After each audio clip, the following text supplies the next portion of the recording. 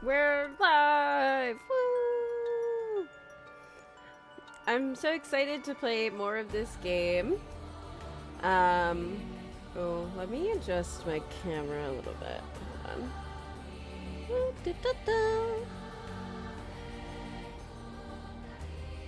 Okay, I think that's a little better. I hope it's a little better. Okay, let's get to murdering people, right? That's what we're here for.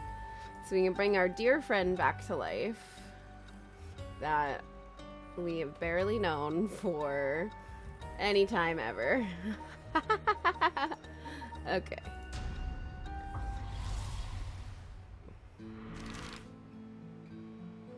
Yes, so we had to go to the high school because it is haunted?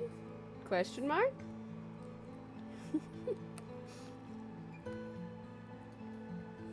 Here I am at Komagata High School. Okay. Let's see here. Ah! Someone's there! Huh? Whoa, what the? Ouch. Owies! I'm so sorry, are you okay? Yeah, I'm fine, but did you just climb over the school gate? Student. A girl in a school uniform came climbing over the front gate. She must be a student here. That's pretty presumptuous of you. Hmm? The thing she's hiding in her hand. No doubt about it. It's a curse stone. She's a curse bearer! Oh man, we're gonna murder a fucking child? I'm so upset about that.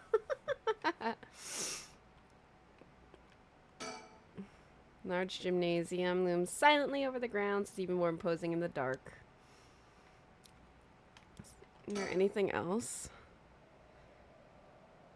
It's supposedly on the former site of the daimyo's residence where he encountered the Fool's Procession.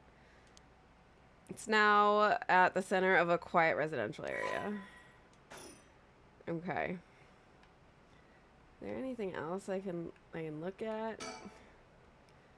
The school gate is closed, but climbing over looks easy enough. I can see the main school building past the gate. Was the girl inside the school? I don't know. Maybe we should ask her. That would make sense, right? What's going on? Why are you at school this late? Well, I'm really sorry. I'm in a big hurry, so I gotta go. I wonder what happens if I don't use my curse. Hey, wait. Huh? A curse? Why? It can't be. Mio, I'm sorry. I didn't even hit the button to use my curse. It just did it. So now I didn't even do it. Wasn't my fault.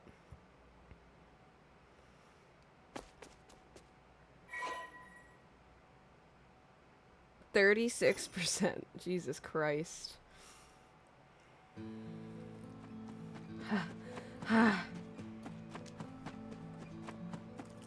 I killed her! Sorry, I put some food in my mouth. And, it kind of spilled on me. Yes, I got a curse bearer. This is working. I just have to keep it up. How many do I need? 1, 2?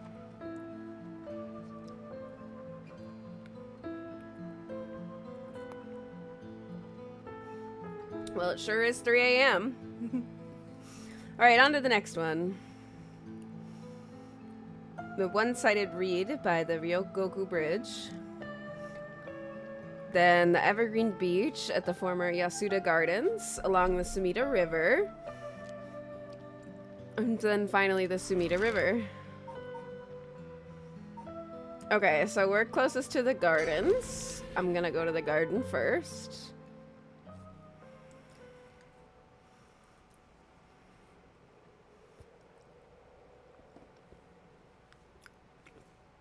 The former Yasuda Gardens. There was some kind of incident here recently, so the entrance was closed off. But it was easy enough to sneak in since there are no guards at this time of night. However, feels weird being in these magnificent gardens after hours. There's not a visitor or groundskeeper in sight. The Ryogoku Public Hall is also on the grounds. Its eye-catching structure makes this place feel even more otherworldly. Okay. Oh, I'm so sorry. I sneezed. This pollen is killing me. I'm so allergic. Oh my god. That scared me. Why is it zooming in on her face?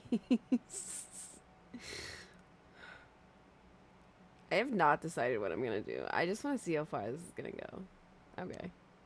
Just like that. With your... oh, so precious.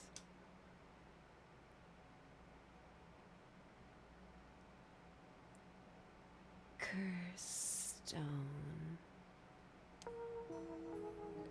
So we gotta kill her. She knows what's up. Yeah. As soon as I snuck into the gardens, a woman inside called out from behind me.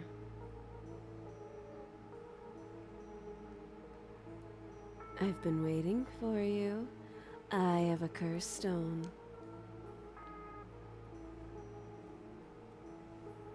Sorry, my cats are in here and they're causing mischief.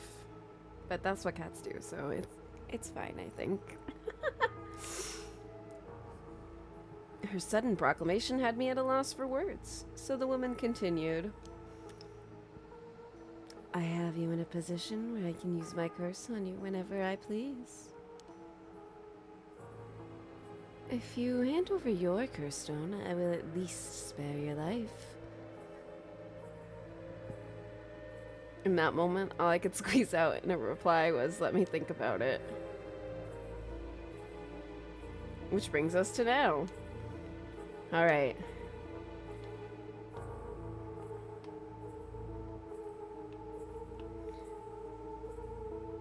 There's nothing else here. Just her. She is the only thing that matters. A woman in her 30s. She has a refined air about her, like she was brought up in a family of high social standing. But I also sense a shadow hanging over her. I wonder if it has to do with this place.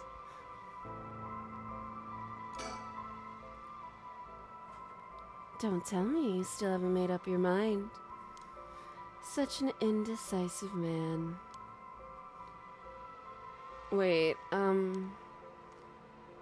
I might hand over my curse stone, depending on certain things. Will you hear me out for a moment? She does not look enthused with us.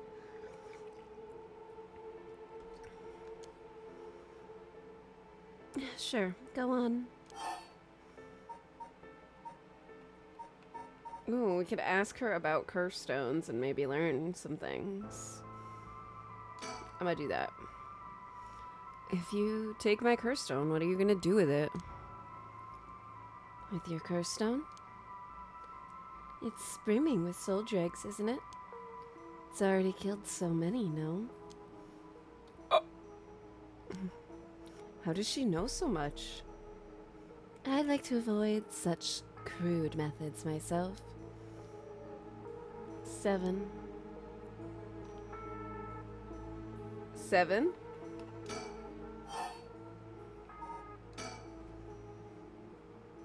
Can you take soul dregs from other curse bearers' stones and add them to your own? Who knows? But you have to admit it's worth trying. So basically, you want soul dregs, but you have to steal the ones others gathered because you don't want to get your own hands dirty. You're half right, but half wrong too. I don't mind getting my hands dirty. I just want to end this with as little trouble as possible. Understand? Ooh. Whew, she's got me feeling a certain kind of way. 6. So her countdown is gonna kill us. So let me think. Damn it, did I expose myself somehow? She says she can use her curse on me anytime. I guess I've already fulfilled its conditions. Could be a bluff, but since she seems to have information on me, it's probably true. I can't hand over my curse stone. I need to figure out how her curse is activated and find a way out of here. For now, maybe I can gather some information by talking about something that'd catch her interest. Sorry, I forgot I had to click your face. Let's ask about the resurrection. You want soldier eggs, that means you're after the right of resurrection too. Not that I'm trying to compare our circumstances, but can I ask what led you to this? Oh my. Do you mean that if my situation is more dire than yours, you'd give your curse stone to me? Sure, I'd consider it, so tell me. Liar. Huh? You wouldn't hang your fate on something as superficial as that. Nor would I. 5.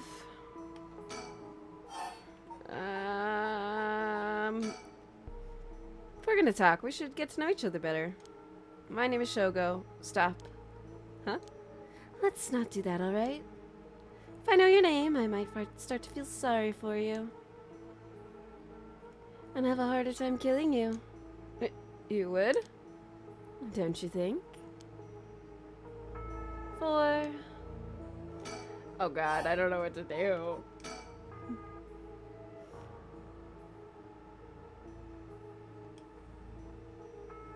My son.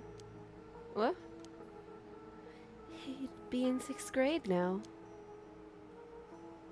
If he were still alive. And I'm one of the big kids. I'll help look after the 1st and 2nd graders, he'd say. He always had a strong sense of justice and responsibility. He wouldn't stand by when he saw other kids being bullied. He'd defend them, even if he was no match for the bully himself. He'd often come home in tears, but only because he was sad that he wasn't strong enough to save others.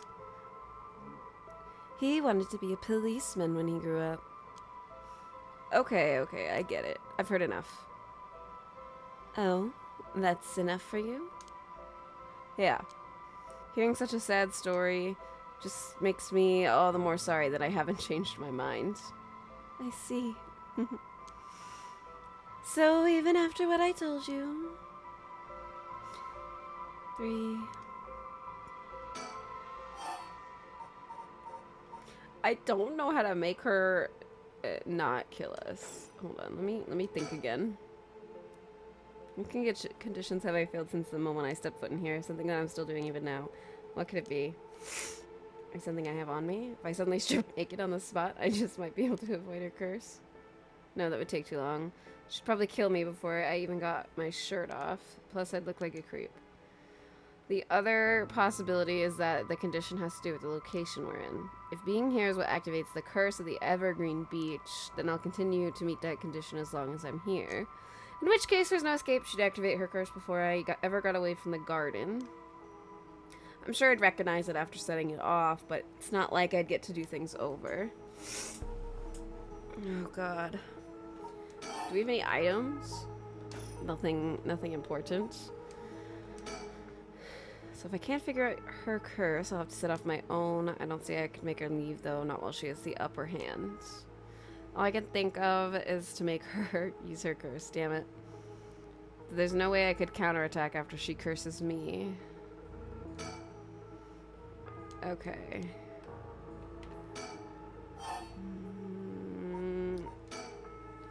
Well, what if you just tell me your name?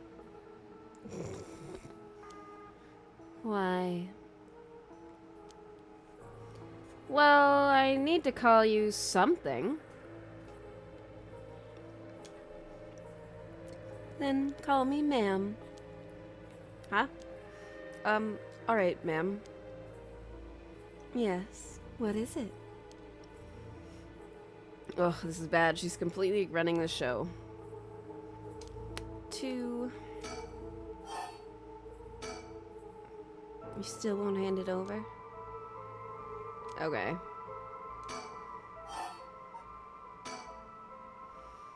How do you know you haven't already set off my curse? Come on then, use it. If I had, you could have activated it without all that bluster. And yet, here you are. Damn, does she already know about it? Or about that student from before? But if she already knows what would activate it, she wouldn't hide it.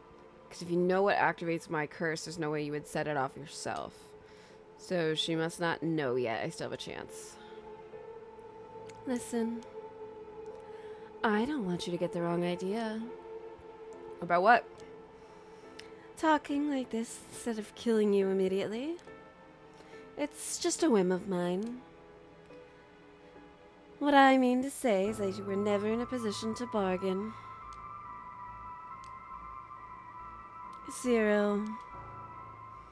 Such a shame. What? This is the end for you.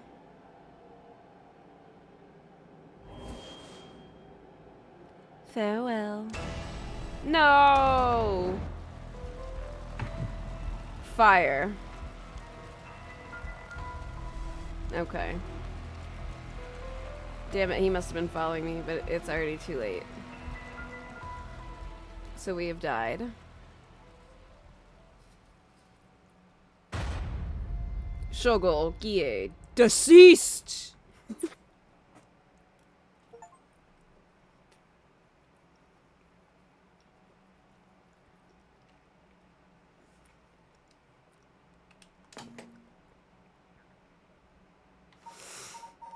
I'm gonna make my screen full screen again because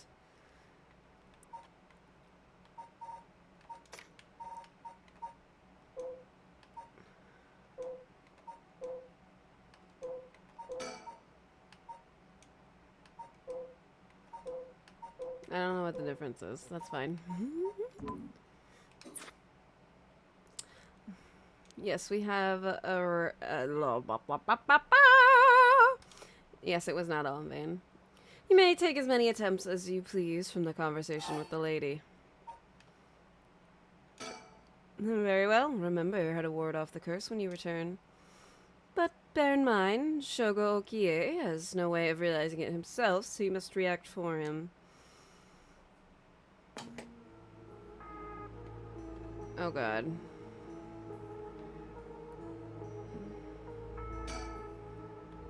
Oh yeah, the water. The water. Where's the water? Hi, woman.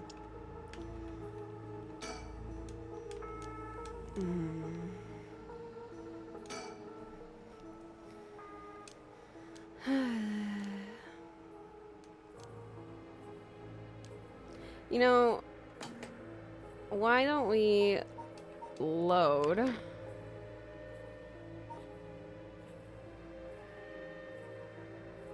No. It's probably not a good idea. I don't know where this puts us. Well,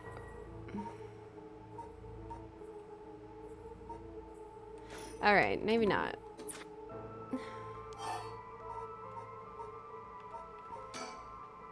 If we're gonna talk, we should get to know each other. Alright, yep.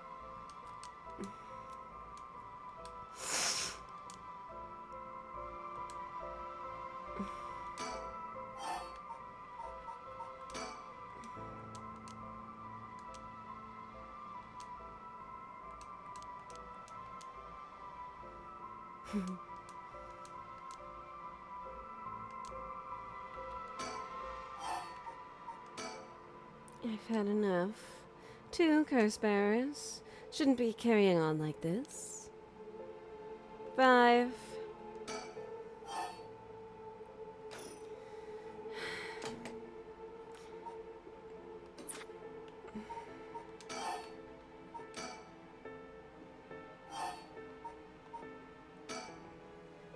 Huh? Throw away this lighter? Why didn't I suddenly get the impulse to do that? Yeah, throw it away. Not sure why, but here goes nothing. Hmm? What did you just... Why did you throw your lighter away all of a sudden? Huh? Well, I just kind of felt like it. How? Why is she losing it all of a sudden? Could that lighter have been what fulfilled the curse conditions of her curse? But why? How did I... How could you?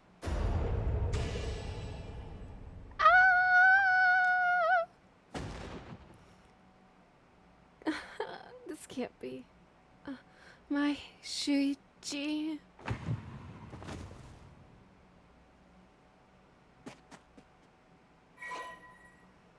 Oh, damn. 25. How many does that put us at?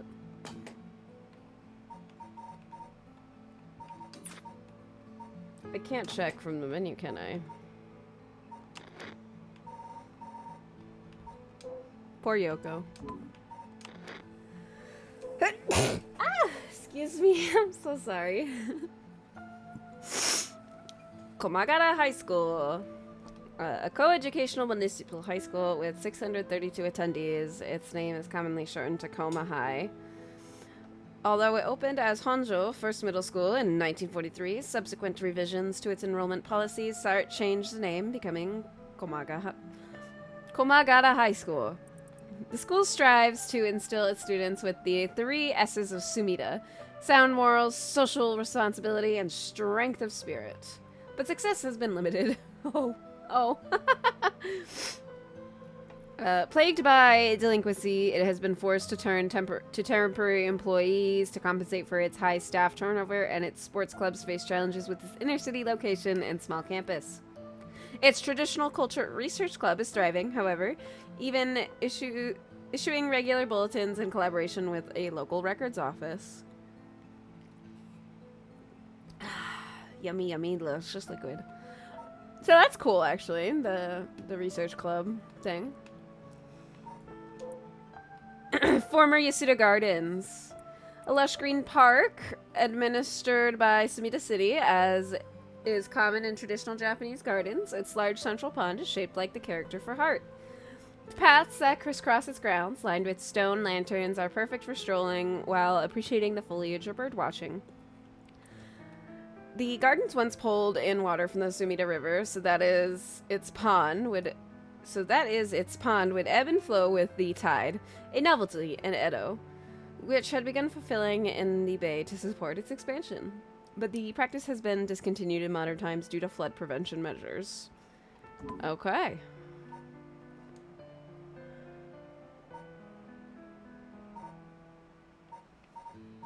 Okay. Ryogoku Bridge.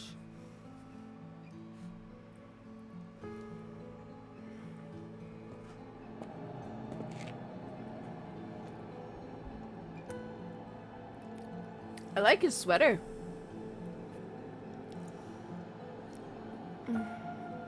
Hey, a quick question for you. What the? Sorry, this is so sudden, but I've got to ask. You don't mind, do you? Are you a curse bearer? What?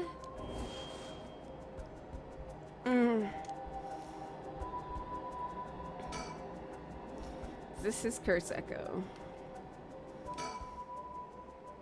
I mean, obvious that he's a curse bearer himself, what he's trying to pull. Maybe he's confident he can activate his curse before I activate mine. Gotta be careful. How should I respond here? What's that? The hell is that? You took too long to answer. Huh? Plus, you glanced behind me when the curse echo appeared. I knew it. You're a curse bearer, too. You can stop trying to hide it now. Not that you were doing a very good job. Damn it. Yeah, you're right. I appreciate the honesty. I just want to have a nice, calm little chat. The name's Itaro Nabigaki. My curse echo is the foot washing mansion.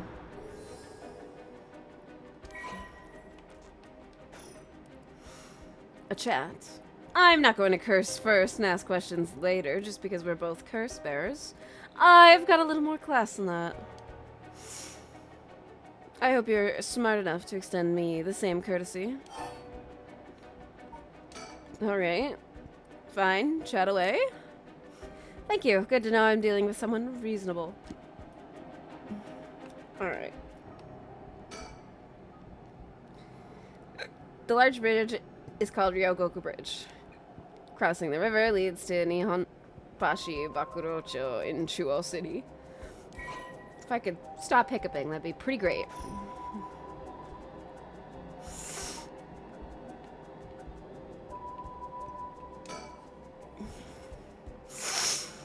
The canal where the one-sided reed grew is supposed to be around here somewhere, but now there's no trace of it left.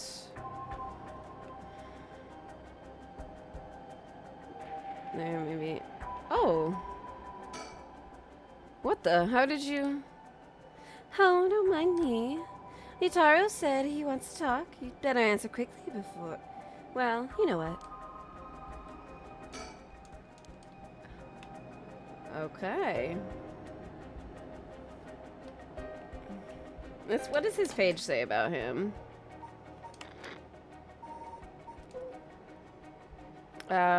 Okay. Nothing. Got it. What do you want, bitch? Alright, let's talk. What do you want? Alright, I'll cut straight to the chase. Will you join forces with me? Join forces? To gather soul dregs? Yep, you're using your curse because there's someone you want to resurrect too, right? In that case, it'd be more effective for the two of us to work together than to do it all yourself. Think about it. We could split the work, and we'd have two kinds of curses at our disposal. Working together. I hadn't thought about that before. Can the soul dregs in one curse stone be moved to another? That's a fundamental requirement for this to work. Well, we'll have to test it, and I can't do that alone either. Let me see. Sure, why not? Alright then, if working together helps us both get what we want, maybe it's not a bad idea. Thanks! Glad to be dealing with somebody who can think things through rationally. I don't think I trust this man. But there's something I need to know in advance. Tell me. How many soul dregs do you have right now? Right, I have some, of course. I am more than competent after all. I'm asking you how many. I'm at 1%, but don't worry about it. My curse is so easy to activate, I'll have plenty in no time. I bet you haven't managed to get any of your own, have you? I'm at 92%. Huh? Say what? That's the amount of soul dregs I have in my curse stone right now. What? Wait, are you serious? You're not even close to being on my level. I'll keep gathering soul dregs on my own. Let's forget all this joining forces business. You've got to be kidding me.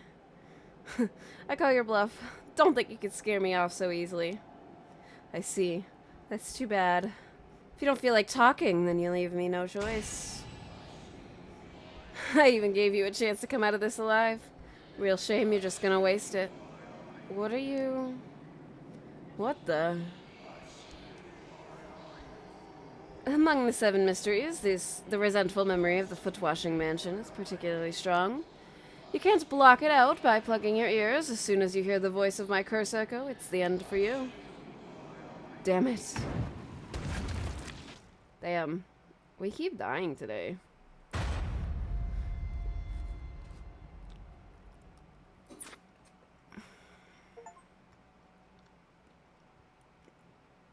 My, you seem to have arrived at a less than favorable result. This is mere conjecture on my part, but... You have a way to evade curses that no one else is capable of, do you not? Fear not. You can make as many attempts as you please in the conversation with Yutaro. Remember to ward off the curse before it's activated. Alright. Why don't I just walk away? What's he trying to pull?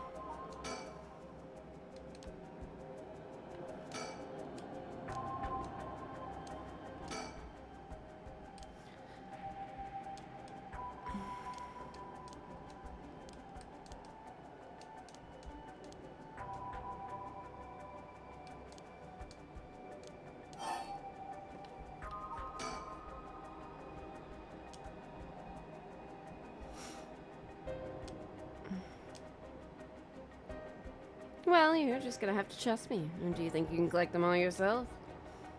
I'm at 92%. Huh? Say what? That's the amount of soul dregs I have in my curse stone right now. What? Nani? Nani the fuck? Alright.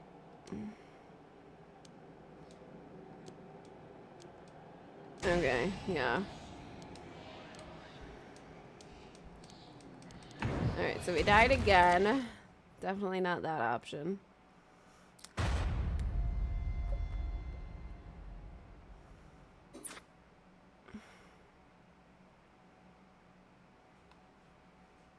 Yeah. I know. Creepy story, man. Maybe I can just talk to this woman instead. Come on. What's your name, cutie pie? Okay.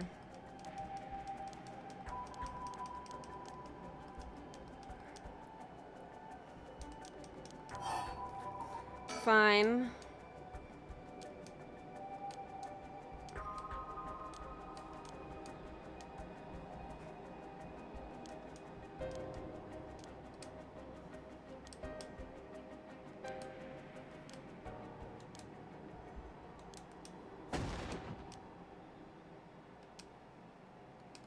Okay, so either option leads me to death.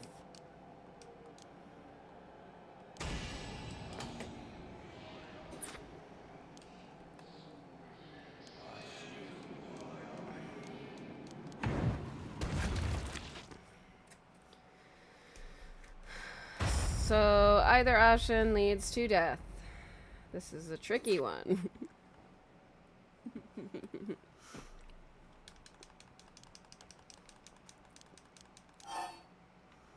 Oh wait, I think he said something new. How to avoid hearing the curse somewhere else?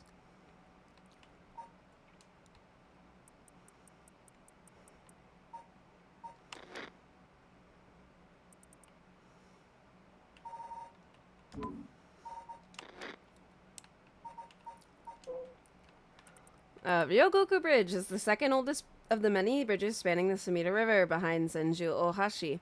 During the Great Fire of Meireki in 1657, which destroyed 60 to 70% of Edo, many drowned in the Sumida River attempting to swim away from the flames, resulting in the building of bridges to be a major focus of reconstruction efforts. Although the bridge was simply known as Ohashi, or Great Bridge, when it first was erected, the people of Edo took to calling it Ryogoku Bridge, or Two Nations Bridge, due to its location between the provinces of Musashi and Shimosa. And this eventually became its official name. Over time, the wide roads at either side, originally intended as fire breaks, became popular locations for street performers and other events. The bridge was rebuilt following the Great Kanto earthquake and still stands today. Epic. Alright. So...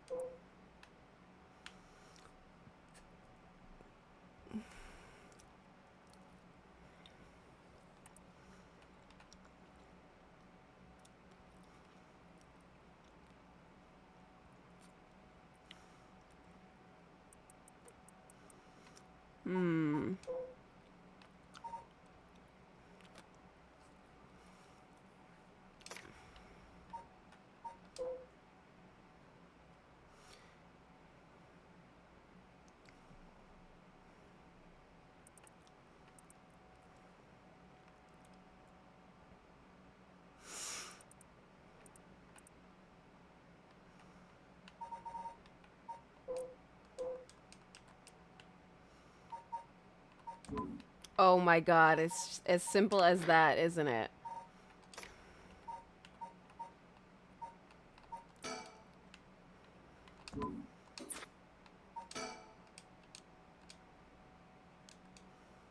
Is it... Did I figure it out?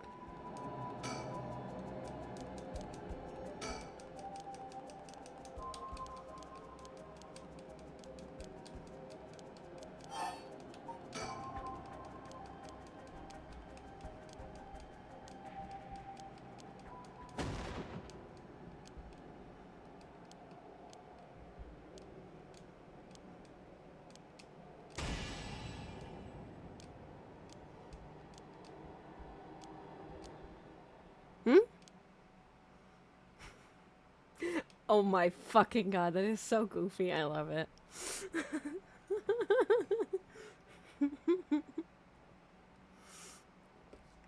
Voice? I don't hear any voice.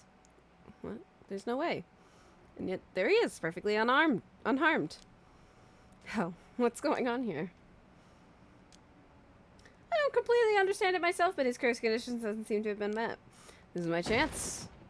Yutaro, your curse won't work on me. I'll let you have easy today, so get the hell out of here. You son of a... Fine, I'll just be on my way then. Mark my words, I'll make you regret this. Not when you're dead, Yutaro. Why? How is this?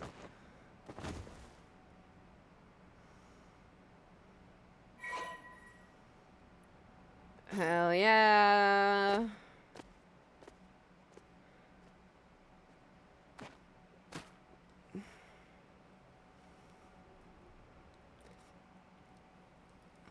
Thank God, now I've gotten the last of the soul drugs I need.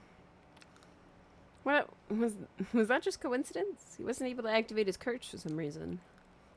Things are going well. Luck must be on my side. Oh, I should check my curse stone. I should have gained a lot just now. What the? Ah!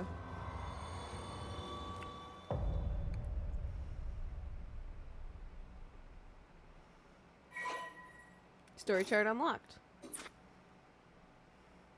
Did I die?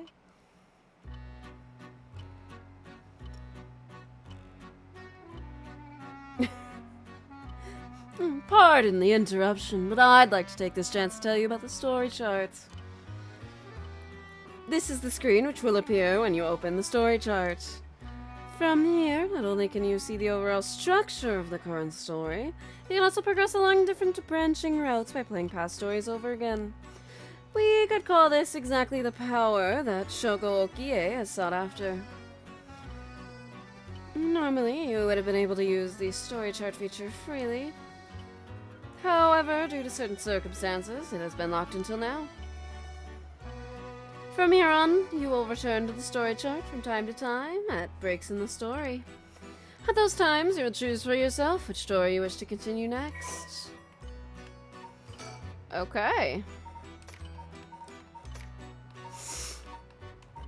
Did it add?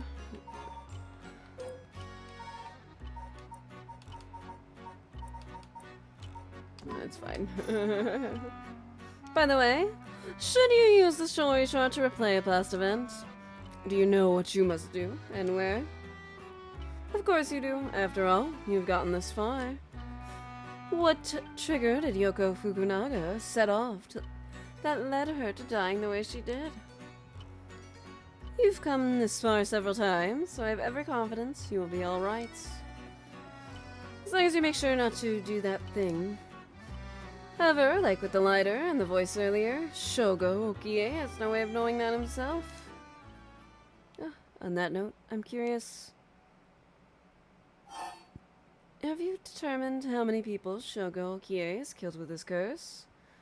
See, there's Yoko, that weird guy, the fire guy. Not the police officers, not that weird detective. That woman, this guy. Alright, so I guess it was 5. I see. So that is your understanding of things. As it turns out, the correct answer is... 1. What? What? We killed like 5. We killed 5 people though. Were they not people? Is that what you were saying? Was Yoko the only person? Well, that is all. Please continue the story at your leisure from the story chart screen.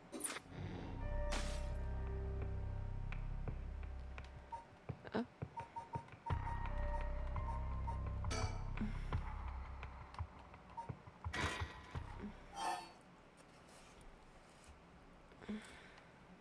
Something's happening to Yoko. Whoa. What the hell? The air just changed. Yoko, are you okay? Hey, what's wrong? Stay with me. No, this can't be. No. Why? Oh! Yoko! She's in no condition to talk. Keep yelling your name. Huh? What? Is calling her name really gonna help? I'm already yelling as hard as I can. Shouldn't I look for what's causing this? There's nothing there. Yoko, hang in there, Yoko. Look at me. Everything's gonna be okay. It's alright. There's nothing there.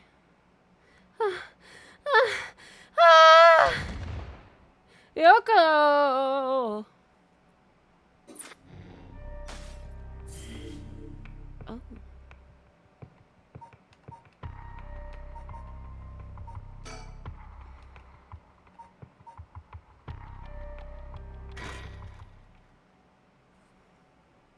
Huh.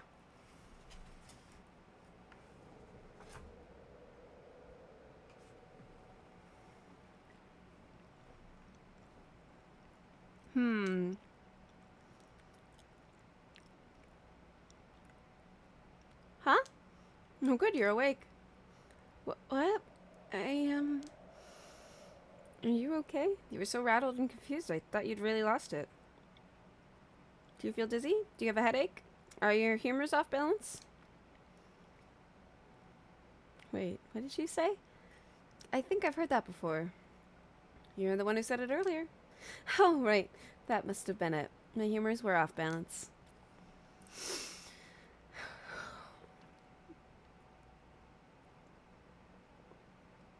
What? Back there? You ended up like that because of your humors? Yeah, I've heard at this age your humors being even a little bit off can be fatal. I'm glad you're back to normal now. Yeah, I'm sorry. I didn't mean to cause you so much trouble. But I really don't remember what happened. Sounds like what happened to me. Maybe this place is dangerous somehow? What? Are you backing out? Yeah, it just doesn't feel safe to me, and I'm worried about you. Let's call off today's investigation. Come on, I just started feeling back to normal too. Nope, not happening. Go home. I'll even pay your cab fare, okay?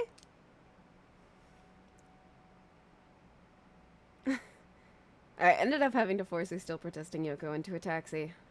Even then, she still wouldn't stop complaining. So to play satyr, I promised I'd search the park on my own for a little while longer.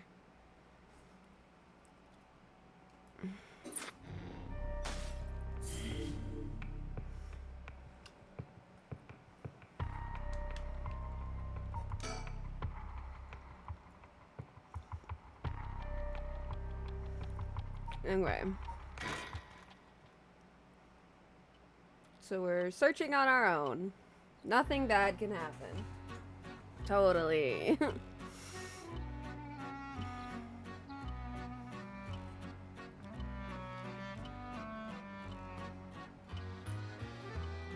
In further news, before dawn today, a police officer on patrol discovered a man collapsed in the Asumida City Park.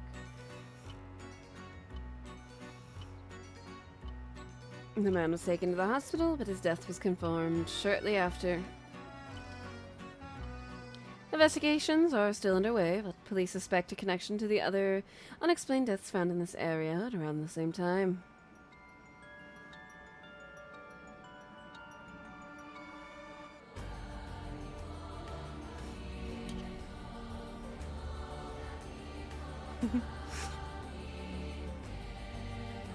Well, that was it. That was the game, you guys.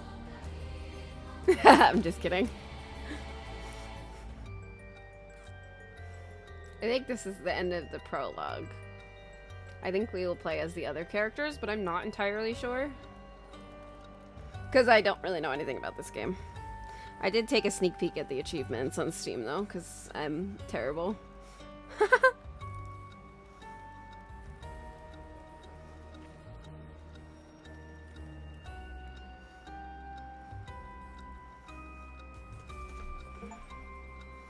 Oh, yeah. Rite of Resurrection, complete the prologue, just showed up. Well done in your efforts thus far. This brings Shogo Okio's story to a close. But this is not the end. Far from it.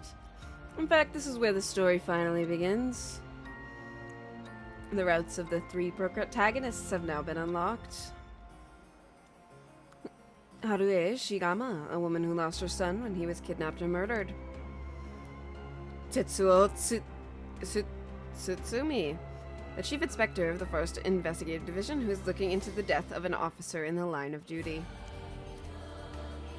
Yako Sakazaki, high school girl who wants to bring her friend back from the dead, a girl who died in a suspicious suicide. Each of them is burdened with circumstances that leave them no choice but to seek the rite of resurrection. Following these three stories will reveal the full nature of all that is occurring. With that, please enjoy the continuation of this tale.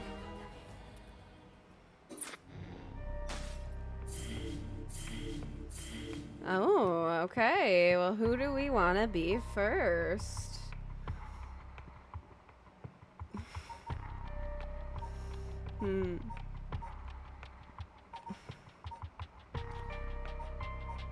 We know the least about Yako, so I'm gonna go with Yako.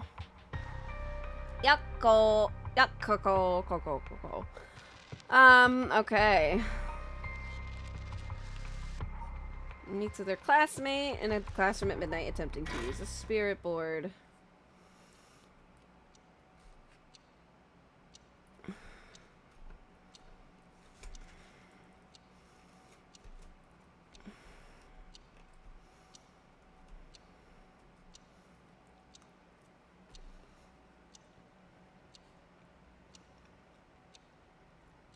Oh my god, she's got the star pin. She's just like Naho, for real, for real. Let me get my juice here.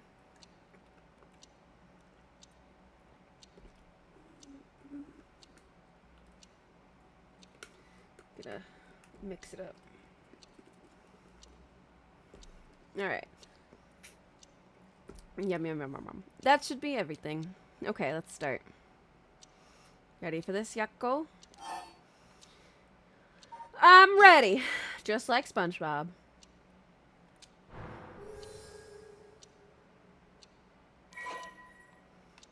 Okay.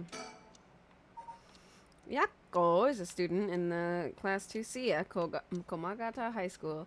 Unable to comprehend why her childhood friend and classmate, Michio Shiraishi, committed suicide, she attempted to investigate the incident herself. However, she was unable to make any progress and, feeling desperate, invited the transfer student Mio Kurosuzu to join her in performing a spirit board ritual.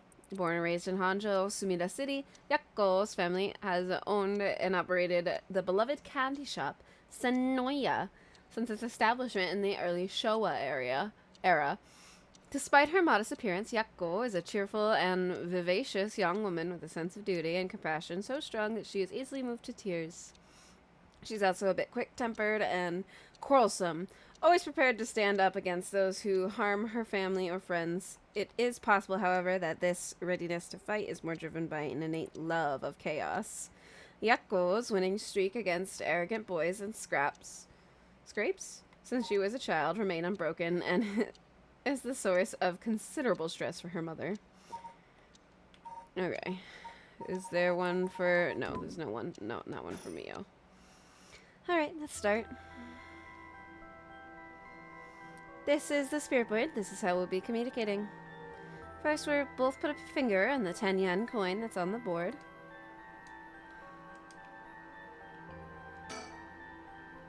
Like this. Just like that. Relax your finger as much as you can. Now for the chant. Repeat what I say, okay? Oh, Spectre of the Spirit Board, please visit us. Your turn.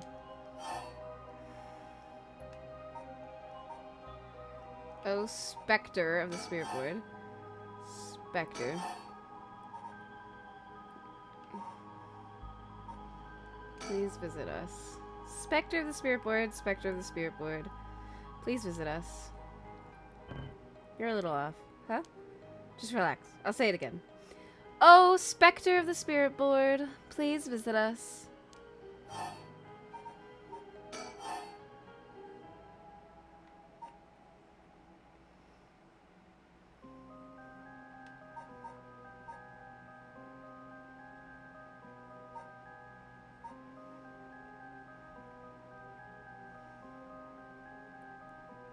Oh, this one. Board.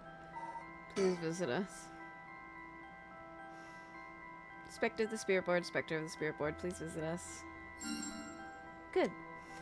Please tell us if you are there.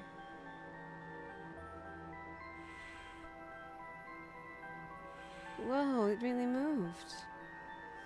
Looks like we succeeded in summoning. We can ask questions now.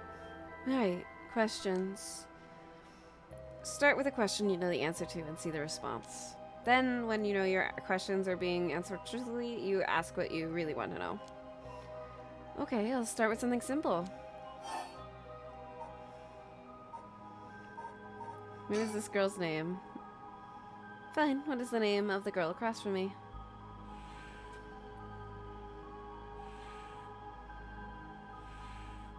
Yep. Mio. Yeah, see? You even use the weird character you used to spell your name. How flattering.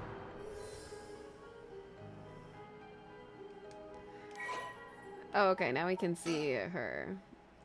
Mio transferred to Class 2C at Komagata High School about 2 months ago. Although she is an extremely mild-mannered young woman, she exudes a somewhat off-putting dark aura, which makes it difficult for her to form friendships.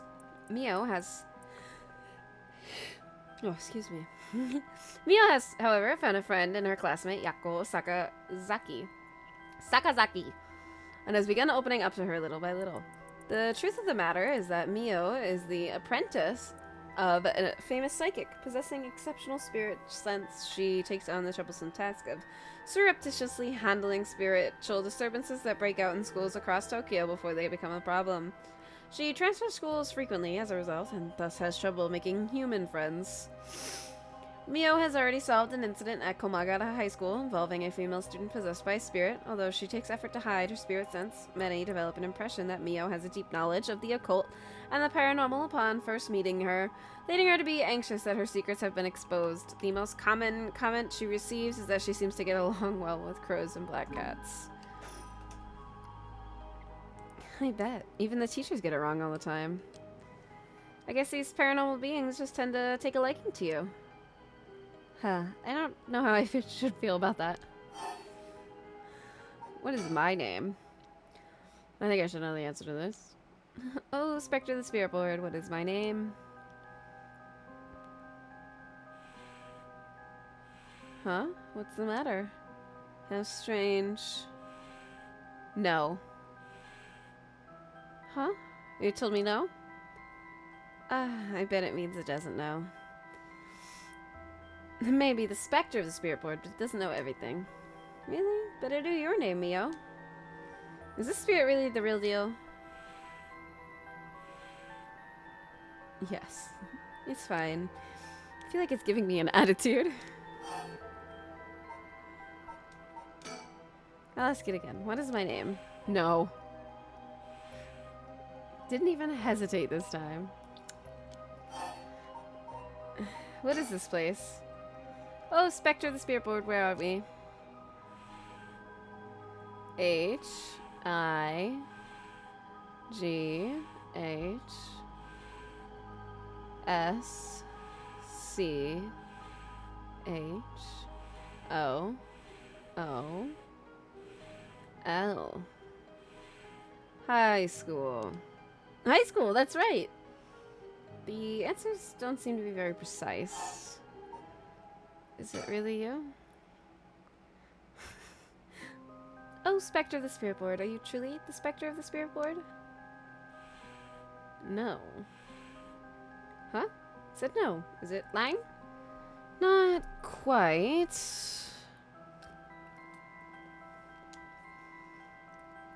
The Spectre of the Spirit Board is just a temporary name we call them when using the board.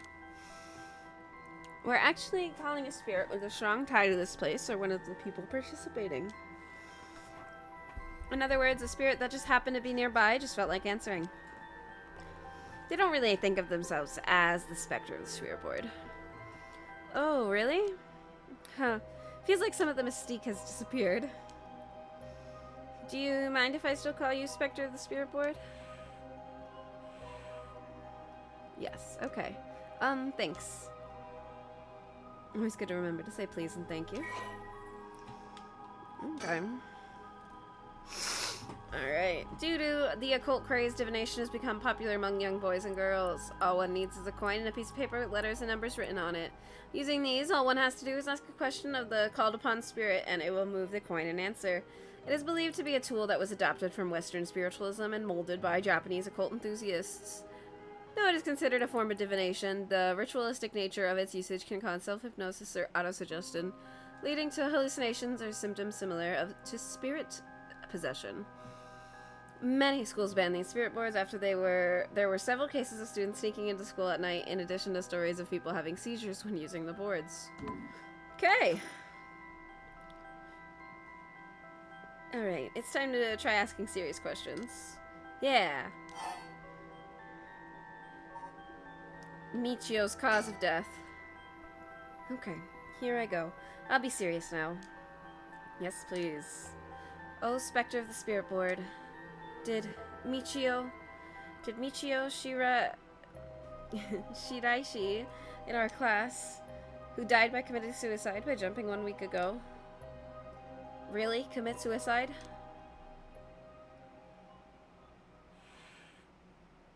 No. Pog. So it really wasn't. I'm not surprised. I never believed it from the start. Now the important part. Yeah.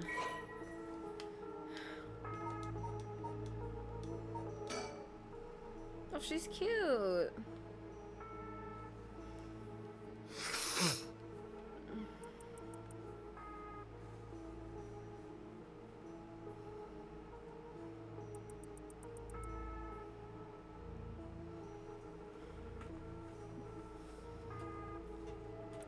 Oh, I guess I should have been reading this. Okay, hold on. Michio is a second-year student at Komagata High School. She was found deceased 1 week ago in the back alley of South Warigasui Street. Her entire body broken and severely contorted. Police determined that Michio committed suicide by jumping from a nearby apartment building. As there was no suicide note, the police based their conclusions on interviews with Michio's peers.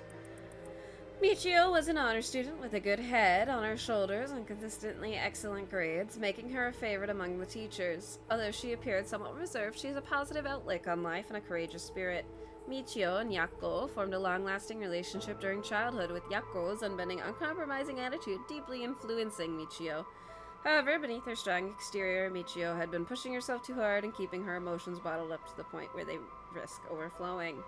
Following her father's death 3 years ago and moving to a new house, Michio began avoiding Yako. Although the two remained in the same area of town and attended the same high school, they gradually grew further apart. Yako herself had worried for her childhood friend, but incapable of wading into the complexities of Michio's home life, kept her distance. The days passed, and though Michio longed to confess everything to Yako, the moment to do so never came. Michio carried an old talisman, a memento of her father, with her at all times. Oh, Spectre of the Spirit Board. Did Michio Shiraishi die in an accident? It said yes. So it was an accident, not a suicide. Michio. Then, did she slip and fall from that apartment building? No. Huh? She didn't? What do you mean? Michio didn't fall from the apartment building? No way. If that were true, why was she laying on the ground like that in the back alley of the apartment building? It was an accident, but not a fall. Oh, Spectre of the Spirit Board, what happened to Michio on that day? It seems it doesn't know the details.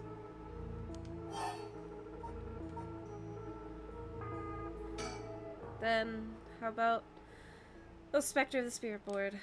We want to use that rite of resurrection to bring Michio back to life. Do you know where the rite of resurrection is? I wonder. Huh?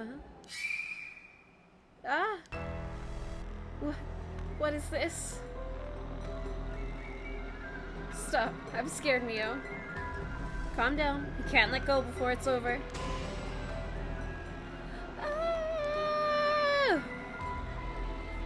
Such deep sorrow. A resentful memory is flowing into my mind.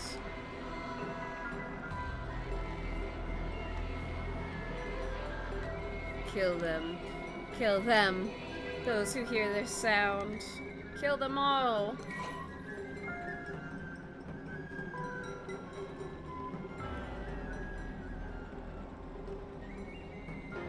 Okay, so you've acquired the power of the Curse Stone, the Fool's Procession. You can use it to kill those who hear the sound produced by the Curse Echo for more than 30 seconds. The effect will be negated if you are seen in that time. Press the Curse button to produce the sound.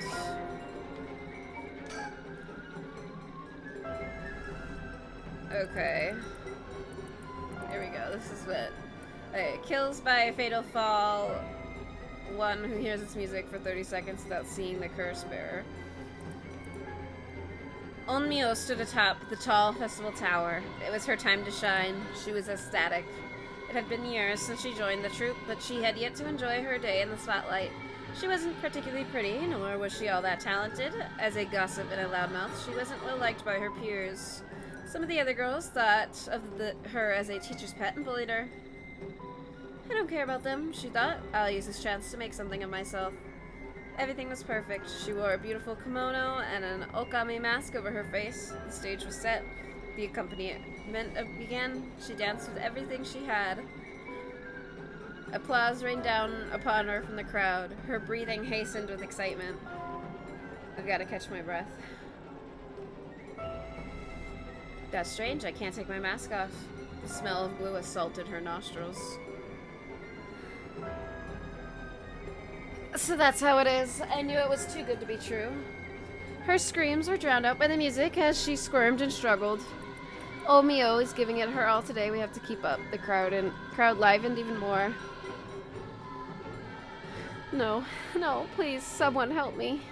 She fell from the tower, writhing in pain as she begged those around her for help.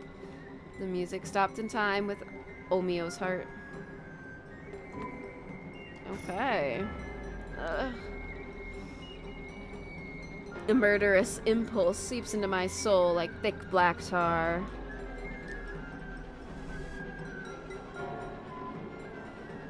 Now, kill. Can you hear it, Cursebearer? You so strongly desires the right. Kill them.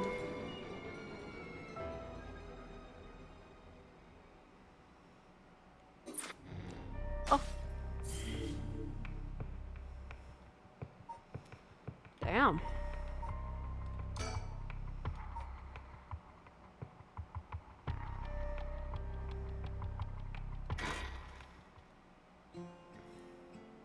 One week ago.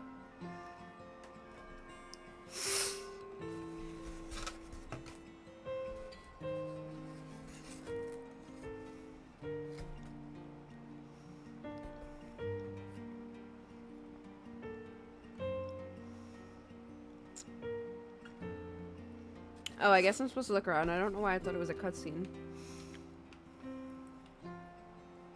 Hey, did you hear? Someone from our school committed suicide. What? Really? Who?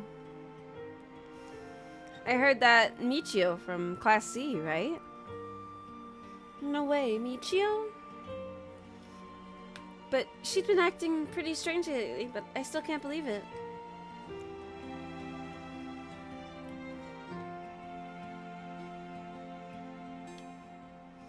Did you hear about Michio in Class C? Yeah, she seemed like the stereotypical honor student in her first year, but she stopped showing up to class, and her grades started dropping after her third semester. So she offed herself because her grades are bad? No fair. Just thinking about practice tests makes me want to die too. All anyone cares about is test scores and grades.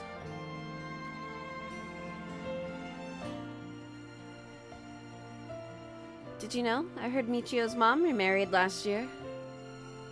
They say her new stepdad is a total jerk. Really? How so? Like he'd peek on her while she changes and couldn't keep his hands off her. I even heard he's an ex-con. If she resisted him, he gets violent. That's scary. No way. I couldn't take that. I'd probably think about killing myself too if I had to deal with someone like that at home. You hear about suicides on the news, but for it to happen here, it's a little scary. By the way, isn't there a girl who transferred into Class C recently? Oh, I heard about her. She's gloomy. Doesn't stand out much. Did you know that the school she was at before she transferred also had a suicide? What? For real? That seems like kind of fishy.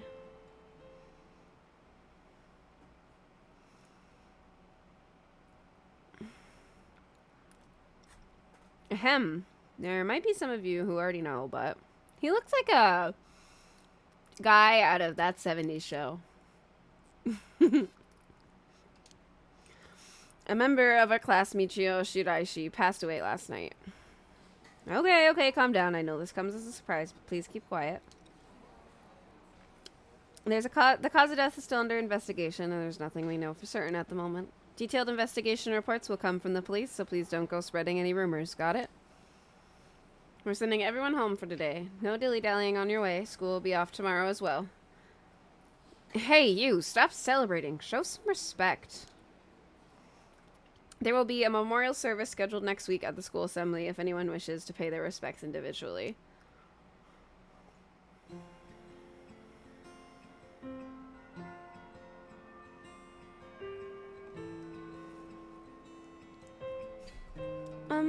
Yako? Sorry to bug you. It's just you seem a little different from your usual self. I hope I'm not being nosy.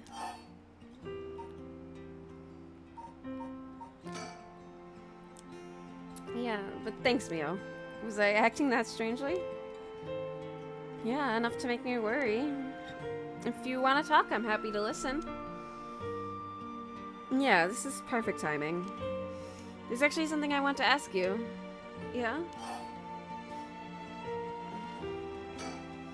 You know that spirit board thing everyone's been doing? Where you summon a spirit and ask it whatever you want? Yeah, I know it. I want to try it out. There's something I want to know. Why are you telling me this? I mean, you seem like the type to know about this stuff. Oh, I do? Yeah, you look like you're really into that occult stuff. You know, you've got that kind of gloomy look. I don't know how I should feel about that. But you know how to do it, right? Well, yes, I think I probably know a little more than most. Okay, please help me. You're my only hope.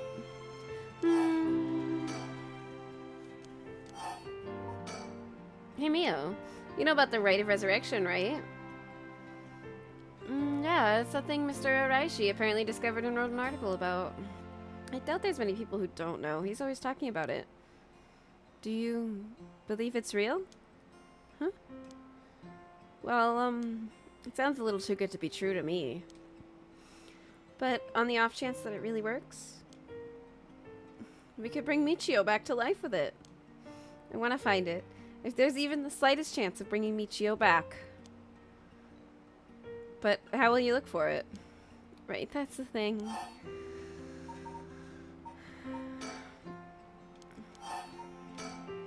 Michio, I wonder why she had to die. She didn't leave a note or anything, but they announced that it was a suicide. That can't be right. She would never kill herself. Michio was so happy and always looked on the bright side of things. She loved coming to school. You know she was going through some hard times, but for her to kill herself? I never got a chance to speak with her. She was often absent from school, and when she did come in, she looked depressed. You're right. That's why everyone was so willing to accept that she committed suicide. They acted like they cared, but all they did was gossip about it. They put together little pieces of information and spread rumors like it's the truth. Isn't that terrible? It is terrible. Man, I really do understand how Yako is feeling. Not that I had a friend that has committed suicide, but, well, I mean, that wasn't the case here, as we know. It was an accident, supposedly, but hearing that a friend has died, you know, in the morning at school was awful. At least she got to go home. They made me cry in a counselor's office for about 2 hours before they considered letting me go home. So, at least she has a bit of a better scenario here. Wow. Man. I didn't mean to get sad. I'm sorry. Yes, it is. I've heard some that are really awful. In the end, the only reason they're able to say stuff like that is because they aren't personally involved. It's true that she didn't get along with her new stepdad and that her grades went down. But to say, like, how sad, no wonder she killed herself, how dare they? She always told me she was okay whenever I talked with her because I worried. She would have told me if there was something bothering her so badly she'd kill herself over it. Uh-huh. I won't let Michio's death be written off like this. Like maybe she got caught up in something bad. Something bad? You've been talking about that body found in former Yasuda Gardens, right? Some are saying that this town is cursed or something. Yes, there has been a strange feeling around things recently. The thing you want to ask, is it? Yeah, I want to know the truth behind Michio's death. And where the rite of resurrection is hidden. You see. I don't know if getting the answers to those questions will be as easy as you hope. Please, the teachers and police aren't any help, and there's only so much I can do alone. If there's even the slightest chance, then... Well... Okay, if that will make you feel better, then I'll help.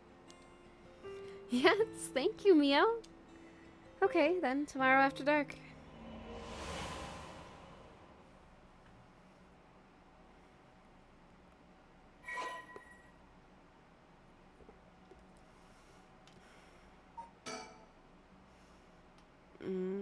Case notes regarding the suicide of Michio Shiraishi, Komagata High School.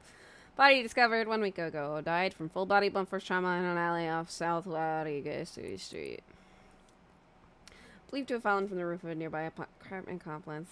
The deceased's parents recently remarried, and rumors among the students suggested physical abuse by her stepfather may constitute motive for suicide.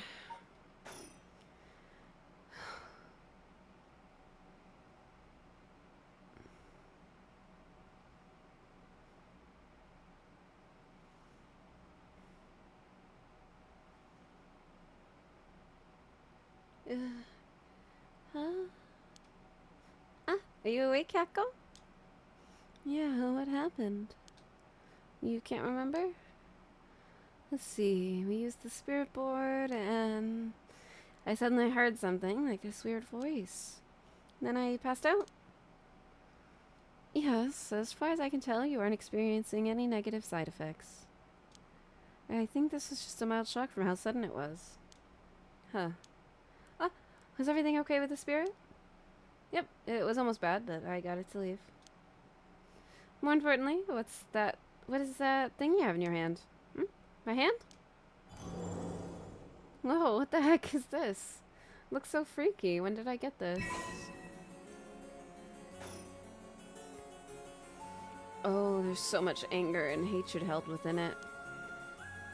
It looks a little like tools that were used for ancient curses.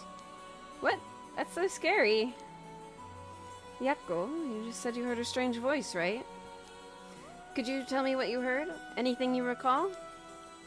I think it might be connected to that object.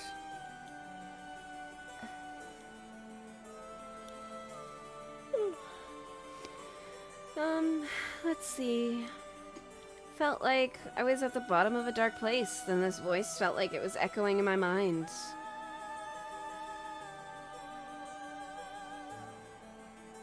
After that, it just kept shouting, "Kill them." I see. Thank you. Yakko? I think you may have exactly what you need in order to use the Rite of Resurrection. A curse with the power to take people's lives and turn them into soul dregs. What? You mean this is a real curse? I know I said I wanted to use the Rite of Resurrection to bring back Michio, but why? Why me? It makes no sense. Yakko, please calm down and listen. Yeah. Yeah. I'm sorry about panicking. No, it's okay. Fear is something we feel in the face of the unknown. Long ago, people would give names to phenomena they couldn't understand in order to live with them. Like God. However, modern-day developments in science and culture have pushed for the rejection of things that can't be measured. And so the paranormal has been treated like it doesn't exist. But they've been around since a long, long time ago. If you just understand, you can see that there's nothing to be afraid of. First, calming down is the most important. Accept reality for what it is. Huh. I only really gave this stuff a shot because it was popular, but... You really do have a connection with this stuff, don't you? Well, I suppose to an extent. Hey, Mia. What do I do? Where do I start? Am I cursed? Am I gonna die? It's okay. I'll take care of the curse. That's why I'm here in the first place. What? Trust me. I'll take care of things. It'll be alright. Thanks. I was the one who dragged you along to do the spirit board. It's fine. You're desperate to find a way to try and help your friend. But spirit boards are dangerous. You have to take them seriously. So I'm glad you invited me. Alright, let's review everything we've learned so far and think of how to move forward. Okay.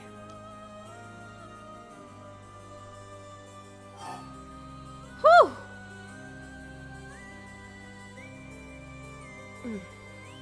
My mouth hurts. Give me one moment to massage my face.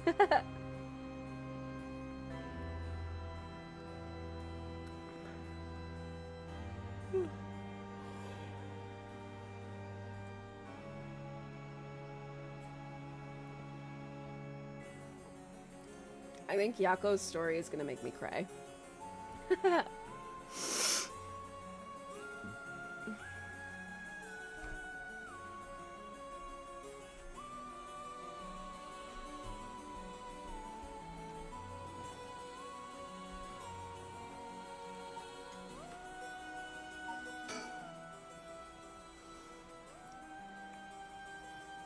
What is this curse? Am I cursed? Well, I've only looked into it a little, but I wouldn't quite say you're cursed. It's more like you've gained the ability to use the power of a curse. So there shouldn't be any kind of negative paranormal effect on you. The power to use a curse? Do you mean this curse stone? Yes, if the curse stone is used under certain conditions, the curse will be placed on somebody, taking their life and turning it into soul dregs. Soul dregs are said to be required to enact the Rite of Resurrection. Normally, a curse is a spell that would only be usable by an onmyoji of considerable talent. I believe that curse stone makes it so even normal people can use them. So someone like me with no knowledge could curse someone? Yes, but it's still nothing to take lightly. You could end up having it redirected right at you. To tell you the truth, something unusual did happen while we were using the spirit board. It happened right around midnight, I think. This whole area seems to be under the effect of the Feast of Shadows. The Feast of Shadows? Yes, it's a type of spell that temporarily boosts the potency of the supernatural. It also has the effect of making the powers of certain curse echoes manifest more easily. Judging by its strength, I'd say it probably covers about a 3 to 4 kilometer radius. 3 to 4 kilometers? That's big enough to cover all of Samita City. Yes, I think the Feast of Shadows was used to cause the resentment lingering in the area to manifest as curse stones. Someone did this. But who? I don't know enough to say. But it's likely that it was done by someone who wants to uncover the rite of resurrection. This isn't something that happened naturally.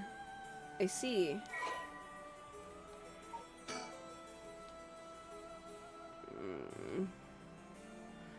A technique that allows one to create a field temporarily boosts spiritual energy. In addition to amplifying the spiritual curse of a particular area, it can also be used to amplify the strength of grudges and desires tied to the area. The effectiveness of the Feast of Shadows is dependent on the ability of the user, but it is possible to limit the scope and range of the spell to such a degree that one could use it to amplify the power of even those not naturally gifted with spirit sense. Okay.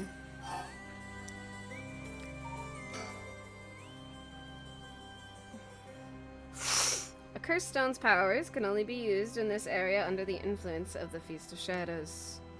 The effects also only appear after the sun has set. By setting a limit on when they can be used, the curses are strengthened. So the curses can't be used outside this area or during the day. Correct. Speaking of limits, to actually use a curse to kill someone, it seems there are conditions that need to be met. Conditions? You mean like how my curse echo needs someone to listen to the sound it makes for 30 seconds? To be honest, I don't really understand it. Like, how do I even summon the curse echo or make the sound? Do I just, like, will it? Do you mind if I try? Stop. You shouldn't be using curses so willy-nilly. Even if there are conditions that have to be met, the power to kill someone without leaving behind evidence is dangerous enough. In that sense, maybe you really have been cursed. I'm sorry that you got wrapped up in this situation, even though I'm here with you. That curse stone, I think whoever holds it becomes a curse bearer. It'd probably be best for me to hold on to it, but then I'd feel bad about forcing it on you. No, I sense a powerful force rejecting me. I don't think I'd be able to take it. Really? Why? If we tried separating it from you, the curse may trigger. That's how bad I sense it wants to stay with you. No way. That curse stone might look like nothing more than an old Netsuke carving, but I can sense a powerful, resentful energy from it. I don't think it's a good idea for me to even touch it. I may seem like I know what I'm doing, but I don't know how to handle something this powerful. Really? This little thing? If you threw it away and someone with bad ideas picked it up, it could be bad. I think it would be safer to avoid the risk of getting anyone else involved and have you hold on to it for now. Well, now I'm kind of freaked out. Anyways, we need to make it to daybreak. I think the curse should weaken once it's morning. I'll help you find a way to deal with it then. Okay. So there are 2 things you should remember. First, do not fulfill the conditions while it's night. Second, should you happen to fulfill the conditions, don't use the curse. Right. The mysterious voice said the curse stone is called the Fool's Procession, right? Yeah, that's from the 7 Mysteries of Honjo, right? Our school is said to be connected with a story with the same name, one of the mysteries. Right, I don't think it's a coincidence.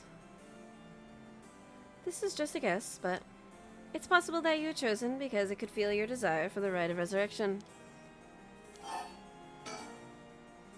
If this is a curse of the 7 Mysteries of Honjo, then it's possible that there are others who received curses associated with other mysteries. Yeah, that voice said there are also other curse bearers or whatever you called them. Not only that, Apparently you can get a lot of soul dregs by killing a curse bearer. Right, that's certainly not good. Even if we have no intention of killing others with the curse, there's a chance you may be targeted if other curse bearers find us. Beep! We'll have to avoid anyone who has another of the curses. That means we should avoid people at night as much as possible.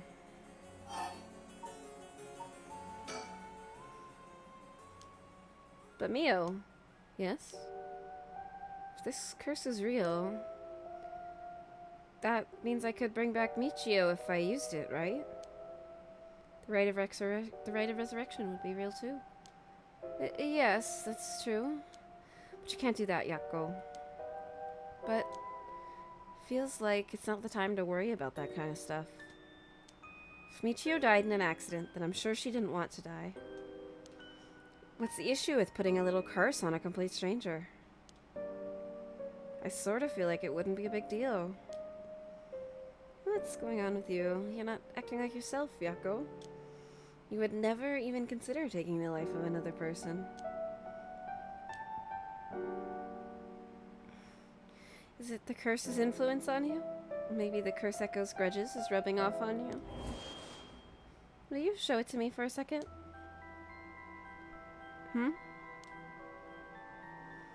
Is there something inside it? No, stop! Yakko? Oh, I'm sorry. But it's like I just suddenly really didn't want you to touch it. I understand. I'm sorry. But you need to give up on the rite of resurrection. What? Because that's the real curse. Using resurrection as a lure, it tempts curse bearers into using their curses. You have to resist it. Don't let yourself be deceived by some curse. But Michio could.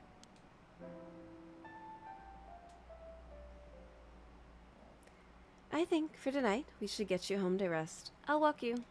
The curse's influence should subside in the morning. Okay. I'm sorry, but I'm telling you that you need to give up on the rite. It is beyond us. Even a single curse stone alone is too much to handle. Bringing back the dead isn't something so simple. I know how much it hurts, but please focus on just worrying about surviving tonight. Even now, we're in great danger. Okay, let's get going then, shall we? We'll take the same route we took to get here. Right. We'll be fine, right? There's no one else at school, is there? I think so. The night shift janitor shouldn't be patrolling this late at night either. Ah! Huh? What? Why'd the lights go out? Mio? Mio, are you okay?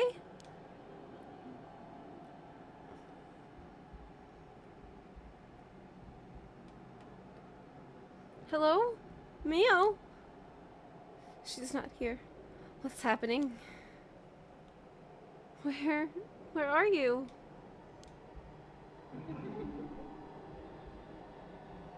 Oh, I don't like this.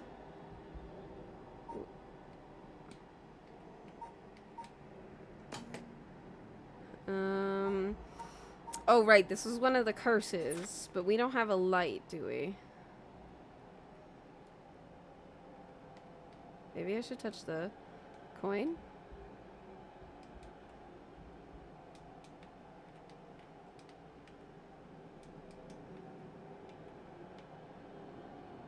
I don't know what to do.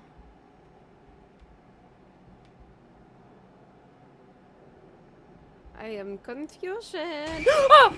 God, fuck, shit. I knew it was gonna happen.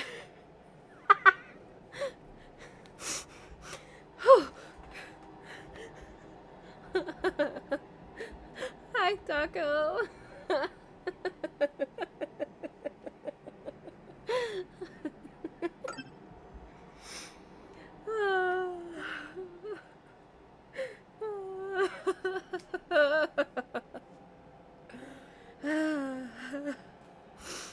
Okay. Alright, I could need some more juice.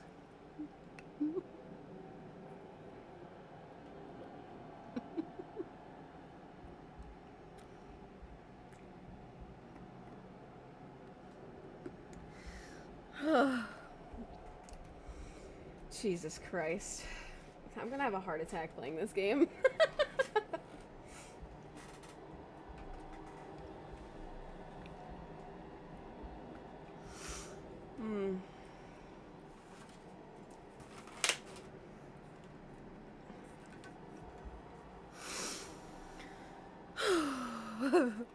Huh? Oh no, oh no, oh no. What was that? Get me out of here. Mio! Mio, Mio, where are you? Yucko, I'm here. Over here, can you see me? Huh? Where? I can't see anything. Oh god, we gotta look around again.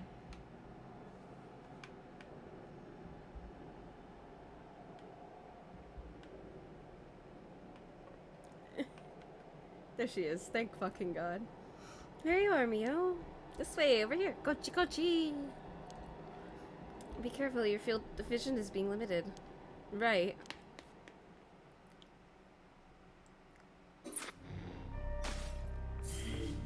Whew.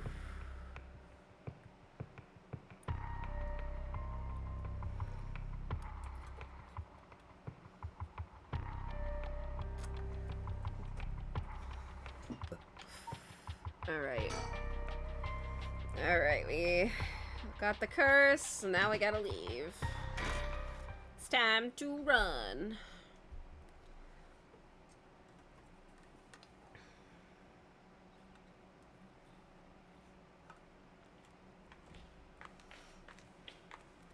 Hey Mio, what was that just now? Could it be another curse echo different from mine? I think so, yes. We may have been discovered by another curse bearer. Oh. What's wrong? Shh. Someone's there in that classroom. What? Something moved inside. Well? Oh god. Oh god. I mean, what we should do is ignore it and go, but, you know, I'm stupid, so we're gonna check it out. It might be the curse bearer who just used that curse echo just now. If we could see who it is, it might help us decide what to do later. That's true. Okay, be careful.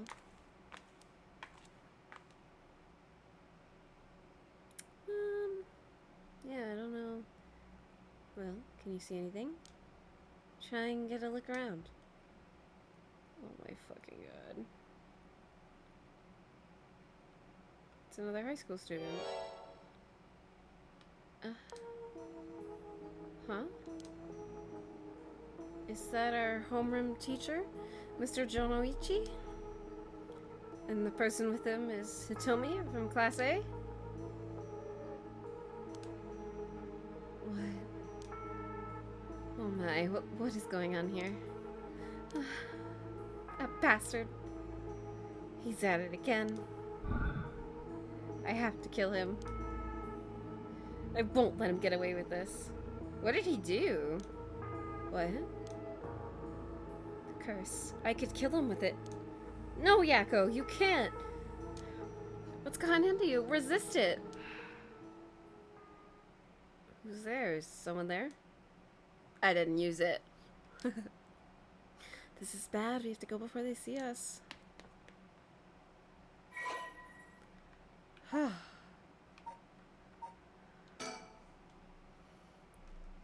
yes. That 70s show guy. Jonoichi sensei. Kohei is an English teacher in the homeroom teacher for Class 2C at Komagata High School. Excuse me. He was seen alone with Hitomi Okura in a classroom late at night with Yakko and Mio. Kohei was an honors student at the top of his class back in his high school days. The apple of his parents' eyes, he was placed under immense pressure to attend a first-rate university. The family's plans came to naught, however, when the pressure caused Kohei to sink into a deep depression and fail his entrance exam. Even at the university he was able to enter, Kohei struggled to keep up with his classes, leaving him a vain but wounded young man. Kohei never aspired to be a teacher, but figured it was the least he could do with his talents. He considers his students to be beneath him and largely looks down on them all. What a fucking dickhead. Maybe we should have fucking killed him.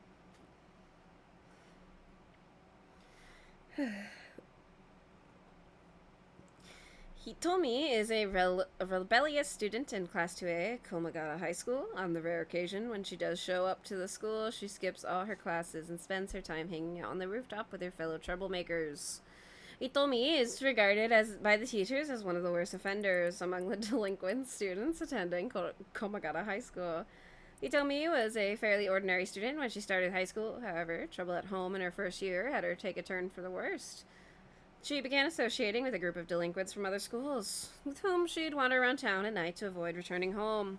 Warnings from teachers about dress code and conduct violations have fallen on deaf ears, with Hitomi going on reactionary rampages around school with her friends, breaking windows and disrupting classes. Recently, some teachers have taken to using harsher measures and even corporal punishment to correct Hitomi's behavior. But this has only served to exacerbate the animosity between Hitomi and school. Hitomi is widely regarded as the leader of troublemakers at Komagata High School, but the title does not mean much to her. Okay.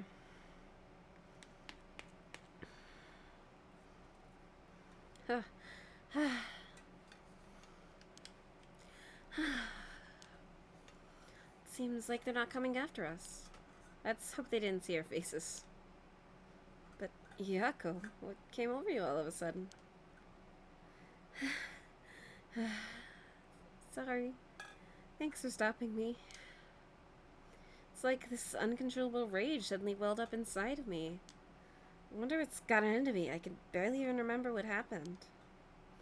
I'm really sorry. I do think it's partly the curse's influence on you, but we certainly saw something shocking. My heart's still pounding.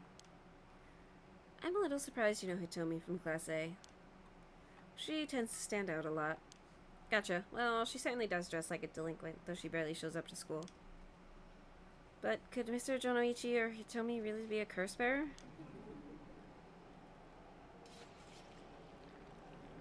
Oh no. I don't like that. I am not a fan. I don't know, but we should be careful just in case. Yako.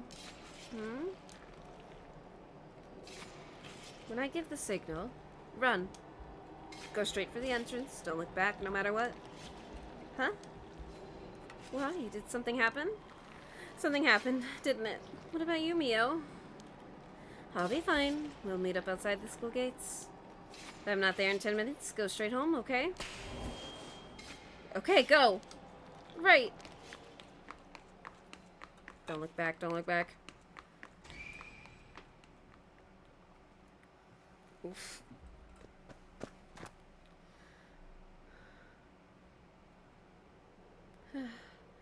I have to get outside. Let's see, to get to the gates, I go by the gym and...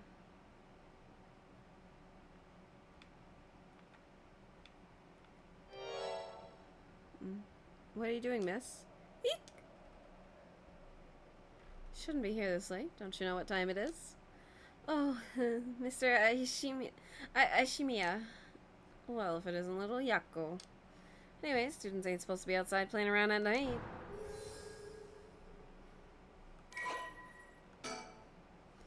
Alright. Makoto is a janitor at Komagata High School. His predecessor was nearing retirement, so he began working as his replacement about 6 months ago. Makoto is popular among the students for his friendly and caring nature, going so far as to remember the names and faces of all those attending the school.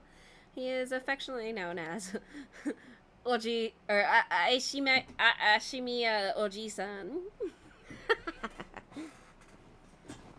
Oh, sorry, I gotta adjust my seat because I cannot sit still. Okay. Although he appears to be a simple, amiable man, Makoto's occasional shrewd remarks have led to speculation among students that he may have led a far more interesting life than it seems. Whatever the truth may be, you'll be remembered as one of the 7 mysteries of Komagata High School for some time to come.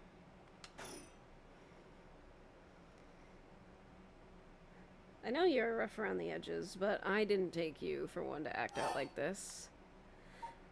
I'm sorry. I forgot something back in the classroom. No sass today, huh? Realized you were in the wrong, did you? Yes. Forget something in your classroom, huh? You're a piece of work. But you don't have nothing with you. Oh. Wait, you do. What's that in your hand? Huh? Well, this is what I forgot. I got it from my grandpa. It's really important to me. Girls these days sure have weird tastes. Well, okay, better head straight on home. If you're done, I won't tell on you. No, wait. I can't let you walk home alone this late. Alright, just wait a little. I'll hurry and lock things up. But...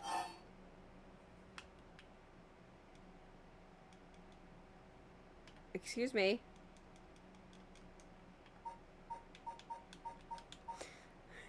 Excuse me! Actually a friend of mine is still inside. I think they'll be here soon. So, who's your friend? My classmate, Mio Kurosuzu. The transfer student? Breaking school rules already, huh? Didn't take her for the type. No, I was the one who dragged her here. Well, whatever. I'll take a look. It'll be safer if you go home together. Oh, right. She's in the first floor hallways. Be careful though. You don't know what might be there. What is that supposed to mean? First floor, yeah, I'll be right back.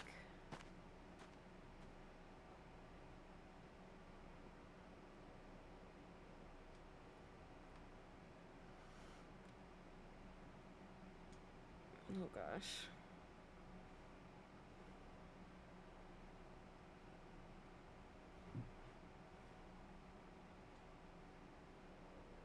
She's late. We've been waiting 20 or 30 minutes, but there's no sign of her. I'm starting to get worried. I'm gonna take a look. She told you not to. She said to go home. Girl. Mio, are you there?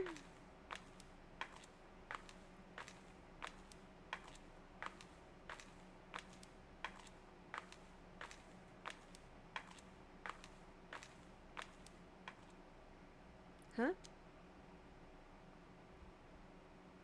She's dead. Yep.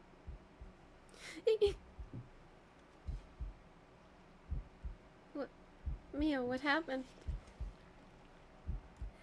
Where did I go wrong this time? It's all my fault. It's my fault. I left her alone with a curse bearer. Mio. I'm sorry. The truth is, yeah, now she's dead. Deceased!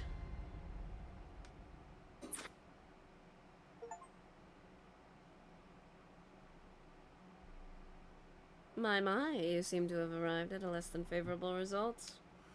But this was bound to happen. There's someone who must not be trusted. Once you have an idea of who it is, be sure to come back. I'm sure you'll see what you need to do differently. It is a difficult judgment for Yako Sakazaki to make, you see.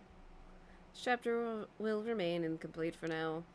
I recommend you try another route. Until next time.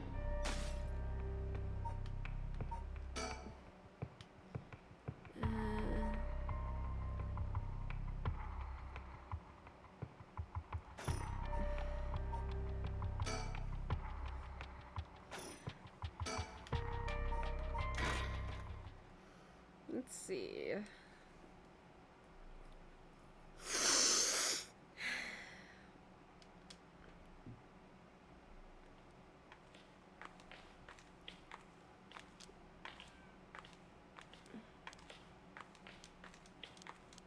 Okay, we were discovered by another curse bearer.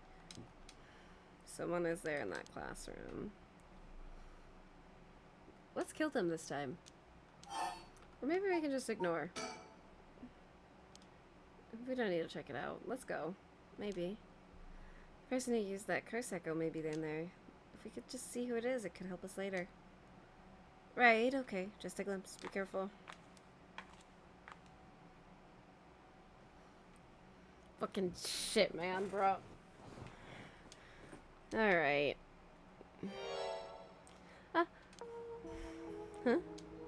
Is that our homeroom teacher? Yes, it is. Oh my. What's going on?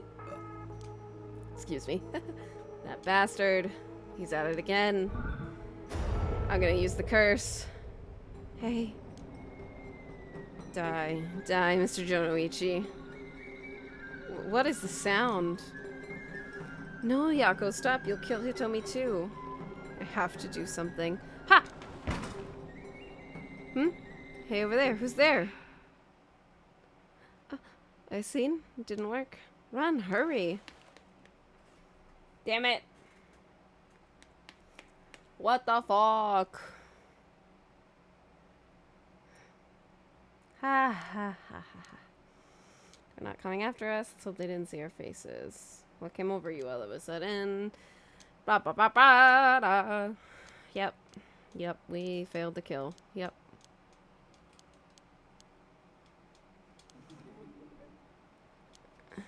Alright, and creepy face thing. Alright. Alright.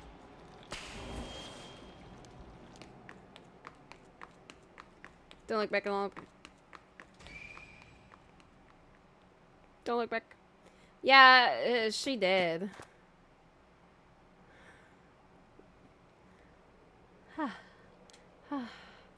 I have to get outside. Let's go. Maybe if I turn around this way. No, we still see OG-san here. Yeah, I know. I shouldn't be here. Aishimiya OG-san. I'm not acting out. What about you? Should you be smoking on school grounds? Oh, well, it ain't lit, so it's alright. It's, you know, an accessory. Hey, don't go changing the subject. There's just no letting my guard down with you. So, why are you here so late?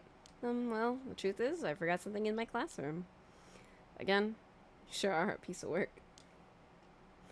But you don't have nothing with you. Oh. What you do? What's that in your hand? Well, this is what I forgot. I got it from my grandpa. It's really important to me. Girls these days sure have weird taste. Well, okay. Better head straight home if you're done. I won't tell on you. No, wait. I can't let you walk home alone this late. Alright. Just wait a little. I'll hurry and lock things up. Okay. Oh, I can't choose the other option. So, this leads to nowhere. Because Mio's gonna die again.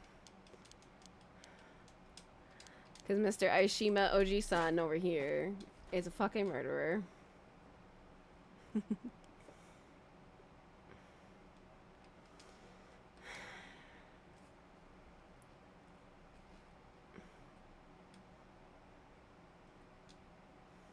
Yes. Murder. Yes, murder. She's late. You're not supposed to go in there. She told you to go home. And now you're gonna die with your friend. Again. That stinks. I really do have to play another story. That's fine. I'll live. I'm just most interested in Yako here. Whoa, dead body. Oh, I wonder, can I like look around maybe? No, there's nothing here that will save me. Oh. Alright. Yup. It's our fault she's dead.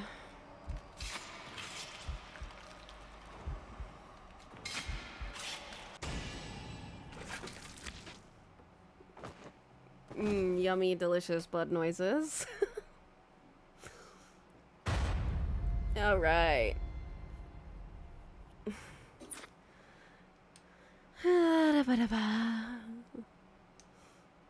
Yes, I did reach an unfavorable result, Mr. Storyteller.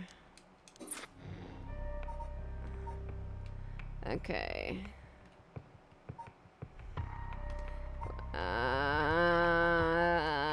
We're gonna go with Haruie Shigema next. When the son of Haruie Shigema was kidnapped, a botched investigation by the police resulted in the child's murder. 1 year later, Haruie has hired a private investigator to help resolve the unsettled case.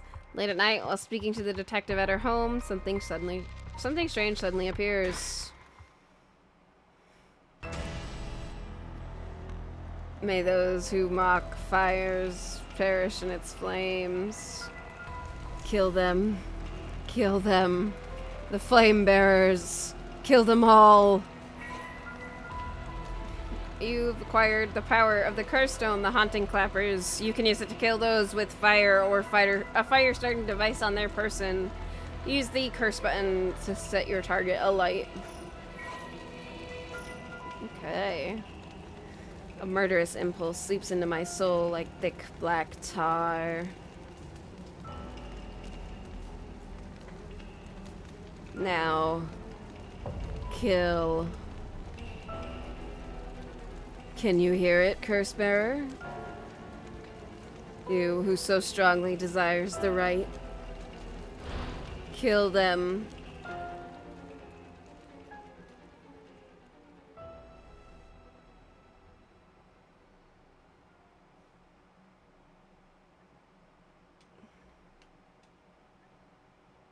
Alright, in the Shigema Mansion reception room. Back with me, ma'am.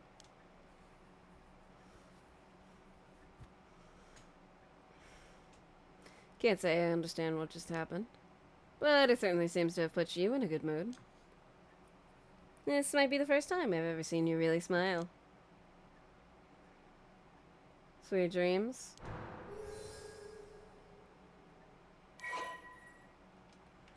Okay. Haruie is a housewife who resides in a manor near Shumoku Bridge. Her 11-year-old son, Shuichi, was kidnapped and murdered about a year ago.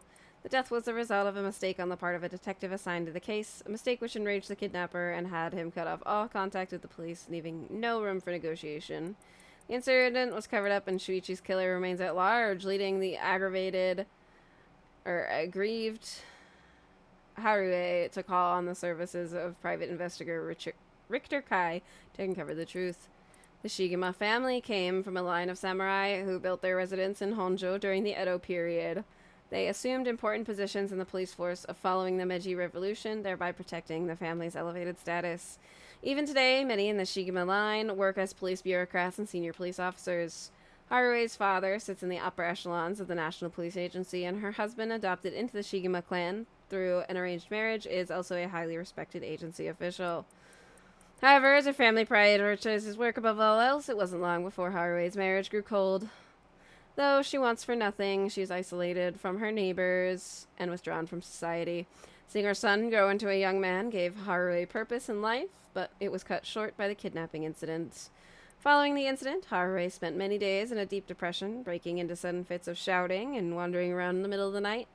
Her cheerful, loving disposition faded away, and she took to making side remarks at her husband, which only further soured their relationships.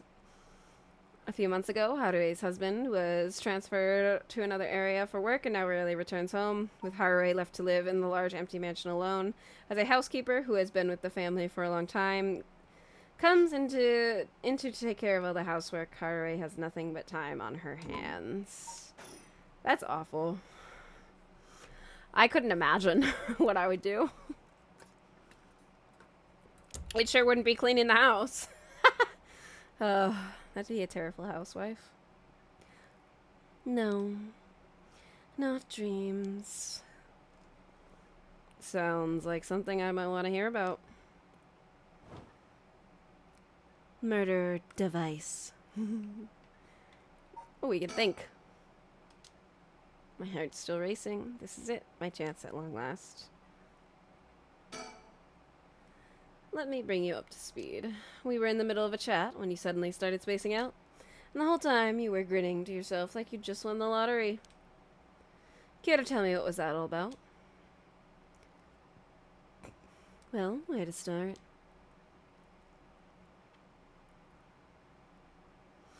Interesting. Very interesting.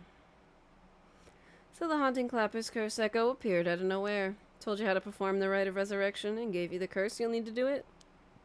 Have I got that right? That's right.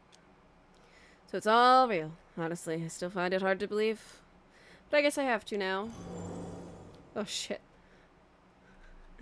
I saw that curse stone appear in your hand myself. Looked like it popped clean out of thin air. With evidence that clear, there's no denying that there's some supernatural force at work.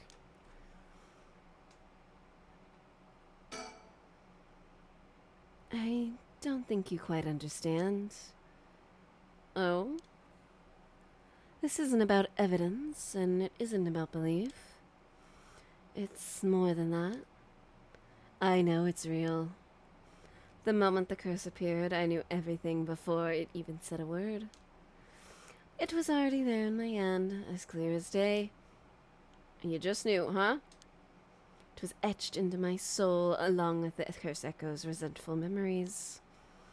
So I can feel it, what it was like.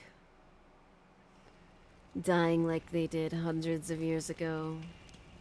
Wreathed in flame, writhing in pain as my flesh blackens and my blood boils. I can feel it. All the agony, all the rage. It fills me with bloodlust. I think I need to kill someone. Anyone will do, just as long as they're carrying fire. I see, that could be a problem. You think so? From what I know of you, I was sure you'd see it as an opportunity. The stronger the desire to resurrect someone, the stronger the urge to kill. That's how it seems to me, anyway. Good grief, talk about a spanner in the works. I say we take stock for a moment, remind ourselves where we've come from and where we're going. That might be a good idea.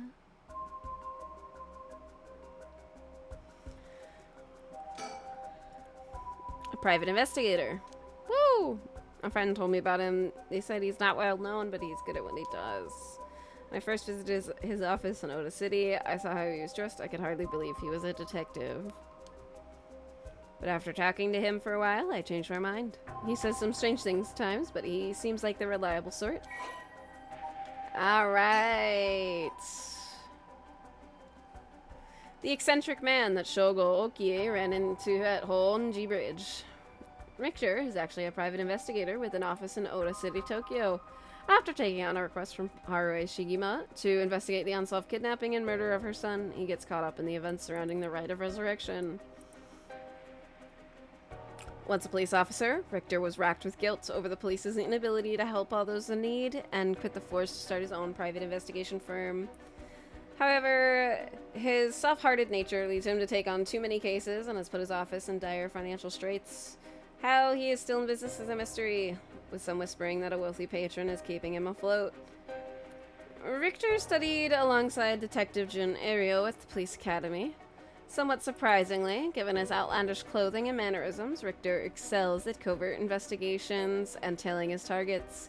He proudly refers to himself as an investigator extraordinaire, though that only ever succeeds at impressing himself.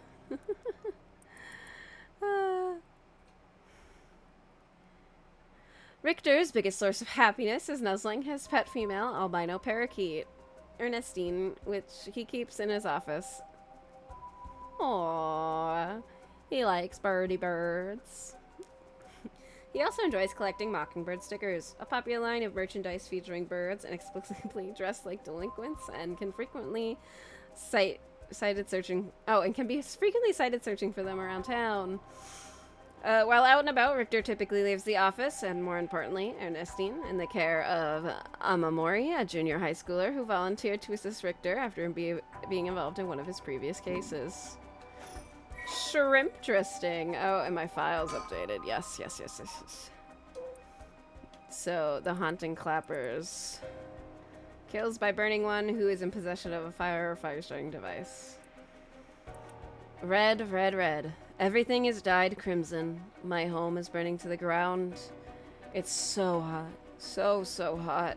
I must crawl for help, but I cannot speak. My throat must be burned up from the smoke. No, I think I'm already on fire. That's right. I'll just use the clappers. Clack, clack. Is anybody there? Clack, clack. Why is no one coming?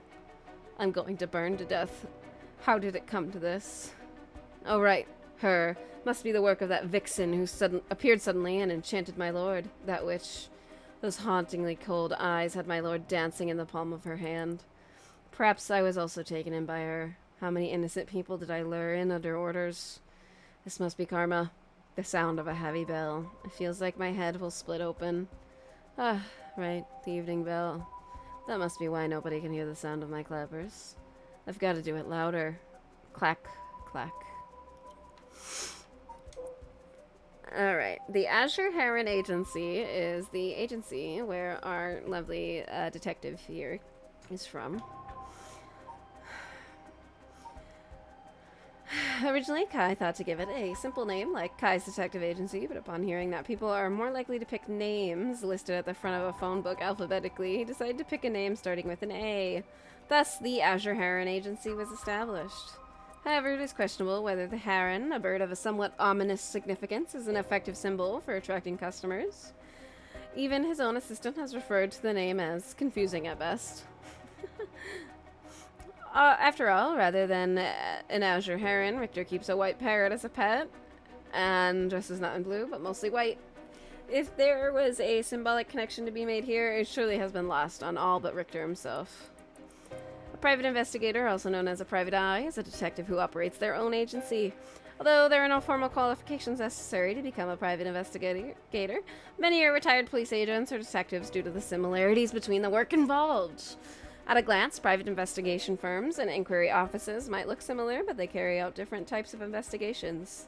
Inquiry offices specialize in conducting credit checks on businesses, while private investigators are generally involved in tailing persons of interest and gaining information surreptitiously. Hi, Panda!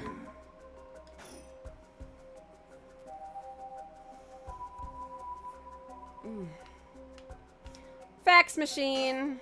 The fucking bane of my existence. I don't know how it works. Me either. Hanging scroll.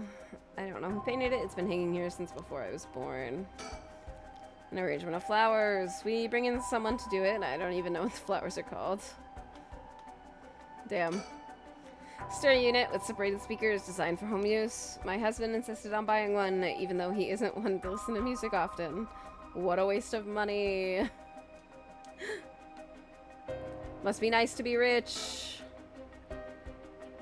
Well, I'll be damned. Is that what I think it is? Goodness, you made me jump. It's just a silly little sticker my son got from somewhere or other. He put it up just before. Well, you know what happened. I still can't bring myself to take it down. Let me take a closer look. I knew it! It's Head Honjo from way back in set number 1. This is a real collector's item. Excuse me?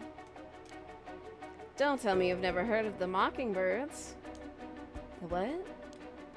They're the hottest new craze. Crazy little birds dressed up like rough and tumble delinquents. I've never heard of them, but this certainly seems to matter to you. The best part is nobody knows who made them. They just start showing up around town, and soon enough, they'd won everybody's hearts. The story goes that they're made by some anonymous artist who covertly leaves them behind in specific locations. No one knows when or where they'll show up next. They're basically an urban legend of sorts. To think one would turn up here of all places. This is a good sign, I'm sure of it. Oh, well, that's nice. We did it. We got a sticker. Oh, there's 20 of them. Okay, the popular mascots seem to pop up everywhere. Nobody knows where the legendary artist behind these quirky birds. But they quickly became so popular for their surreal yet oddly cute designs. Be in the right place at the right time in Honjo, and you might just be able to find all 20 of them scattered around. Legend has it, collecting them will bring good luck. Okay. Oh, it tells you how to get them. Sort of.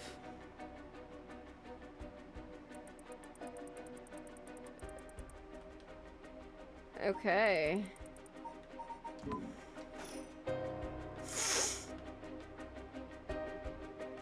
TV! A color TV! Father bought one as soon as it hit the market. He likes to have the latest gadgets. Unlike the latest models, there is no remote control. We've had it for a long time. Back when it was new, we all gathered around it and marveled at it as a family. But with Father and my husband being away so often, it quickly fell into disuse. Table. The guest table. I don't know where Father got this old thing from, but I've never liked it. Alright, I guess we should talk to him. That's what you hired me for, Bam. To look into your son's kidnapping last year. To uncover the truth behind the abduction and murder of Shuichi Shigema. Oh, yes, I remember. They never did find the one who did it. That's what I'm here about today. In fact, kind of you to let me drop by so late, by the way. I've been turning over every last stone, and I've come up with a grand total of 1 lead! So you said? As far as the police are concerned, it's a cold case, but I've managed to make some headway. I remember. You were just about to tell me about it. Oh my god. Oh my god, the little baby boy. The only son of Harue Shigema. He was kidnapped and murdered 1 year ago. His body was discovered floating in the Sumida River. Shuichi was a conscientious, brave young boy who was determined to protect his mother, Harue, amid his father's frequent absences. He dreamed of becoming a police officer and displayed diligence and an impressive sense of responsibility from a young age, likely due to being raised in an extremely strict environment. Born in the early 70s, he spent his days immersed in various activities and studies, including playing piano, learning the abacus? I don't know what that is. Taking English lessons and training in kendo. Shuichi's tendency to put other people's needs over his own meant he died without ever telling his classmates how much he longed for them to all go on a hunt for mockingbird stickers. That's so fucking sad.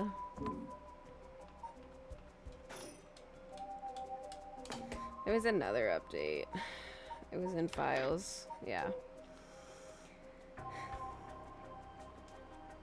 A kidnapping and murder case that took place in Honjo, Sumida, around 1 year ago.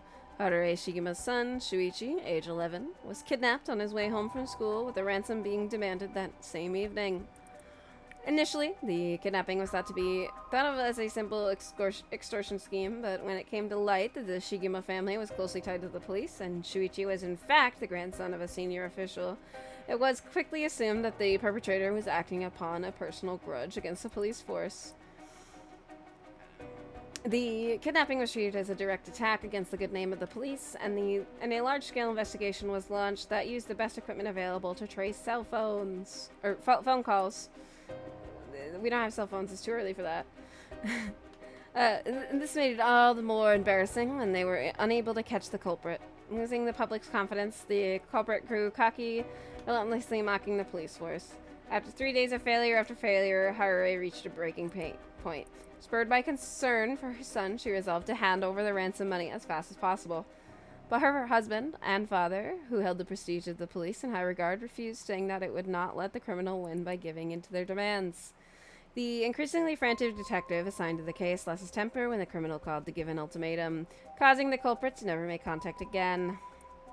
Another week passed, and Shuichi's body was found floating in the Sumida River. Shuichi's death could largely could be largely ascribed to police incompetence, but this was ultimately covered up with stringent media embargoes. The investigation was never closed, but the case has gone cold. And this is why we hate cops. All cops are bastards. I need some water.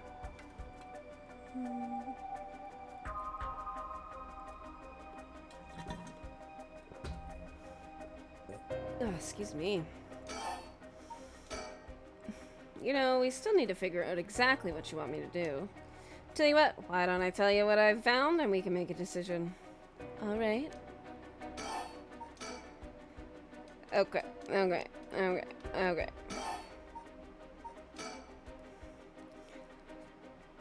I suppose there's not much a point to going over the kidnapping itself. No, I'm very familiar. Then I'll just leave that for the files to cover, and just confirm a few things about the case. The police traced the culprit's calls back to, let's see here, northeast Yoko River, here in Subida City. That's quite a wide area. That's right. In the end, he never managed to nail down exactly where the calls were coming from. But it was almost certainly the same location that Shuichi was being held captive, since Shuichi's voice could be heard during the killer's calls. Northern Oyoko River is quite a distance from Shuichi's normal school commute. Factoring in that he was seen at school but went missing before he arrived at his house, it's likely that he was abducted by car on his route home. Maybe, but... Exactly. Shuichi was a clever boy. He never would have gotten into a car with a stranger. That's right. I was very firm about that. I know he understood too. I even saw him warning the other children. It's possible they forced him into the car. The only issue there weren't any witnesses to the kidnapping. You can't bundle someone into a car with that many students around and not be noticed. But nobody came forward to say they saw anything suspicious. So did they target him at some other time? Or somewhere away from his usual route? Both of those seem a little far-fetched. Which raises the question, how did the kidnapper pull it off? The police never managed to find an answer. In the end, they decided that the kidnapper must have just gotten lucky. Well, why not turn the problem on its head?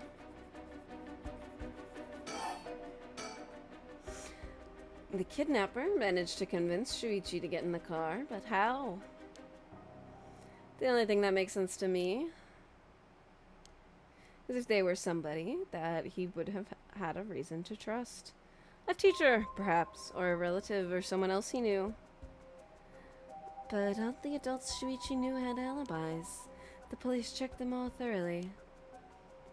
They did, huh? No one throws numbers at a problem like cops. But what if it wasn't someone he knew? Or rather, what if the culprit disguised themselves as a police officer? That would explain why he didn't find them suspicious. The Shigima family has close ties with the police, after all. He would have had a reason to trust them.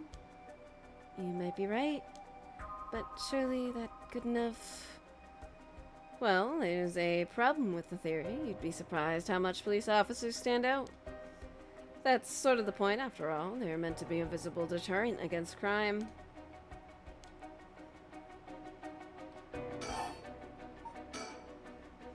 But here's another interesting little bit of trivia I happen to know.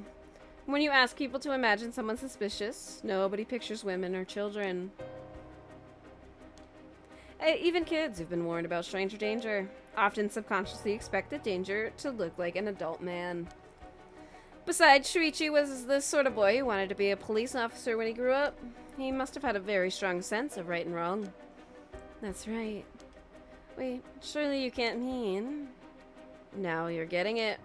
If, say, a young woman approached Shuichi asking for help, what would he have done? If someone like that said they were lost and asked him for directions, would he have gotten into a car? He might have. My husband always told him that a man had a duty to watch out for women and children. You could certainly argue that kind of attitude is outdated nowadays, but if Shuichi believed it, then we might have something here. Then you think the culprit was a young woman? But it was a man's voice on the phone.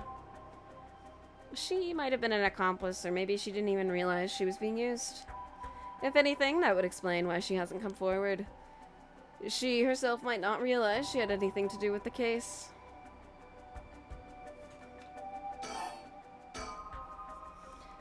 So the question is, did anybody see Shuichi speaking with a young woman on the day of his disappearance? See what I said about people's biases? That goes for witnesses too. And I figured that maybe if I started asking new questions, I might get some new answers. So I spent my days asking around Shuichi's school route, seeing if anybody had seen something. One man thought he had. Do you mean he saw it happen? Well, I can't say that for sure yet. It turned out he wanted something from me, so he asked if we could talk in private.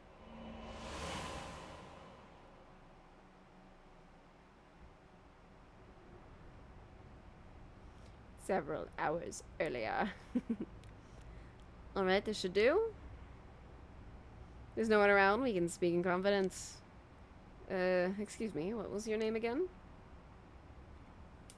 This bastard. Jonoichi? Got it. Well, Jonoichi, I'm all ears. Just so we're on the same page. You're a private detective investigating Shuichi Shigemiya's kidnapping. Do I have that right? Of course. What else do I look like? How should I know what a private detective looks like? Oh, forget it. Look, I'll tell you straight. My life is in danger. I need your help. You'll excuse me if that caught me a little off guard. Let me ask you straight.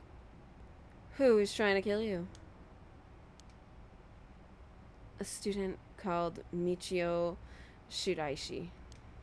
Interesting. A schoolgirl, eh? Sounds like you've been naughty. It's nothing like that. That girl, she's a murderer. I'm the only one who knows, but I saw what she did. Michio Shiraishi. I saw her kidnap Shuichi Shigema. Come again? I saw her talk to him on the street and lead him away. I didn't think much of it at the time, but then he went missing. She murdered him, I'm sure of it. Or at least she's got something to do with it. That's what you're here for, isn't it? Then you can't let her get me. If that's true, you've been sitting on some valuable information. Why didn't you tell anybody? Well, you see, if you can't explain that, I don't have any reason to believe you. I couldn't. She told me she'd kill me if I spoke a word. You're telling me a schoolgirl had you scared for your life? So you've been sitting on that all this time, and you think she's coming for you now that you've spilled the beans? Yes, that's it exactly. I'm begging you, don't let her get me. Arrest her, I'm telling you, she's a demon. Well, you seem to believe what you're saying, but it just doesn't add up. How could a schoolgirl have a fully grown man so terrified? You don't know what she can do. She'll curse me. Curse you? I'm sorry, but you're losing me here. It's true, her house, it's... forget it. Why do I even bother? You seem dubious enough to believe me, but I should have known you'd never understand. And I'll find someone else to help me. Hey.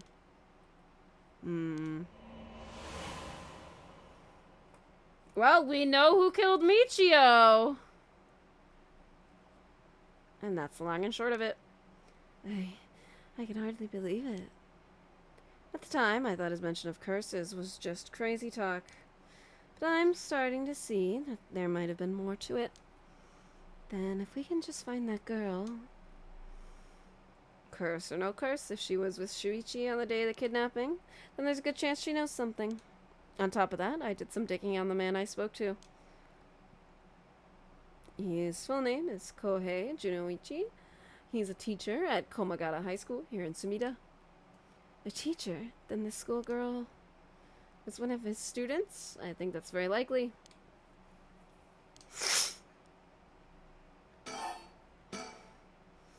At last, we've got a lead. Hopefully it'll be the breakthrough we're looking for. Okay. The Rite of Resurrection, huh? I read about that in an occult magazine the other day. Apparently some old book showed up recently with all the gory details. And they say that the rite can be found somewhere in Honjo. I remember the first time you told me about that. It felt like my prayers have been heard. Like I had hope. Real hope for the first time. Ever since that awful day, I've wondered, what if I hadn't sent him to school? What if I had just paid the ransom? Not a day goes by when I don't think that if I'd done something differently, Shuichi would still be alive. You can't blame yourself, ma'am. It was the culprit's fault, not yours. Though I know it won't help any. Grief is funny like that. I'm guessing that's why you're after the right? Guess I didn't need to ask. It's written all over your face. I can tell how much he meant to you. But, and this is a big but, if this right is the real deal, using it will mean killing someone and stealing their soul. Is that a problem? If it comes to that, I'm afraid I'll have to stop you. Oh, that's a shame. A shame, huh? That's all? I thought if I'm going to be competing with the other curse bearers, then your detective skills might come in useful. You realize you're talking about ending someone's life, right? Don't you see an issue with that? I think any parent in my position would happily kill for a chance like this. That's so, is it? Dear, oh dear, what have I gotten myself into?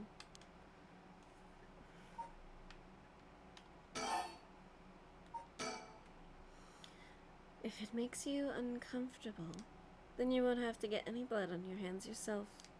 I don't need you to kill the other curse bearers. I only need you to find them. I won't be a party to murder, ma'am. Not even for a client.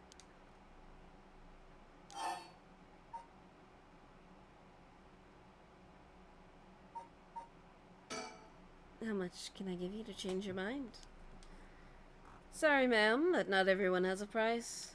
I've got my policies, and I stick to them. I see. I didn't realize you were so stubborn. Let me say, though, it's not like I don't get what you're going through. As long as you're not killing anyone with your own hands, maybe I can help you out. What do you have in mind? Well, how about stealing someone else's curse stone after they filled it with soul dregs? If that was all you were after, then I could lend you my services guilt-free. The other curse bearers want to kill each other. That's their business. I'm not trying to be a hero here. I guess there's no guarantee a stolen curse stone will work, but we can worry about that later. Well then, I suppose we have a deal. Although, what if I stole a curse stone using my curse? Would you disapprove? That would void our contract, ma'am. Just warning you now. My...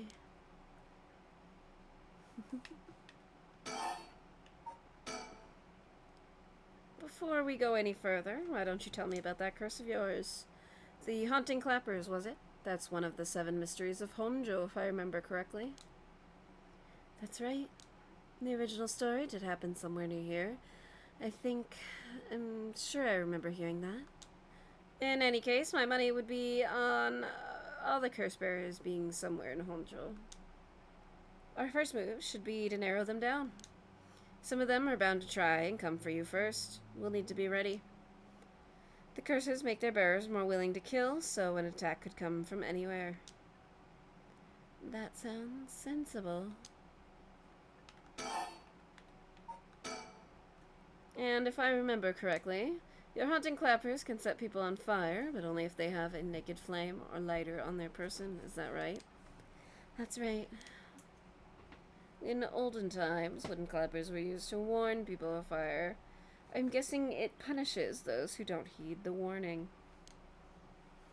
It seems like a good curse to have. It's simple and straightforward enough to use. Although it's hard to say how it stacks up without knowing what else is on the table. You really think it's that good? The target can't do much to throw it off, and it has a nice long activation window. It's big that it works on lighters too. Just slip one into your target's pockets and say that condition were already fulfilled before they even knew you were there. They wouldn't even know what hit them. Maybe I won't actually have to use it. I could just tell someone I could, and they'd have to do what I said.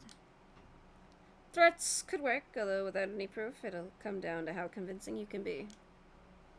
If only you could use the curse and back out at the last second. At the last second? Oh, what an interesting idea. I have a lighter right here. We could try it now. That's an interesting proposition. But maybe not. I'm not quite crazy enough to make myself a guinea pig. Oh, I see. You're an odd one, ma'am, if you don't mind me saying. And I don't think it's just the curse. You flatterer.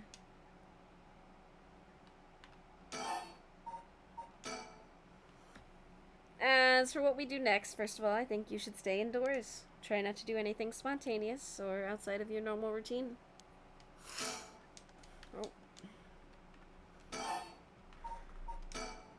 Right then, have you decided what you want me working on?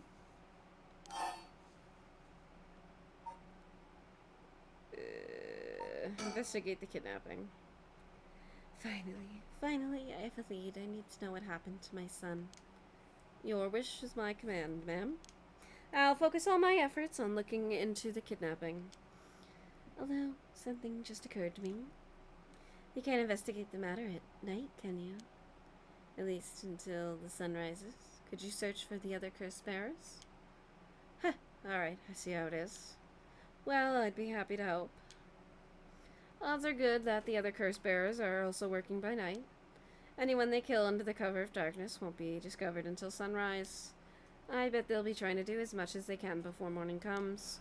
So it's settled then. I'll look into the other curse bearers by night, and once the city wakes, I can start asking questions. I'll investigate the kidnapping as well. I'll even try and find Miss Shiraishi as part of the bargain. Thank you. That's more than enough. Now then. I should get to work. There's only so much time before sunrise. I'll call you if I find out anything new. You stay here. Keep a lookout. Alright. There's no telling the kinds of curses you might find out there, out on the streets tonight. Don't go outside if you can help it, and try to be ready for anything. I will. Well, if that's all, I should be going.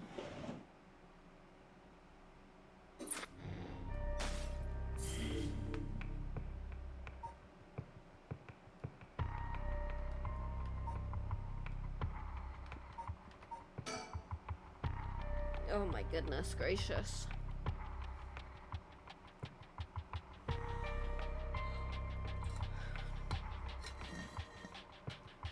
I must go and get some more Wawa. I will be right back.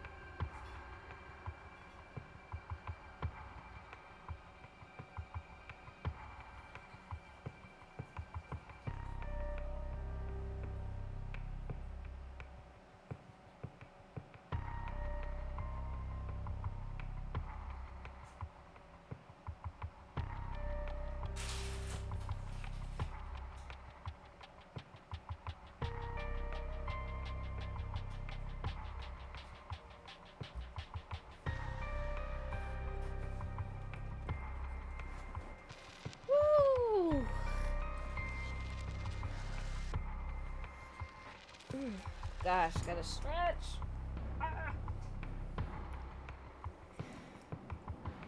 Oh, sitting like a shrimp does not help my back. Stop shrimping. Everyone in chat, make sure you're not shrimping. Take care of your back and your health. Do better than me. Alright, let's start the next chapter. Well, I don't know if chapter is the right word, but yes, chapter. We'll call it chapter. Shigema Mansion Reception Room.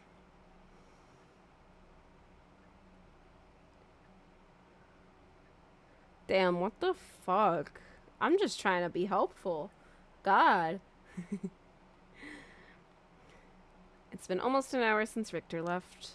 He promised he'd call me if anything happened, but he hasn't. So all I can do is wait and wait. Okay. Can I see the newspaper? Nani? Shinbun? I think that's newspaper. Shinbun desu ka? Is this a newspaper? Must have fallen off the chair. We're gonna read the newspaper. I only leave them in here for my guests. I hardly ever read them myself. I don't think I've taken the time to go over one in years, in fact. Well, it's not like I have anything better to do.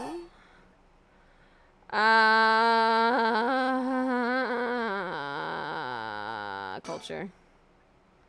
Now that everyone has more spending money to go around, people are coming up with all kinds of new diversions. Seems like only yesterday, people were flocking to the arcades to shoot aliens. But now we have these enormous theme parks and gaming machines that plug straight into our televisions. Everyone's talking about superhero series, foreign films, and movies based on the latest bestseller. Back in my day, fusion, rock, and folk music was all the rage. But now it's all about city pop and idols. Find it hard to care about that sort of thing anymore. Ha. Okay. I'm waiting for Richter to contact me, but he hasn't. Alright. Yeah, the big thing is a mascot line of delinquent birds. Mockingbirds, I think it's called. Was that what Richter was talking about? Trends seem to have such short shelf lives now, with how quickly the times are changing. I think I'm just too old to keep up anymore. It's young people who are leading the way with their modern worldviews. My generation will only fall further behind. Okay. Society, I guess. It looks like the city's biggest problem right now is pollution. I remember how the air and water used to even be more polluted. The river was covered in scum from the sewage and industrial waste, and it stank so badly it'd make my eyes water. Ooh, that's sure not great. Eventually, people started getting sick, and it couldn't be ignored anymore. Fortunately, it's gotten better since then, although the air around the industrial district is still filthy with gas and smog. Okay.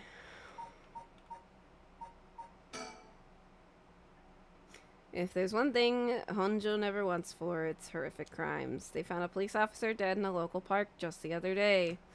A lot of my family are in the police. I hope it wasn't anybody I knew. I don't read the news anymore, not since last year. It brings back bad memories. Oh, poor baby. Suck it up. I wanna keep reading. Suicide at a local high school. Oh, I remember that. A high school girl jumped off a roof about a week ago. She was bullied, I think? Or maybe it was something about exam pressure? What? But... no, this can't be right. Her name? Michio Shiraishi? From Komagata High School? It can't be. Okay. Think! Michio Shiraishi is the same girl who witnessed my son's kidnapping. Committed suicide last week? But that means... Mr. Jonoichi was terrified of someone who already died? Is that what he meant by a curse? I can't work this out on my own. Maybe Richter will know. Why won't he call? Oh, I haven't left it off the hook, have I? I'm waiting for Richter to contact me, but he hasn't. I've made sure the receiver's on the hook. It'll ring as soon as he calls. That must be him.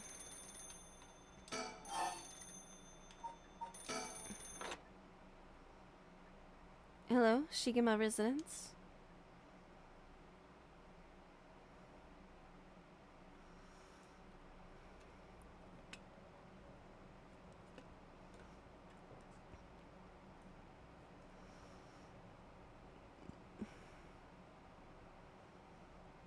Richter called me out to meet him, and we came here to Komagata Bridge. Richter, there's something I need to tell you. Funny, I was just thinking the same thing. We're on the Komagata Bridge over the Sumida River. There's a highway on one side and a freeway on the other. What's the difference? But they're both deserted this late at night. Alright. Let's see.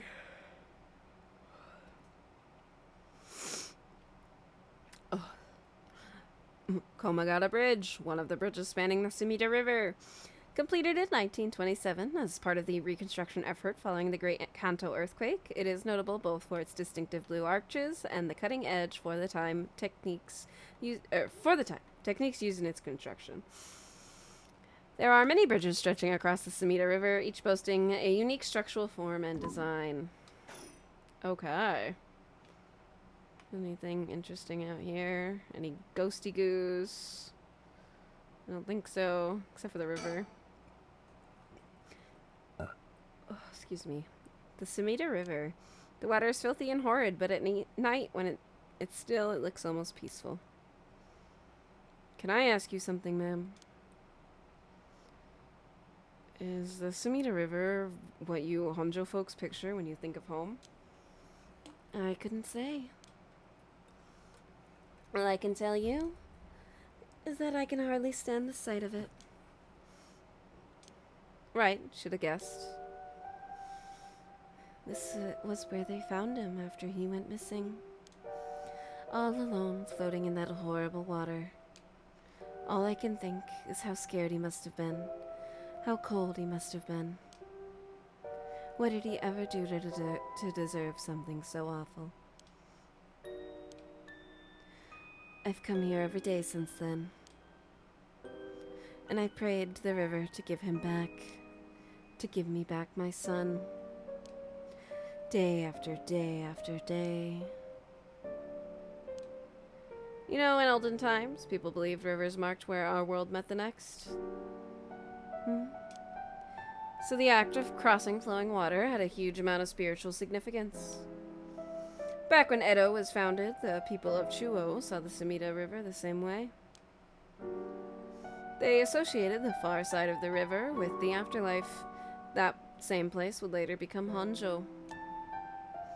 All their fear and revulsion accumulated there and took root. But then the Ryogoku Bridge sprang up after the Great Fire of Meireki, and just like that, Honjo was a part of the city too. And as it turned from farmland into a town, the people surrounded it with man-made rivers and crisscrossed it with canals and waterways. Weren't those to prevent flooding? That's what I was told. They were, but that's not all they were for. Their other purpose was to contain all the corruption that had built up on the far shore and stop it leaking through to our side of the Great Divide. Officially, they were a physical barrier, but unofficially, they were a spiritual one too. So, if I have this right, are you saying that Honjo is a place where the real world meets the afterlife? Exactly. That's why the rite of resurrection is here rather than anywhere else. I'm sure of it. And it's probably why the 7 mysteries and their curses have survived to modern day. And I guess that would make this spot we're standing now, right over the water, the border between life and death. If there ever was a place where bringing back the dead might be possible, I reckon it's here. It's funny that you mentioned praying to the river. That might have done more than you think. Is that supposed to make me feel better? Just thinking aloud, ma'am. Well, it's a nice thought.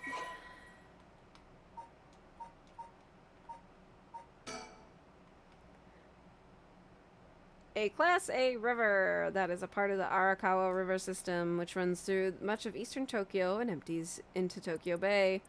During the Edo period, Sumida's riverbanks played a key role in the transportation of lumber used for construction. In addition to its logistical importance, it was also a place for the common folk to gather and enjoy activities such as seasonal flower viewing on river bathing. Ha! And there exist many woodblock prints depicting such activities. The area became plagued with sewage issues when the surrounding environs were industrialized in the post-war period, but the situation has improved since. Many unique bridges span the Sumida River, including the Ryogoku and the Azumabashi bridges, which attract a large number of visitors as sightseeing spots. Massive fireworks displays in the summer are also always sure to draw a crowd. The river served as a cornerstone for both the city and its people, having both aided in its development and serving as an inspiring backdrop for countless works of art and literature. Okay. But we fucking hate this river. Oh, that's right. There's one more memory I have of this river. Do you mind if I tell you? Go ahead. It must have been about 20 years now, when I was still a schoolgirl. Back then, the Sumida River was much filthier than it is now. It was full of garbage and industrial discharge. It was scummy and slimy, and it stank. You could look out over the water and see dead cats and dogs and pigeons just floating.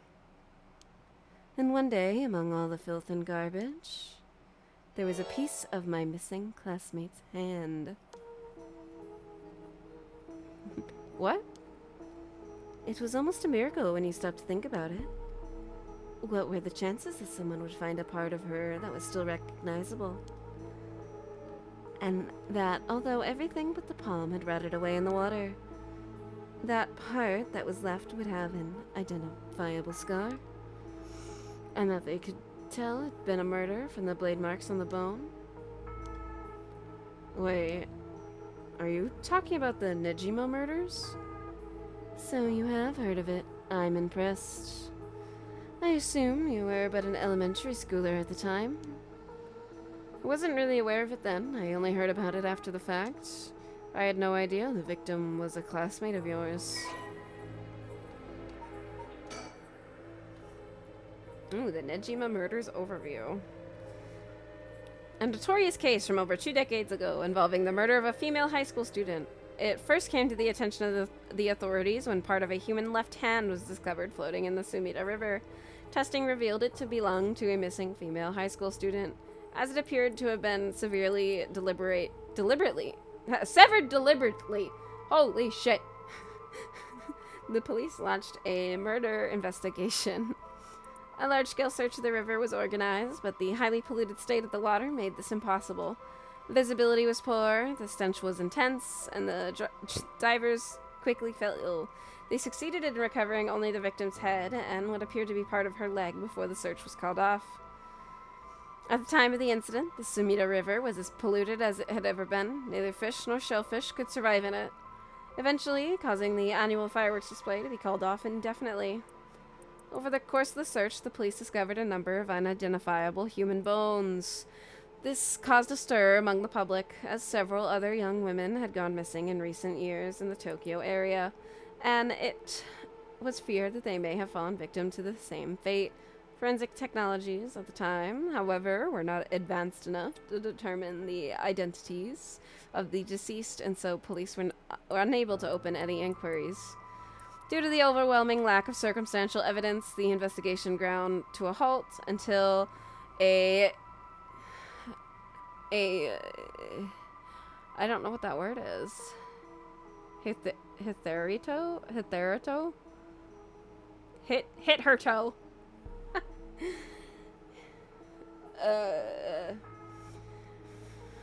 Unrelated individual came to its attention. During questioning about a separate incident, Fumichika Nejima, a 36-year-old shop owner with no relation to the victim, divulged details about her that had never been released to the general public. An investigation into his background was conducted, leading to his arrest. Nejima testified that he had snatched his victim from the streets and confined her in the underground storeroom of his shop, which also served as his living quarters. He chose her for no special reason, but simply decided she was an opportune target, seeing her walking alone at night. After keeping her locked up for several days, he restrained her, sewed her mouth shut, severed her fingers and toes with a box cutter while she was still conscious. As she screamed silently behind her sealed lips, he proceeded to her wrists, her ankles, her elbows, her knees, working his way inwards slowly and methodically. His victim constantly wavered in and out of consciousness. Her ordeal continued until she died of blood loss. Nejima dismembered the rest of her body and disposed of it behind his home in the Sumida River, before cleaning his storeroom and returning to his everyday routine as if nothing happened. The brutality of his actions shocked the nation when they were eventually reported. Once apprehended, Nejima readily divulged the details of the murder, but was less willing to explain his motive. When asked, he would only break down in tears, saying, "I don't know what came over me. I know it was wrong." In the end, the police could extract nothing more from him than expressions of remorse, although the efficiency of his methods strongly suggests that he had committed similar crimes in the past. No corroborating evidence ever came to light. Nejima was sentenced to life in prison at his first hearing. The sentence was imposed with no appeal from the defendant. All right. Yeah, all my homies hate the river. You're right. Fuck the river. What are you looking at? Huh? That's what I thought. Oh, person of interest updated.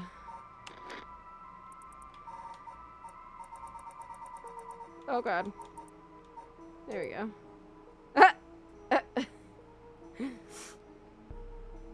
Okay. To be honest, it was all a bit of a blur. A wave of chaos just parting around me. Something like that. They said the rest of her body must have sank to the bottom of the river. They combed the riverbed, but they only ever found pieces. Everything else must have rotted and flowed out to sea. Afterwards, I heard that all the divers who had been looking for her fell ill. A sorry story for everyone involved, huh? It's funny, everyone figures the river's filthy already, so one more piece of garbage won't hurt. But every little bit makes it worse. It's a vicious cycle. I know I wouldn't want to go rooting around down there myself. That's right, which is why the riverbed is the last place anyone would go looking. Or so was the killer's thinking, I suppose. The times were changing quickly back then. Things were confusing. Everyone seemed to be in a hurry. Young people were moving to Tokyo in droves. Some even ran away from home to make it in the big city. And they made easy targets for bad people. A lot of them ended up disappearing without a trace. You see, back then, if you chopped up a body into tiny pieces and threw it in the river, it would rot quickly and discreetly and sink to the bottom, never to be seen again.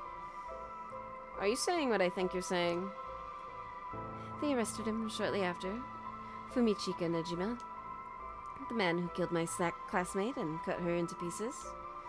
He was so methodical about it, it couldn't have been his first crime. And people began to wonder how many other girls he'd murdered the same way. The police never found any evidence of other murders in the end, but the river knows the truth. How many corpses has it swallowed up over the years, I wonder? That same thought spread through everyone's mind, and they started to avoid this area. So, really, this river has been rank with corruption for decades now. Or at least, that's how it seems to me. Well, was that interesting? Well, I can see why you don't have any good memories of this river. With all that darkness lurking beneath the surface, there's no reason that you would. Still, if I may, ma'am, I'm surprised you know so much about the Nejima murders. But how could I not? After all, I was the one who found the hand. The police actually wrote me a thank you letter. They said it was only thanks to me that they managed to bring Nejima to justice. That was the only time my father ever said he was proud of me. Damn. Got daddy issues. Huh. I guess it wasn't the killer's day. Sometimes I wonder if he resents me for it. We could still talk about the river. Jesus Christ. The Sumida River. I have nothing but awful memories of it. Okay, now it's checked off. He's gazing down at the water. I'll go first. There's something I need to tell you. What's up? Well, that girl, Michio Shiraishi, the one who was with Shuichi on the day of the kidnapping, that's her. Well, she's dead. She's what? The student who committed suicide last week, that was her. I heard something like that had happened. Never got the name, though. Talk about bad luck.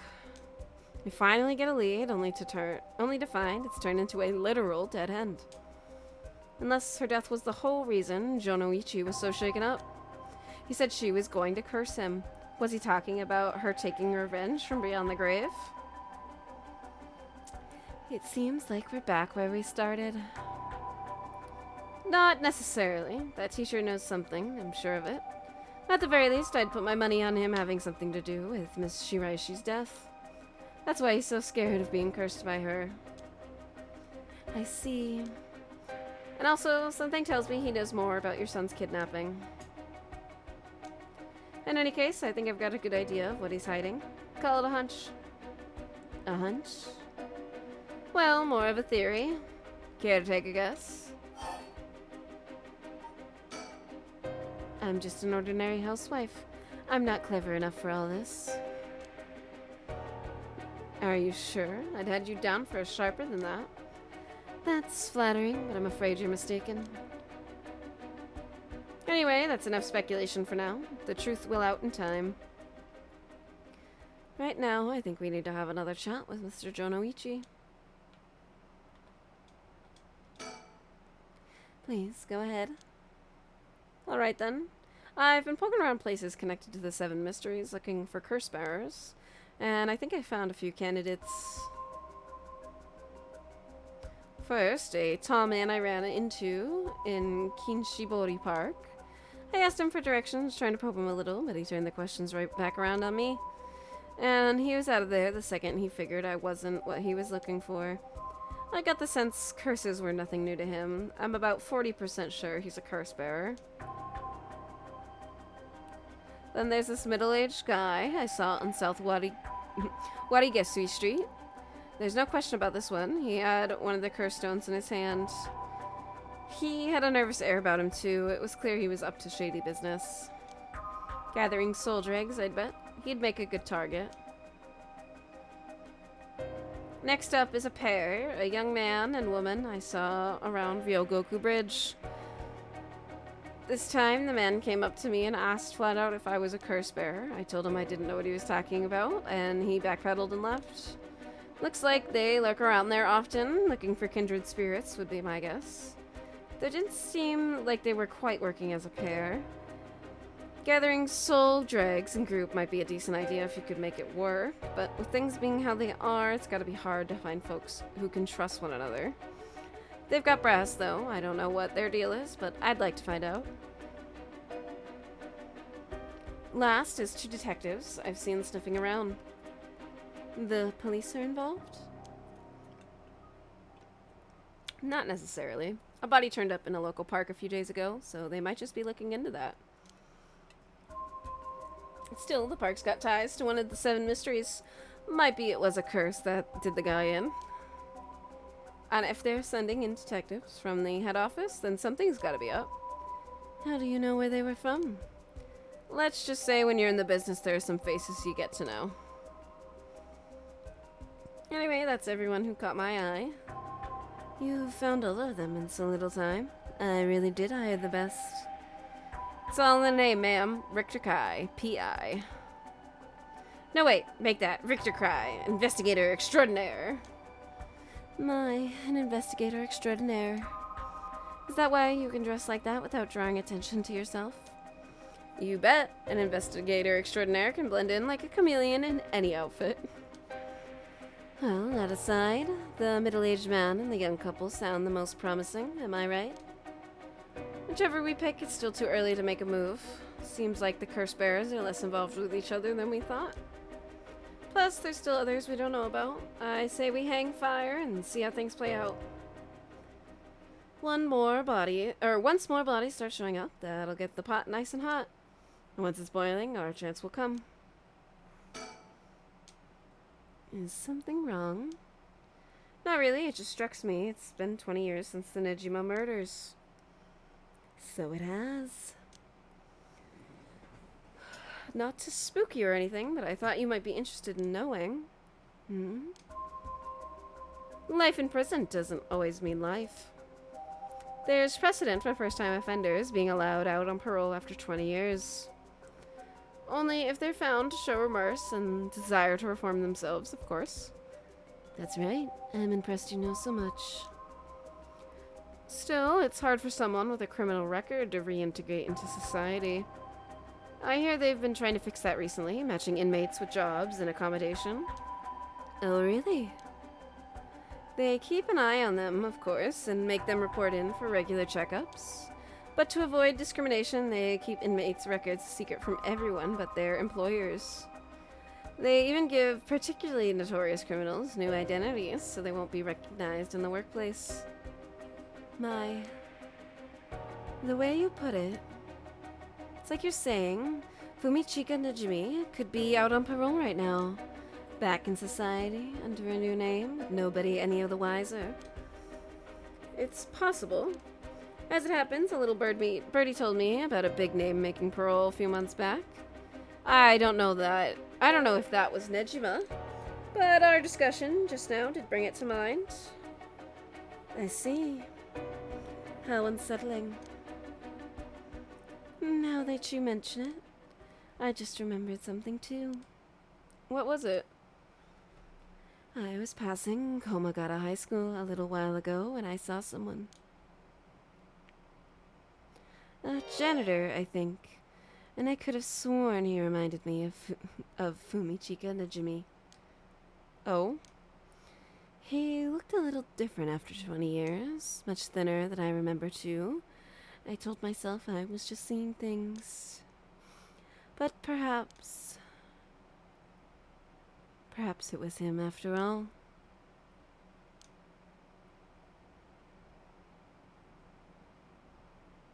So, what's next? The big question now is what the rest of the curse bearers are up to. Luckily, the Sumida River is a good distance from any of the 7 mysteries. It's unlikely the other curse bearers will come all the way here. I can finally have a moment to think. I see. All right.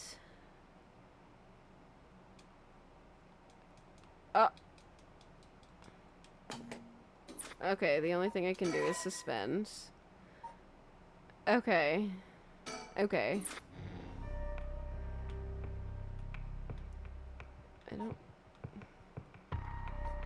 I don't think we can continue with Yako yet, so I think we have to go with Tetsuo.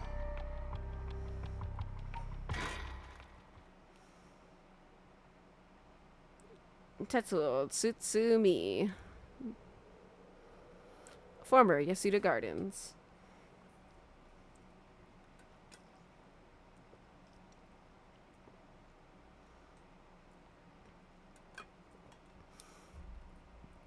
Hey boss, forensics is all done. The crime scene is clean. The other officers have all gone home. It's just us now. The park should be able to open back up tomorrow like nothing ever happened. I doubt it'll get many visitors after everything that's happened. You'd be surprised. Lots of people love that kind of thing. I bet they'll be lining up to get in. Occult stuff is really popular right now. Did you not know that, boss? Sounds stupid. Well, it's not exactly rooted in science, but...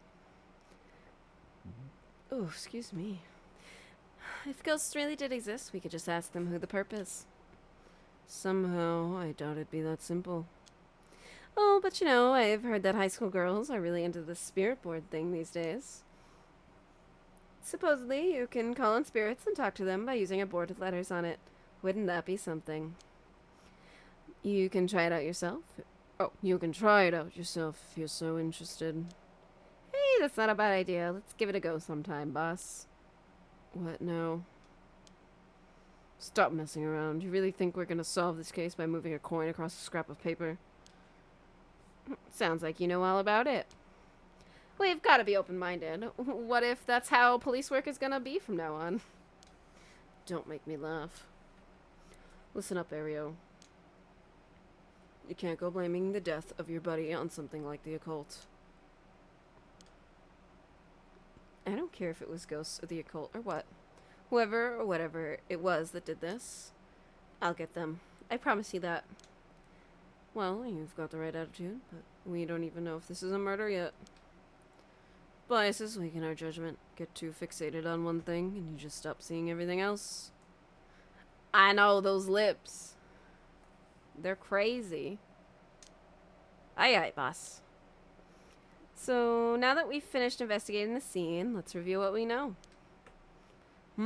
Now, it's getting late. I figured we'd head straight home from here. Come on! We gotta go over all the info we've gathered. And what better place to do that than here at the scene of the crime, where we can soak up the atmosphere. Soak up the atmosphere? The hell is there to soak up? You must be really into this occult stuff if you get off on being in a place like this. Wait, you mean being somewhere like this doesn't get your blood pumping? No way. No, don't turn this around on me. I'm not the weird one here. Cripes. Ugh, fine, let's get this over with. Aye aye, boss! Jun Ario, a police detective in the Tokyo Metropolitan Police Department, 1st Investigative Division. His rank is sergeant. This is his first time leading a case. It's like he's graduated from rookie to newbie. He looks put together on the outside, but acts like a kid most of the time. Honestly, the force could use more people like him. The former Yasuda Gardens here in Yokohama, Ichomi, were originally built as part of a daimyo's estate back in the Edo period. The park became city property a number of years ago and underwent extensive renovations. There is not a soul around at this time of night. Quiet doesn't even begin to describe it. Okay. Pond! This pond. They say it used to flow into the Sumida River, but the river became so polluted that they cut it off.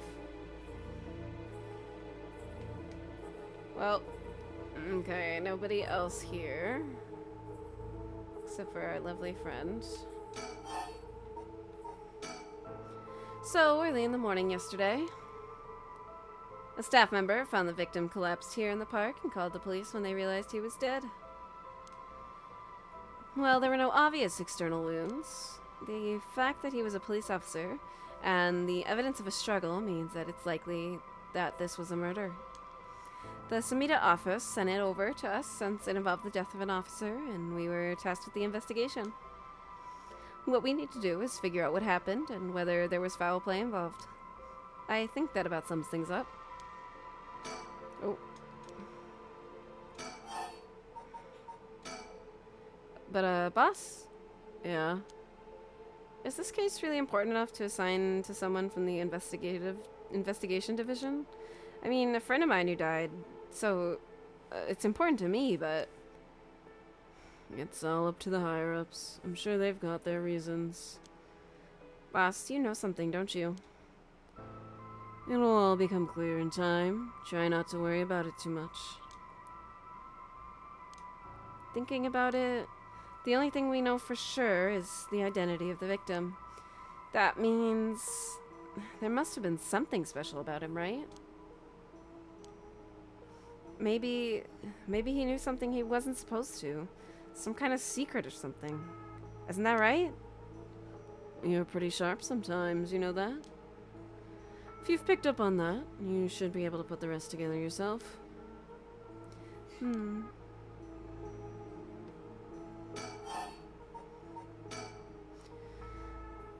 Well, it is our duty to get to the bottom of a suspicious death, especially one involving an officer. The victim is Hajime Yoshimi of the Juvenile Division of the Sumida City Community Safety Bureau. 27 years old, single. He mostly dealt with cases involving juveniles and education. His rank was senior police officer. You know him well, didn't you? What was he like? Yes, we were in the academy together. We still went out for drinks together every month or two. He looks like a fucking Chad. He could be a little rowdy, but he was like a big brother to us all. He was kind and cared about his friends. For better or worse, he wasn't the uptight type of a cop. The man always showed empathy, and I heard he was popular with the locals for it. He treated each and every troubled kid he met with compassion. He had a great track record when it came to rehabilitation. Sounds like we lost a good one. Yes, we did. We truly did. I knew being a cop was dangerous. I knew something like this could happen, but it's never easy when it happens for real. I know the feeling. He didn't seem to care much about climbing the ranks, but he was at the top of our class. Only problem was that he took on so much. He had the most unfinished paperwork, too. I always felt like we'd need an unusual guy like him to help us solve all our unusual cases. Alright. Chad Yoshimi. He was a police officer with the Sumida City Community Safety Bureau and was primarily responsible for juvenile and education cases. He held the rank of head patrol officer and entered the force at the same time as Jun Erio. Hajime was found dead under mysterious circumstances at the former Yasuda Gardens early in the morning yesterday. Once a rebellious gang member himself, Yoshimi turned his life around and used his own experience to connect with troubled youth as a police officer. While his appearance and demeanor suggested a man who was rough around the edges, he was a passionate, loyal, and caring man at heart, looked up to as a big brother by his peers. Yoshimi achieved stellar results in his work with juvenile cases, but his consistently sloppy paperwork and less than formal attitude essentially doomed his career and had him writing formal apologies on the regular. He left behind a fiancée whom he'd been dating since high school.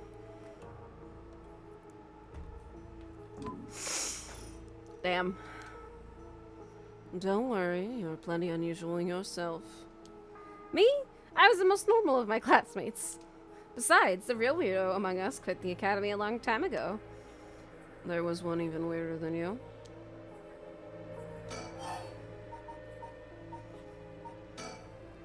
Hajime was quite the bad boy in school, apparently. He ended up with the police a lot.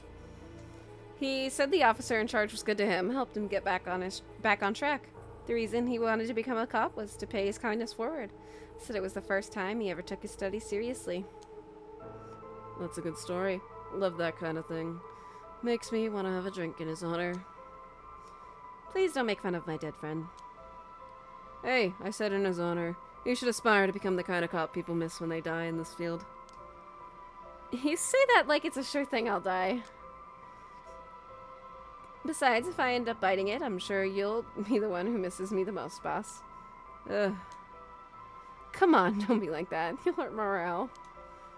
Well, I guess how much I'll miss you depends on how this investigation goes. I can already see it. Ario, no! Why'd you go and have to get yourself killed? I have no idea what's going on in that head of yours. Yeah, that'll be a sight to see. I can't wait.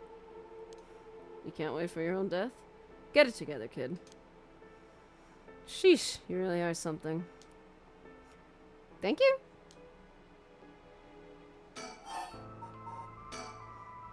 What about the victim's family? The Yoshimi family the Yoshimi family is from Kitaseju in Adachi City, but Hajime's parents died a long time ago. He lived there all alone, no siblings or anything. I went to his house a few times for drinks. I was surprised. It's this huge, old-looking place. Like, you know, the kind of place that seems super haunted. And he lived there alone? It looked like the home of an old noble family. It was hard to imagine him being such a delinquent living in the house like that.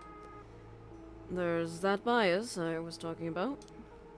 If he's from an old family, I'm sure things were complicated. That's a bias, too. He never talked about any of that, even when we were drunk, so I don't know that much about it. Oh, one more thing. Yeah? Hajime was engaged. He had been seeing his fiancée ever since they were in school, over 10 years. They just started talking about getting married. What was her name again? He showed me a picture once. She was a beautiful woman. That's so. How terrible for her. But she may know if there been anything going on with them lately. We should speak to her. Yeah, his fiancée may have been his only confidant.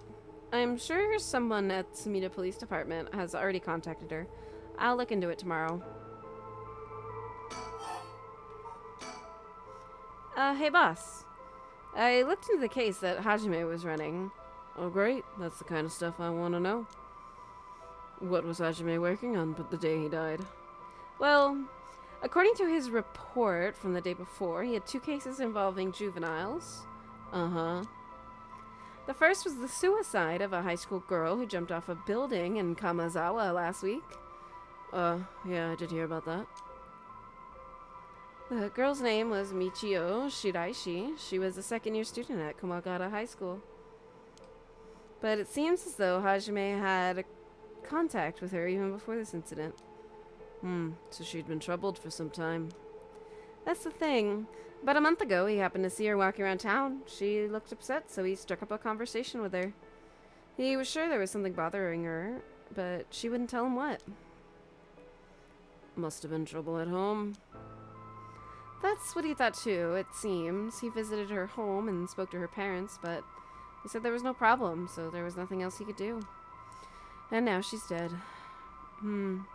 It's possible he could have prevented her suicide then. He must have been devastated.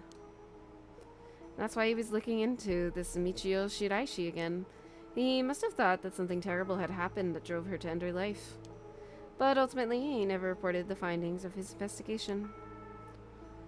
I see. And you're thinking that may have something to do with his death. We'll have to find out what it is Hajime discovered. Right, let's check with the Sumida Police Department about that tomorrow, too. And what was the other case he was working? This one is also related to Komagata High, a Komagata High student. A troublemaker named, he told me, Okuda. She seems to be a leader of a group of kids who get up to no good. Juvenile delinquency. Fun. She was pretty bad for a while. Multiple charges of destruction of property, assault, and battery, you name it. Hajime had been working with her for about 6 months, and she was finally starting to open up. Then he met with a girl the day he died. Well, every school's got its problems. But I'm sure he'd be worried about how she'd get on without him. Right, just when she'd finally found an adult she could trust. She might act out without someone to help her get through this. We'll have to make sure the Sumida Community Safety Bureau does their job. But, we can't rule out the possibility that meeting with this delinquent girl had something to do with his death. Then we'll have to interview her too. Yes, you're right. She may have been the last person to see him alive, after all. I'll ask Sumida to introduce us tomorrow. Though, who knows if they'll actually let us talk with her. That's what we hired you for. Lay a little boyish charm on them if they need convincing. Yeah, I'm sure they'd prefer me over a scary-looking old man like you, boss. Watch it. I'm still your superior. You ought to act like you respect me at least. Oh, I thought I was. You were? Shit, is that just how your generation speaks? You really are a new breed. It's probably just me, actually. Oh, well, don't think you can get away with that with other people. So, anyways, boss. Were you even listening? We've got quite a bit to look into tomorrow. First, the 2 Komagata High School cases that Hajime was handling. We need to speak with his fiancée as well. I believe that's it for tomorrow. Alright, case notes on Hajime. His body was found at the former Yasuda Gardens. Estimated death 2 days prior at approximately 11 a.m. Cause of death looks like acute heart failure. The cause is unknown. There's a sign of a struggle at the scene. They're trying to locate witnesses. The body was discovered by a groundskeeper. We gotta investigate the fiance and the 2 students. Gotti.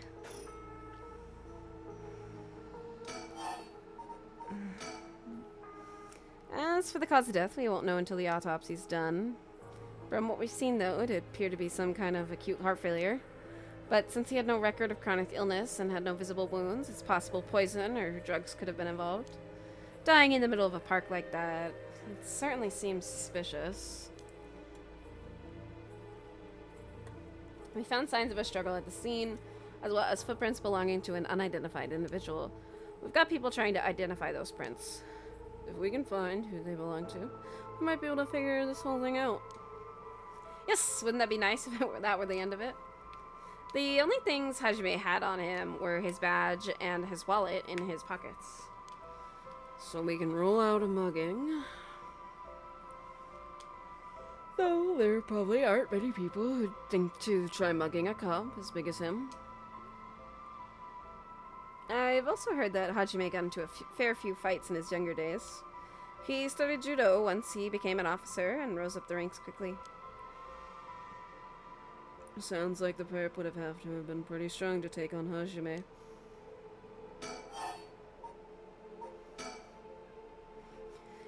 Time of death was around 11 p.m. 2 days ago, outside the park's operating hours, of course. His body was found early in the morning yesterday. 11 p.m. the day before yesterday. What was Hajime doing out here at that time in the first place? That's the question, isn't it? The entrance to the park is closed after hours, but it's a small gate that'd be fairly easy for him to get through if he really wanted to. That would, of course, be breaking and entering, but what do you think, boss? He came here to hide something. Maybe he came under the cover of night to hide something. I don't know. Why go through all the trouble just to hide something?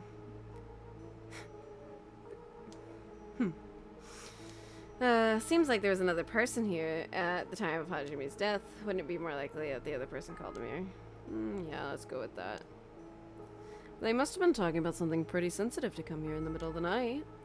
So Hajime met someone here to discuss something in secret. And then they got into a fight? No, that wouldn't match the cause of death. There were no wounds on the body. That would indicate a spontaneous scuffle. The perp must have planned something. Then you think it was meditated? That would mean they called Hajime to the park with the intent to kill him? Well, there's still the possibility that it was just some kind of accident. Maybe the perp tried to threaten Hajime and things went south from there. We should be able to get a clear picture once we know exactly what killed him. Right. But either way, I'm so glad you're back in the First Division, boss. Always admired your work. You were like a god to me. You were the whole reason I became a detective in the first place. Oh yeah, about that. People have been saying that ever since you first entered the academy, but... Yes, that's because it's true. I couldn't believe you got transferred out of the First just as I was assigned to it. So getting to work a case like this now, just the 2 of us, is the dream come true. Happy as I am to hear that, well, how should I put it? What is it? If that's true, I'm not sure you've been showing me the appropriate amount of respect. Huh? But I do respect you. Don't tell me you're going senile, boss. That's exactly what I'm talking about when you run your mouth like that. It's getting late. You must be sleepy. Don't worry, boss. I'll make sure we get out of here soon. Yeah, I get it. Oh.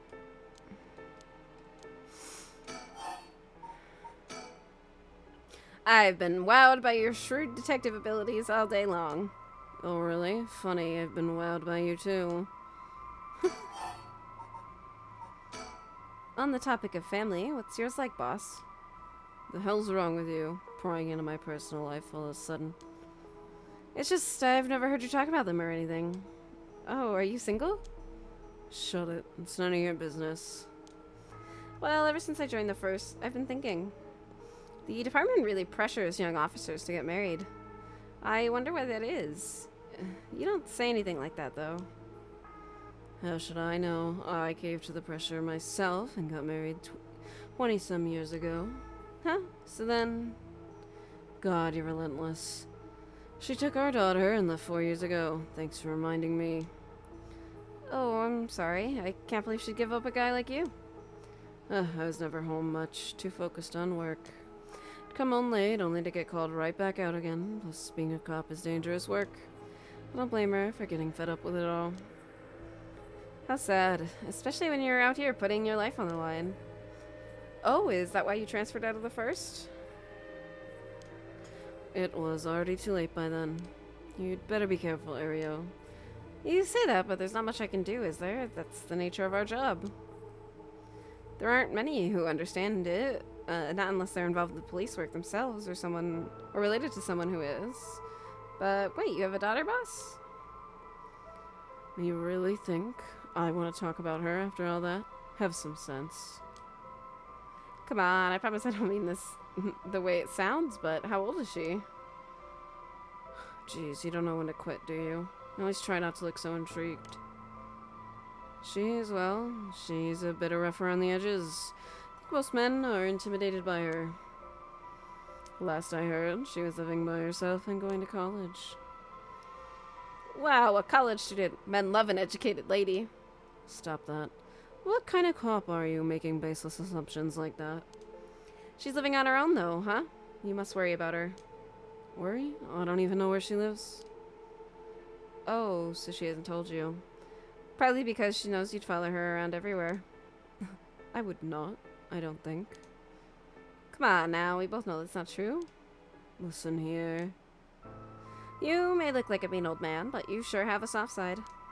What? Is that supposed to be a compliment? I can't keep up with you. We're done talking about this.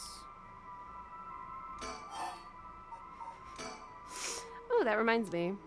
If you got married 20 years ago, it must have been right around the Nejima murder. You know your history? Yeah, that happened a year or two after our wedding. You were the one who arrested the killer, weren't you? We studied that case at the academy. I was only in elementary school at the time, but I still remember people talking about some dangerous criminal getting arrested. All that was just... cracking the case, finding the guy, it was all just happenstance. I'd really not rather think about it. It was a disturbing case. Did it not make your skin crawl when you learned about it at the academy? It did. We were all terrified. Sounds about right. No one could believe that such a mild-mannered man could have committed such a terrible murder. If we had overlooked one little thing, we may never have caught him at all. I think I remember hearing there was only one charge brought against him in the end. That's right. We didn't have the evidence. I knew there was no way such a meticulously planned crime could have been there first, but... we may have stuck Fumichika Nejimi in a cell, but it was no victory. He always had the upper hand. And all the damage he did to everyone involved, especially the victim's classmates. It's already been 20 years, huh? God damn it. This is why I try not to think about it. I'm sorry. Are you? So, all this occult stuff, have you heard about it, boss? What are you talking about? This rite of resurrection thing that everyone's talking about. No, not you two. I've been hearing about that shit everywhere. Oh, you have? That's surprising. Who cares what people are talking about? It's got nothing to do with our job. But you don't think the occult stuff with this case, I don't know, realer somehow? The whole thing started right here in Honjo in Sumida City, so I thought that maybe... Cut it out. Nothing good can come of getting involved with that rite of whatever, or that record of fates. Sounds like you know all about it. Boss, are you secretly into the occult? Stop that. Seriously, this isn't a joke. I get why you'd be intrigued by something called the Rite of Resurrection after a buddy of yours died, but bringing the dead back to life, that's the stuff of fantasy. It's not real. So don't go hoping for miracles, got it?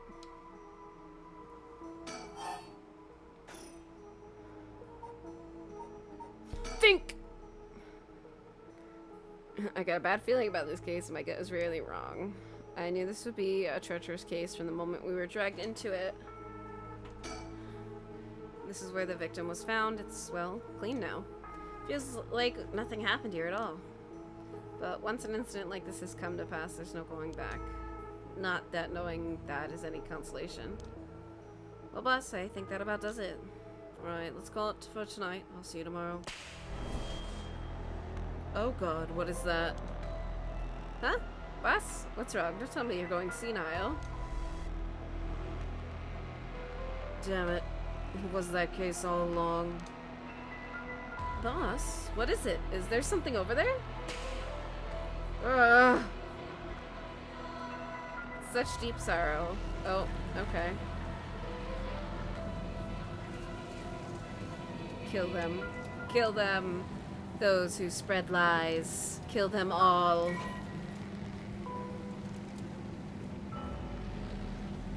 You have acquired the power of the curse stone, the evergreen beach. You can use it to kill those who intentionally try to mislead you. Press the curse button when someone lies to you.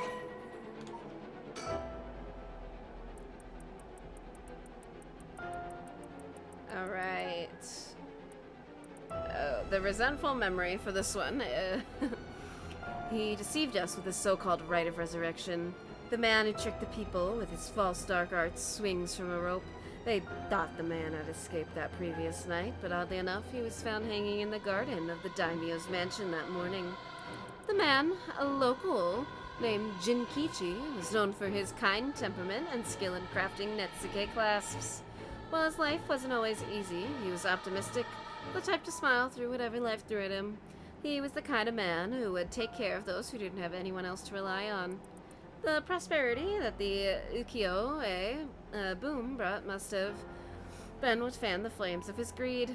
The old craftsman was found in a miserable state, as if sentenced to some cruel fate. Perhaps he'd ended his own life, unable to bear the weight of his crimes. But dead men tell no tales, and the people thought of him as a bad man, even in death. He hung there for days, till his neck stretched horrifically, the visage of pain still etched on his face.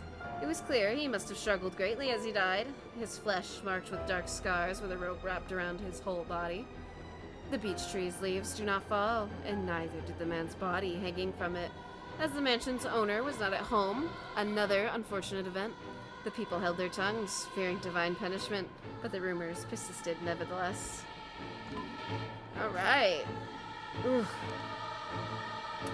Alright, a murderous impulse seeps into my soul like thick black tar.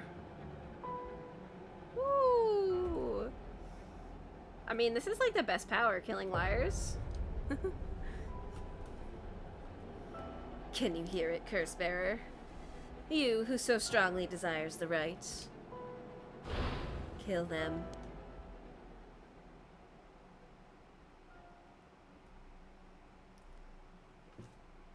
It does seem a bit odd for Mr. Gruff Detective here to be the curse bearer. Boss! Boss! Ah! Boss, what's the matter? Don't tell me you really went senile. Sorry. I'm fine.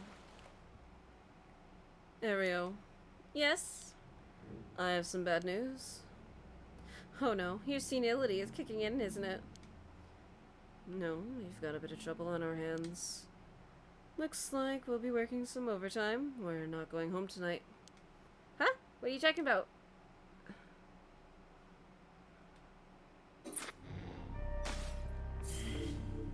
Okay. So I'm thinking the curse, or it's a lie.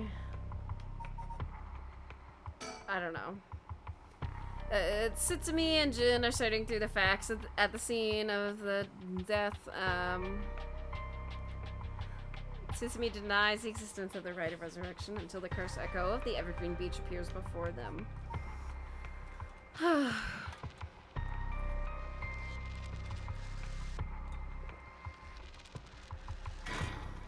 Alright, let's go.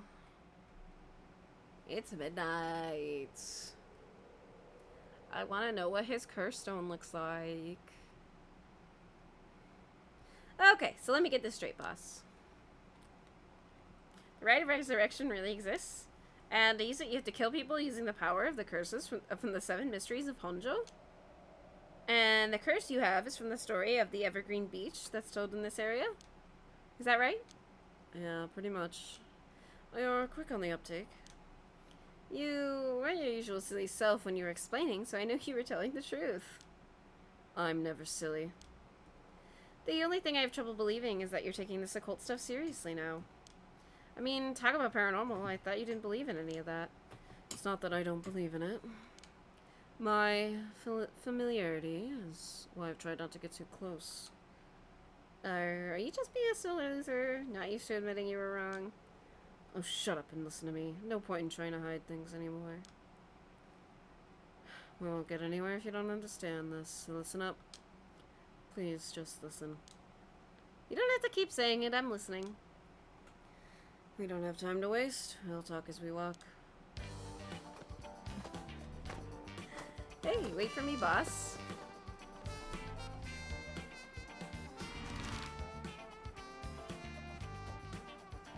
Fucking jazzy music.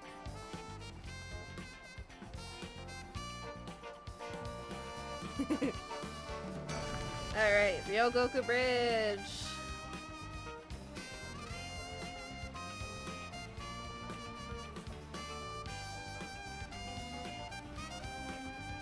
Oh, sorry, I just want to double check on one thing. You're telling the truth, right? This isn't a side effect of your senility. It's the truth. Not like I can prove it, though.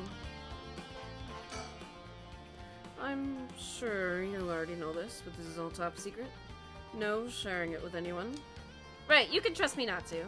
But, no, I just can't believe it. I'd heard rumors that you used to be a member of the secret division attached to the Security Bureau. Can't believe we actually have a department called Paranormal Affairs. Yeah, I'm sure it comes as quite a shock. I couldn't believe it myself. Oh, I thought the higher-ups were messing with me. Really had me worried for a while there. No, this is incredible. That's the whole reason I became a cop. I was always fascinated by secret agencies and stuff. You serious? But thinking about it, it totally makes sense. If curses and spirits really do exist, then of course we'd need a special department to protect citizens from them. You seem a bit too eager to believe all this. And hang on, I thought you joined up because of me. Come on, boss. Do you only have one favorite food? You can like more than one thing. Yeah, whatever.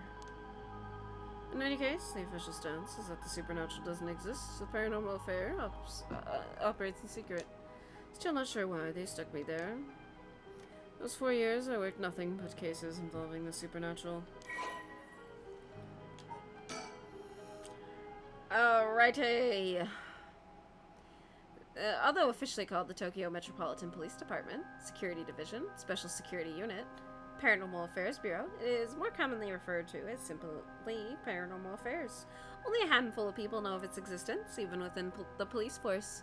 As the name suggests, it specializes in the investigation and resolution of cases involving paranormal phenomena. Since the existence of paranormal phenomena is not public knowledge, nor is it readily believed by the general population, the Bureau's activities are conducted in the utmost secrecy. Currently, there are only 5 members, including the chief. The Bureau has a network of psychic contacts across the country who assist with their cases, including Mio Kurasuzu. Ah, nice. The Bureau undertakes investigations into any suspicious stories that cross their desk.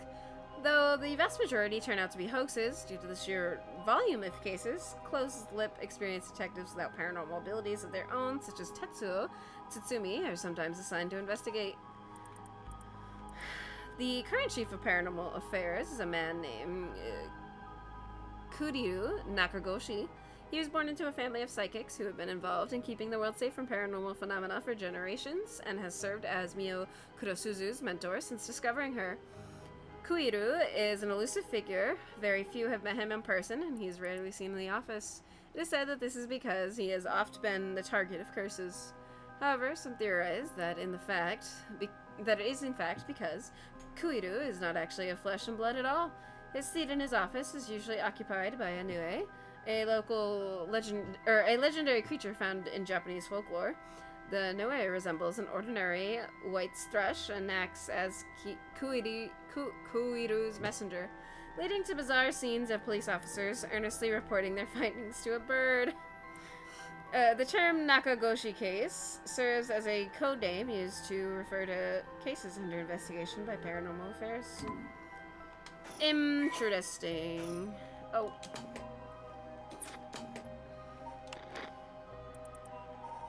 Oh, we got more on Tetsuo.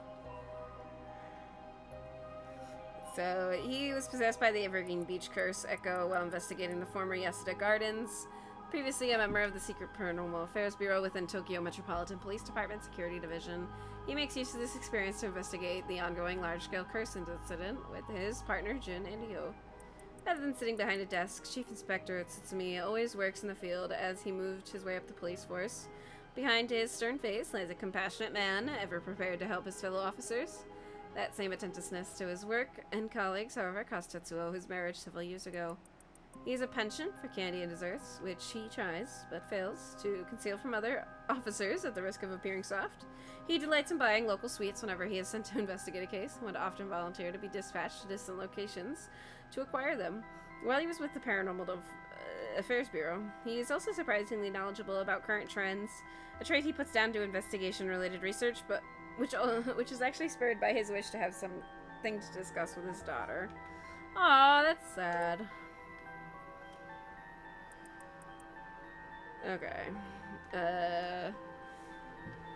Jun encountered a curse echo while investigating the mysterious death of his colleague, Hajime Yoshimi, in the former Yasuda Gardens with Tetsuo Tsutsumi. When Tetsuo explained to him that the supernatural is real, he accepted this fact without a moment's hesitation and vowed to help his partner solve the case. Born to a relatively well-off household, Jun developed a healthy sense of self-esteem and optimistic outlook on life. Although watching action movies and detective series as a child instilled in him a desire to help those in need, it was the sight of Tetsuo Tsutsumi, who was in charge of investigating a case Jun was involved in as a student, that truly inspired him to become a police officer. While Jun still maintains a strong respect for Tetsuo, he also gets much enjoyment out of making casual cracks to get a rise out of the veteran officer. As an adult, Jun continues to hold on to the faint hope that the world is as he pictured in his youth, a thrilling place in which superhuman heroes do battle against secret evil organizations. He attended the police academy with Richter Kai, who is now a private investigator. The two initially became friendly when Jun found Richter holed up alone in the reference room scouring over old crime data, and invited him to go bowling, a popular pastime in this era. Okay. Is there maybe... No, there's not another one. Okay. Think. Revealing the existence of a secret department is against the rules, even to a fellow cop. But this is an emergency. I need his help. I'll tell him. So, do you, have it? Have what? Spirit sense, of course. Are you what they call spiritually gifted? Nope, never felt anything at all. Even if I did, I'd be a lightweight at best. One beer, and I'm down for the count. Oh, is that how people in the field quantify someone's spirit sense? Like, how much liquor they can handle? Nope, that's just me. Thought it'd help get the point across. Just like Yoko. Oh, huh. Sorry, seems like I keep disappointing you. No, it's not your fault, boss. At the risk of disappointing you yet again, I'll tell you one more thing. Spirit sense is usually something you're born with. It's tough to develop it later on. What? So there's no hope for me? No, say it ain't so. Of course, you were interested. Well, you never know. You may have some hidden potential. I know there's a high schooler who's got so much spirit sense she works on the front lines. I say work, but she wasn't paid because it was supposedly part of her training. Yikes! That seems to be in violation of Article 69 of the Labor Standards Act. Wow, you really know the law. No comment. Even the occult field has workers' rights issues, huh? So what do we do now? We've got this rite of resurrection and the curse echoes of the 7 mysteries of Honjo. The curses being spread out around the city is a bit of an emergency. It's that bad? Oh, put it this way, it's like handing out guns all over town. Jeez, that's real bad. It is, so we need to find the source and put a stop to it before something terrible happens. Usually that'd be a job for Paranormal Affairs, but I talked to them on our way over here. Main team is tied up till tomorrow night. So they told me to deal with it myself. Said it'd be fine since I have some experience. Huh? What? Then that overtime you mentioned means? Yep. You're gonna help me, partner. Alright, let's do this! You seem a bit too eager to dive into all this. You really have no reservations working a case you know nothing about? You said this was an emergency. I didn't think we had a choice. I'm just trying to be logical about this, boss. You really are something. It might actually be nice having you around. Why, thank you. So, what exactly do we do? These curses are connected to the 7 mysteries, and the people who have the others should all be here in town. Right. If there's 7 of them, that means there are 6 more out there. We have to stop them all before they kill anyone with their curses. If we can, we should be able to find and collect all the curse stones. But, boss, from what you said earlier, killing a curse bearer gets you closer to completing the rite of resurrection. Won't your life be in danger if they find out you're a curse bearer? Pretty much. We can't let that happen. Should you even be out here right now? Hiding would only be a waste of time. The mystery of the one-sided reed is associated with the Ryogoku Bridge. I was hoping we'd be quick enough to run into the one-sided reed curse bearer, but no such luck it seems. Well, if nothing else, maybe word will spread that the cops are on the lookout and people will behave. That's putting a lot of trust in whoever these other people are.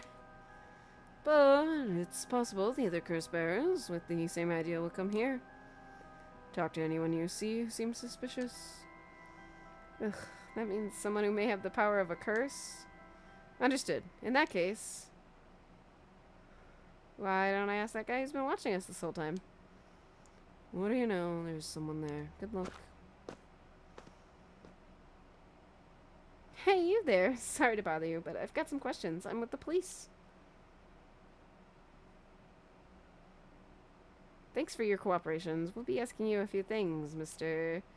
Yutaro Namigaki. That's your name, correct? Yes, I don't mind answering your questions. You're a detective? Did something happen? All right, lots of things have been happening around here. Like people dying.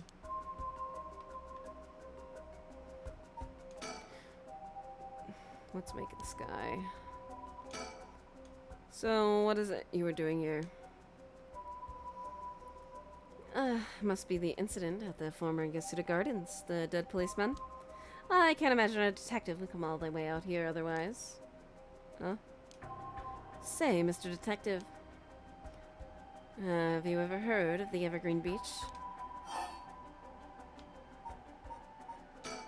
One of the 7 mysteries of Honjo, right? Why do you ask? I was just looking for it. Actually, I was wondering if either of you knew anything about it. Not here. If it's the Evergreen Beach you're after, you'd be better off looking around the former Yasuda Gardens than here. Oh, you know a lot about this. But that's what I thought. Detectives, you have the curse stone of the Evergreen Beach, don't you? How'd you know? Ario, you idiot. Well, that was much easier than expected. Oh, crap, sorry. It was simple inference. I figured you would have taken the curse if you were just in the gardens. If you know that, then you must be a curse bearer yourself. I have no intentions of hiding anything. I planned to tell you from the start. Look. This is my curse stone. I believe it's called the Foot Washing Mansion. That's right, but are you sure about this? I'm not so rash that I'd kill someone as soon as I found out they were a curse bearer. Not without talking to them first. You're the same, aren't you, detective? You wouldn't use a normal curse on a person. Let's speak as equals, shall we? Oh, he's lying.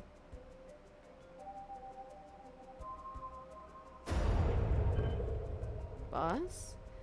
Sure, we'd rather resolve this amicably, too. Oh, it wouldn't let me do it. But before we talk, there's something I should tell you. Hmm? This is my curse stone, the Evergreen Beach, just like you thought. What? Well, boss, why would you tell him? As for how the curse works... Boss, are you having another senior moment? Could you tell him that? Hangs to death anyone who would try to mislead me. So if you try to lie to me, the curse stone will let me know. I don't have to use it to tell, understand? Whoa, really? That's super useful. I see, understood. That's a pretty useful power for a detective. Now then, let's talk. Damn, seems I've lost the upper hand.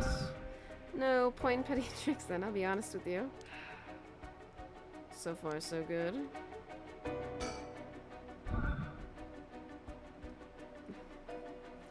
There's someone I want to bring back, so I'd like your assistance in collecting soul dregs. Can't help you. Please, all you'd have to do is tell me who the other curse bearers are. Sorry, but as a police officer, I can't just look the other way and let you go. Please, if you help me, I'll let the two of you go as well. Is that a threat?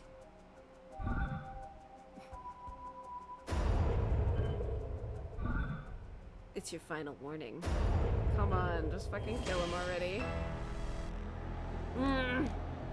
My curse, the foot washing mansion.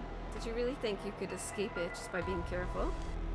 It didn't matter to me which of you was the curse bearer. I'll be taking both of your soul dregs anyway. Wait, Namigaki. The foot washing mansion is a powerful curse and so simple to activate. It is ready whenever I need it. There is no escape from the voice of my feet. Ariel, get out of here. Hurry, I'll find you later. What? Okay. Too late. Hear the voice of my curse echo. The voice of his curse echo. What? Why isn't my curse echo working? Impossible. This has never happened. What's happening? I don't hear anything. Ariel, no. Grab him. Right. Namigaki, get down. Ah, damn it. Boss here, his curse stone. Good work. Give it to me. Alright. Damn it, why? What do you think, boss? Should we lock him up? I haven't even touched you. You can't consider that assault of a police officer. Let him go. All we need is a stone. Ugh. How did this happen? My right of resurrection. Give it up. The right was too good to be true from the start. I don't know what happened to you, but you'd be better off mourning whoever you lost the right way. Now get out of here. Damn it. Whew, that was a close one, huh, boss? We'd probably be dead if he had activated his curse. Yeah, I'm not sure what, but something stopped his curse from... Boss, are you okay? Does having another curse stone hurt? Yeah, the curse from this one is flowing into me too. Oh no! I saw what activates the curse of the foot washing mansion, and the resentful memories bound to it. I see. I always thought this was one of the stranger of the 7 mysteries. Now I know why. It sure is something. What did you see? Let's save that for later. All you need to know for now is that it's a particularly powerful curse, and we're lucky we took it from him quickly. Woo! Alright. Kill by crushing one who hears the command wash. Alright. She was an accomplished onmyoji. Alas, she did not use her talents for the good of the world or the people, but for her own selfish pursuit of beauty. After a fierce battle, the woman dragged herself through the streets. It was like something had gnawed away at her body. Will I die? I've already obtained what I needed, as long as I have this. Suddenly, a terrible realization dawned on her. Her legs wouldn't move. She fell to the ground. What was happening? Surprised, she looked down. Her foot, once so beautiful and delicate, had grown, ulcerated and rotten. He got her. She was on the verge of death, covered in filth to the boot. Crawling to a nearby house, her breath caught in her throat. The curious residents opened up and recoiled from what they saw. My foot is so filthy. Someone, please, quickly. The woman expired while mumbling something unintelligible, and so ended the life of a woman consumed by evil. Damn, okay. Well, that makes one stone. Where do we go now? We'll visit all the places associated with mysteries while it's still dark out. You mean we have to do that all over again? I hope they aren't all as aggressive as him, but people will do crazy things to bring back someone they love. It seems that the hatred the curse stones are imbued with makes people more willing to kill. Really? Then what about you, boss? I'm fine. I may not have any spirit sense, but I'm tough when it comes to this stuff. That's why they loved me in Paranormal Affairs. So you are spiritually gifted after all. Alright, let's head to the next place. I don't think he is. I think you're just being silly. Being a silly Billy there. Ugh.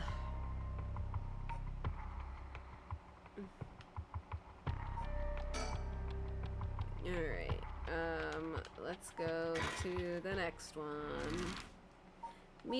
Midoricho Park.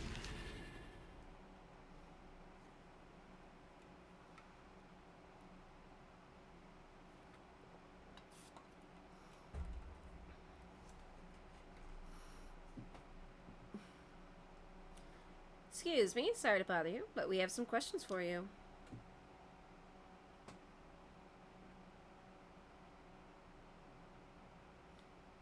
What? Are you with the police? I haven't done anything. Don't worry, this isn't an interrogation or anything. We just want to talk. You're Hideki Arashi, right? The historian? We know who you are, so this won't take long. But since we saw you here, we'd just like to ask you a couple questions. Alright. Hideki is a historian who works part-time as a curator at the local folk museum and as a teacher at Komagata High School. His recent publication on the rite of resurrection has caused a stir in occult circles. Hideki is a quintessential obsessive researcher. Despite being entirely unsuited for teaching, he had no choice but to take up a position at Komagata High School in order to make ends meet. While having a captive audience in his classes goes some way to satisfying his need for respect and recognition, his conceited nature makes him unpopular among the students. Lately, he is concerned that articles he contributed for purely monetary reasons have earned him a reputation as a researcher of the occult. But the surge of interest in the topic and the resulting volume of articles requests he is receiving are undeniably tempting. Hideki is a regular at the Kurokikyo Cafe on Hokusai Street, where he can be found outside his work hours writing essays and manuscripts. His published books include A Study of the Unknown and An Introduction to Bando History. Alright, and Yutaro? The young man encountered at Ryokoku Bridge. He didn't hide the fact that he was a curse bearer. His curse stone was later recovered by Tetsuo. Yutaro is an elite student. I think we read this before. Well, let's get it over with. I'm a busy man. What were you doing? Oh. Now, Mr. Odaishi, what were you doing here at this time of night? Doing research, of course. Day or night. Information never sleeps. That's an admirable philosophy. You know your research has been quite the talk around town. What was it they were saying? You discovered something about some book? Ah, right. You found some kind of ritual, a record of fates. Don't tell me you want to know how to carry out the rite of resurrection, too. I'll be precisely honest. I'm tired of people asking me about it all the time. None of you even care about local history. You just come crawling out of the woodwork when something interesting comes up. Looks like I hit a nerve. If you think you can force me to tell you because you're a policeman, you're sorely mistaken.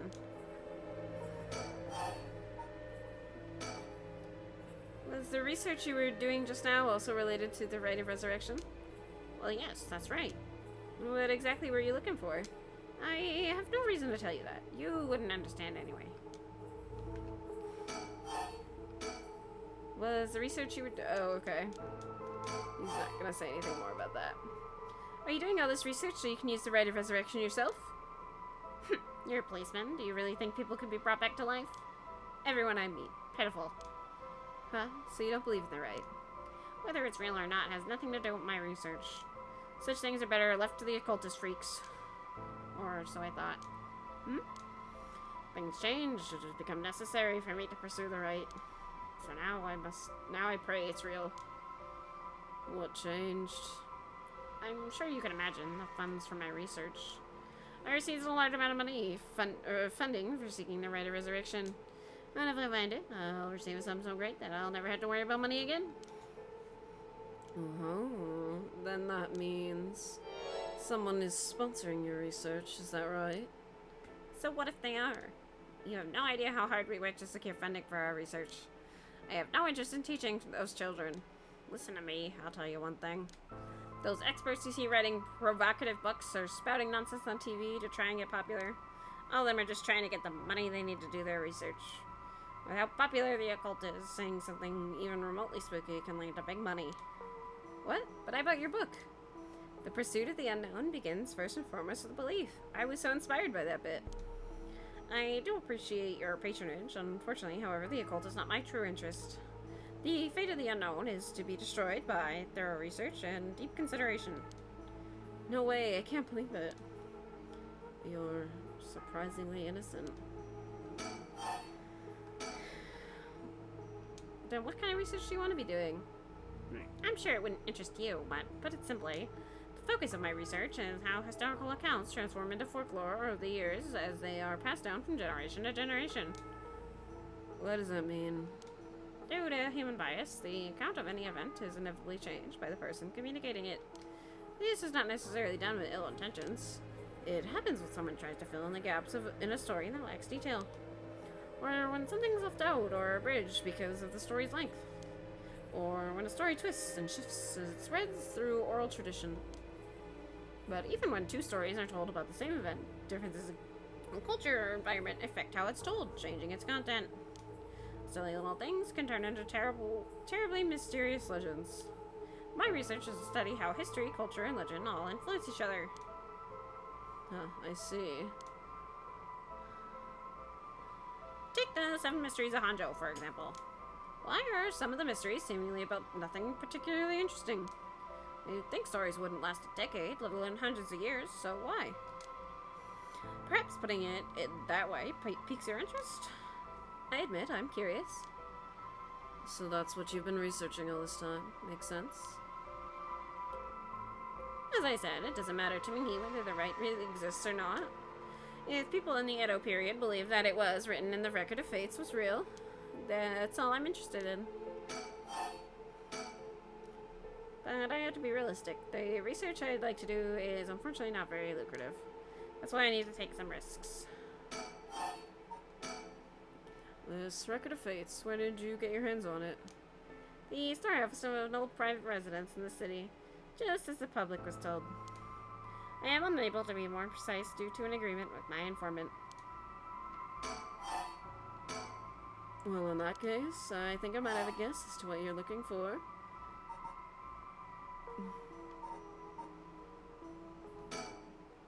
What? Damn it, if you know about that, then... Calm down, no need to get so defensive.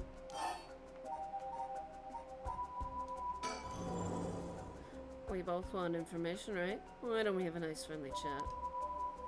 A curse stone! You're a curse bearer! A leaf is the evergreen beach, then. Yep, will you show me yours? This is mine, the ever-burning lantern. Interesting.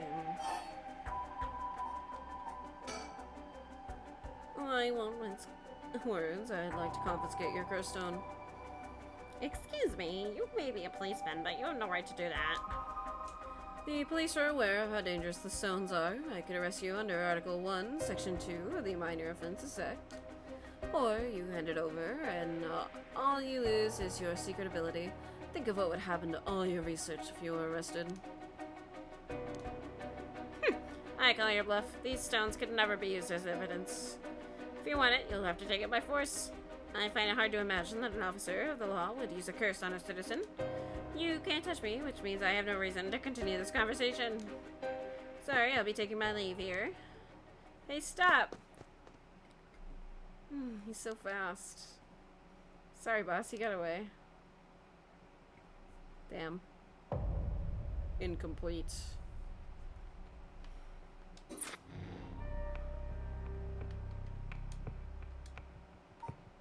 Okay, so I have to restart this one then, I think.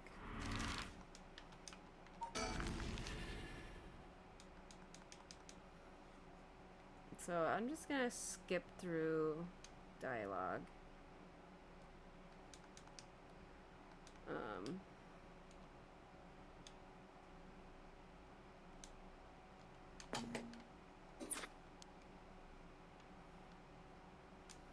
Actually, hold on. Wait. If I go to options. So B is cancel, so that should,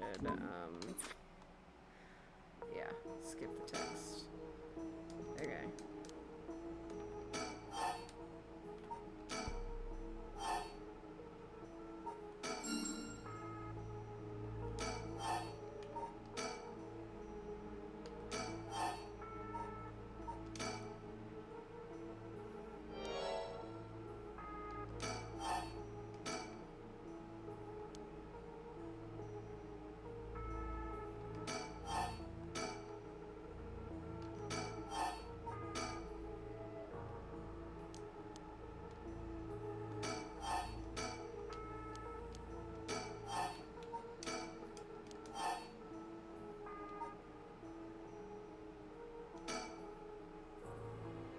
I'm surprised you know that.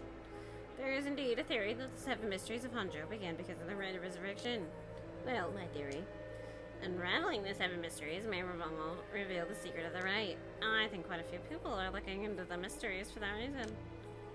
Midoricho Park is connected to the story of the Taiko Suguru, right?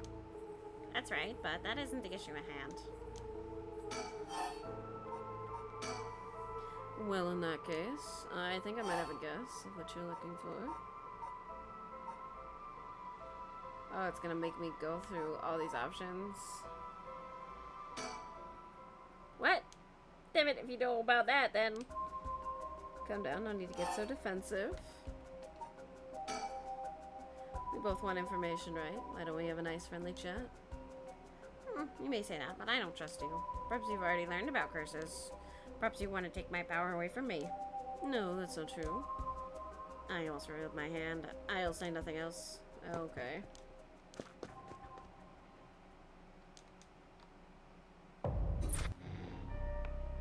Okay. I don't know if, well, if Raider's even supposed to go past this. I'm not sure. Let's,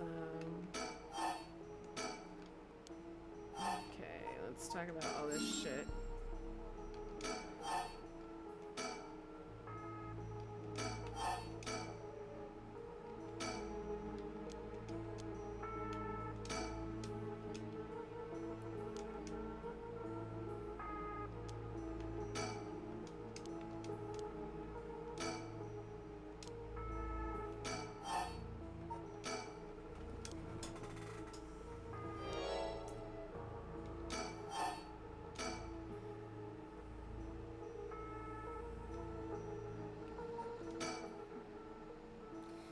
Hideki Araishi says he's a local historian, but supposedly he knows more about the rite of resurrection than anybody.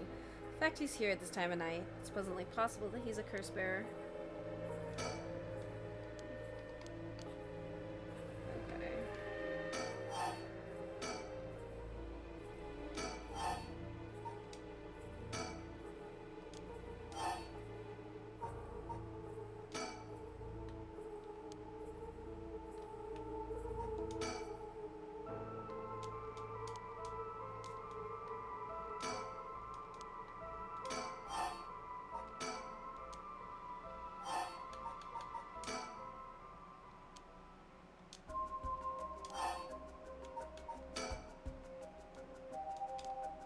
Okay, I just don't think we can continue. I think this is the ending spot for the story for now.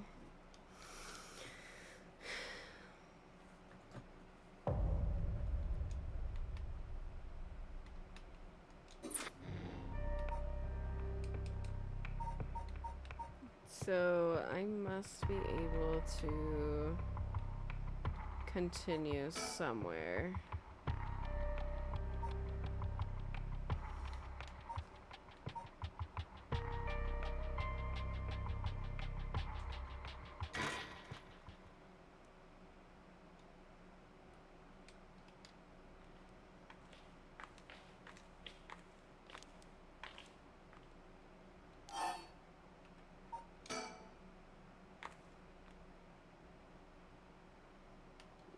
so we already know who it is.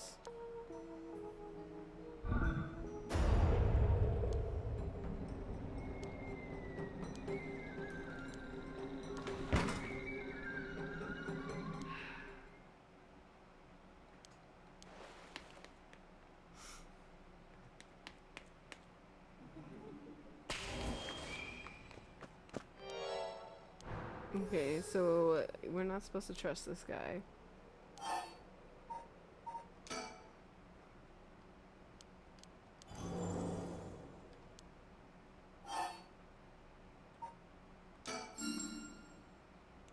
Oh, right. Mr. Jonoichi, I was actually looking for you inside the main building. Was that? He's here right now? What was he thinking? I don't know. He was in Class 3B on the second floor just a bit ago. Well, I suppose that means I can't be locking up yet. Second floor, you said? I'll go take a peek. Back in a jiff. My house is really close by. I'll be fine on my own, really. That's so. Ah, the snack shop, right? Suppose you'll be fine then. Be careful, you know. Be careful now, you hear? Stay on the big, well-lit streets. If something happens, shout fire. Okay, you worry too much. Well, we wouldn't want to be losing any more students. Though I'd imagine you'd know that better than anyone. Yes, you're right.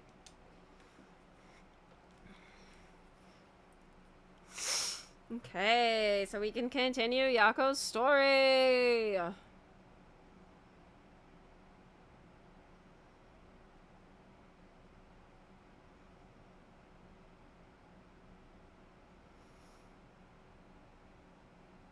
Mia's late.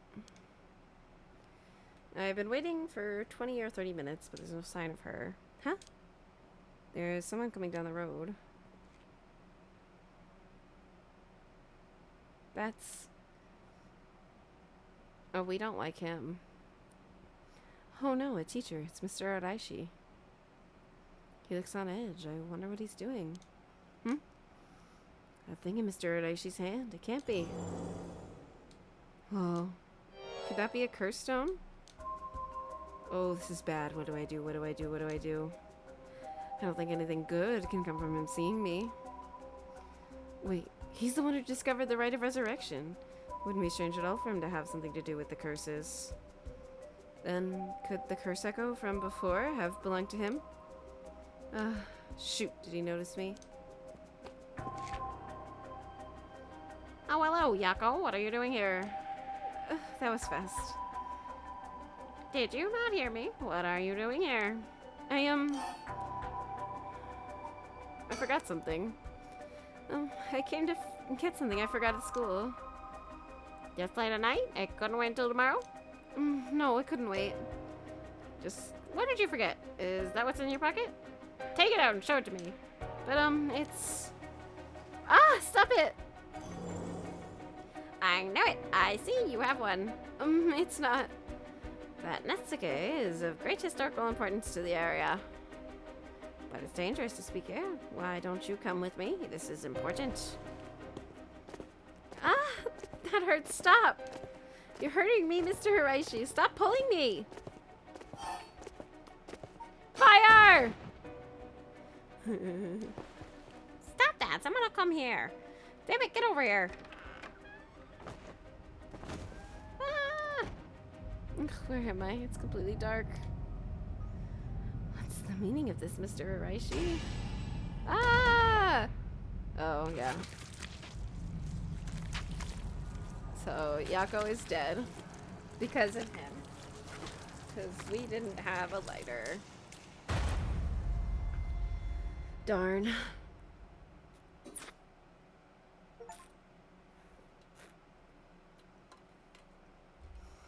Yes, I have arrived at an unfavorable result.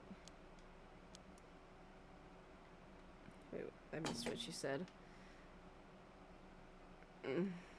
Okay, it would be difficult for Yako to escape from Araishi. Yeah. Okay.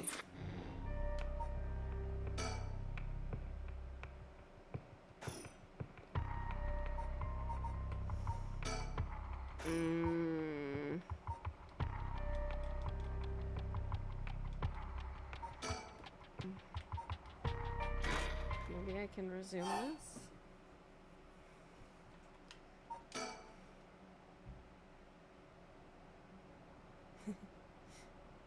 Yes, rip Yako. Alright. So let's see. Alright. A moment to think. Excuse me. Hmm? Oh, it's you. Where did she come from? It's like she appeared out of nowhere. I didn't mean to startle you. I'm terribly sorry if I've gotten the wrong idea, but would you happen to be curse bearers? Curse bearers? What's that then? It means someone who's gathering souls for the rite of resurrection. You have heard about the rite of resurrection, haven't you? Everyone's talking about it. Color me intrigued. Care to tell me more? Miss, what was your name again? Oh, silly me. I'm Ayame Tono.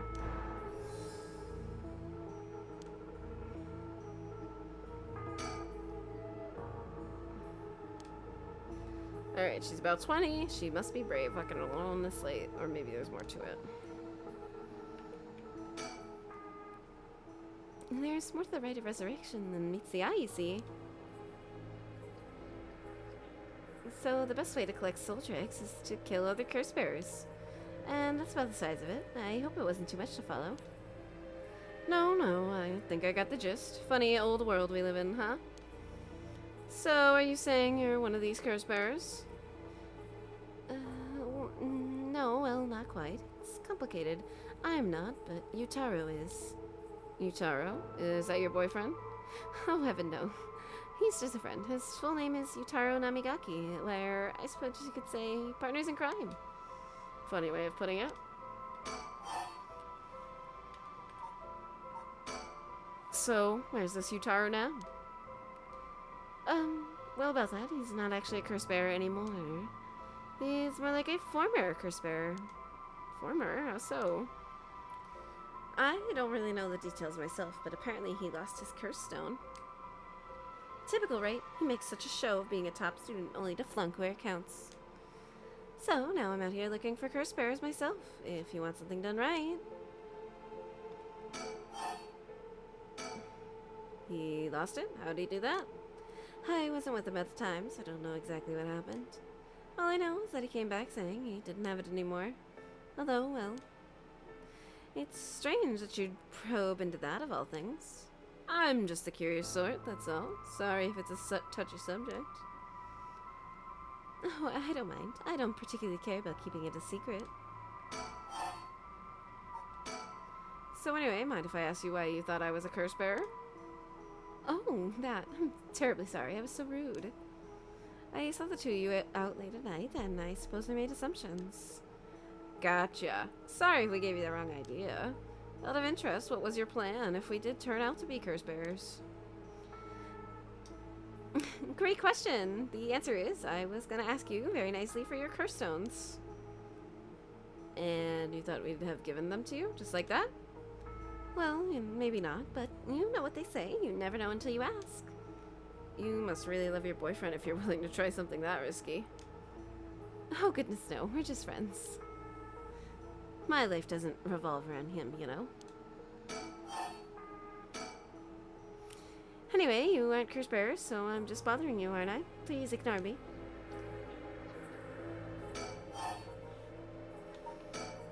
So, what are you trying to do with this rite of resurrection? Well, Yutaro has his plan all laid out. I don't know if I can get behind it, though. It seems... how do I put it? Self-centered?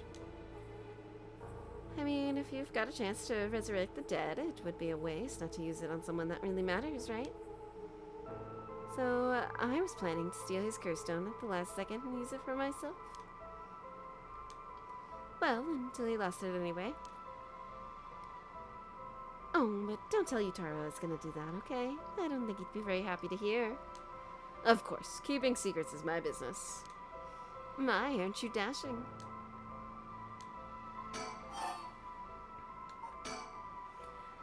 Sounds like you really have your heart set on this, right? What were you hoping to use it on? Do you promise you won't laugh? Cross my heart. Well then, let me tell you my master plan. Prepare to be amazed. I'm an art student, you see. Woodlock prints are my specialty. Ukiyo-e in particular. Ukiyo-e, you must be a cultured lady. Really? Do you think so? Everyone says it's a strange interest for a girl to have. You know, people often think of ukiyo-e as some inaccessible high-class art form, but that's actually totally untrue. Back in the Edo period, it was the art for the masses, amusement for the common people. So when you think about it, we feel exactly the same thrills from everyday So when you think about it, we feel exactly the same thrills from every brushstroke as they did back then. Isn't that fascinating? Huh, yeah, I guess. And as far as I'm concerned, the undisputed king of ukiyo is the one and only Hokusai. Have you heard of him? Sure I have. He's famous. Didn't he live somewhere around here back in the Edo period? That's right. You're just as knowledgeable as you look. His 36 views of Mount Fuji are so iconic, they're the only works of his most people know.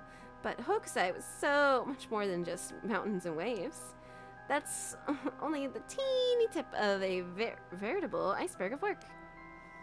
I've got to admit, I only really know him from those landscapes myself. Oh, don't worry about it. Anyone can learn. When Hokusai died at the age of 90, he left behind over 30,000 drawings. That's multiple drawings a day for 80 years. Amazing, right?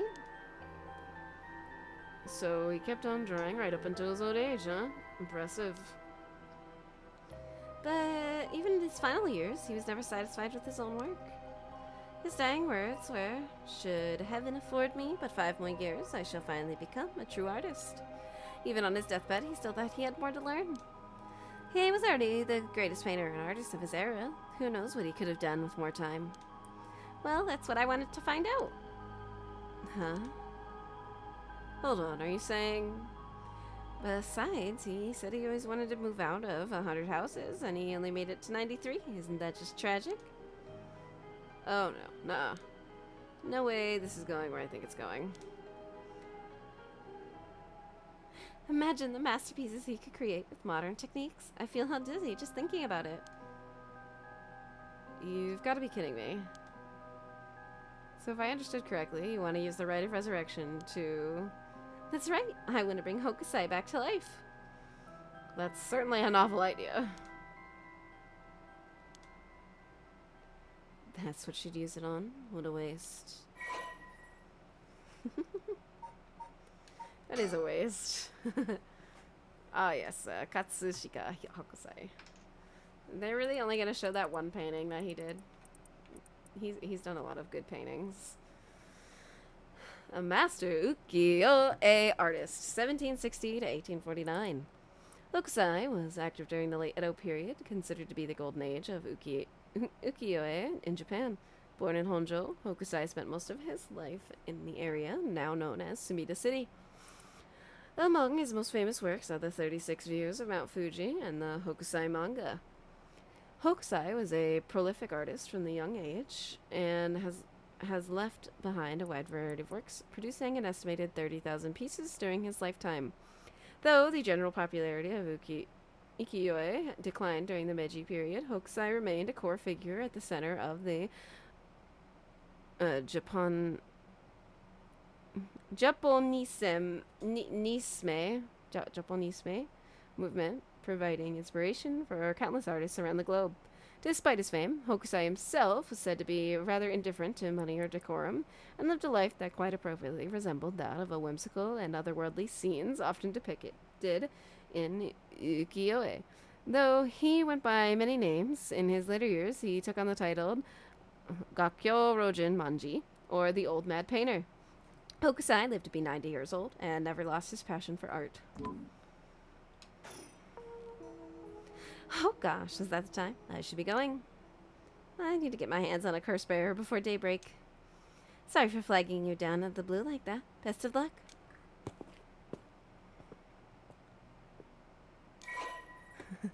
Oh, okay. Ayame is a young woman working with Yutaru Namigaki. Her love of Katsushika Hokusai Ukiyo is so great that she wishes to resurrect him with the right of resurrection. Ayame is a clever but calculating university student who only has time for her own interests. She is making the best of a recent boom in popularity of female university students, incited by their appearance across TV commercials and radio programs. Ayame is content to ride this trend so long as it allows her to get her hands on whatever she needs and wants in life.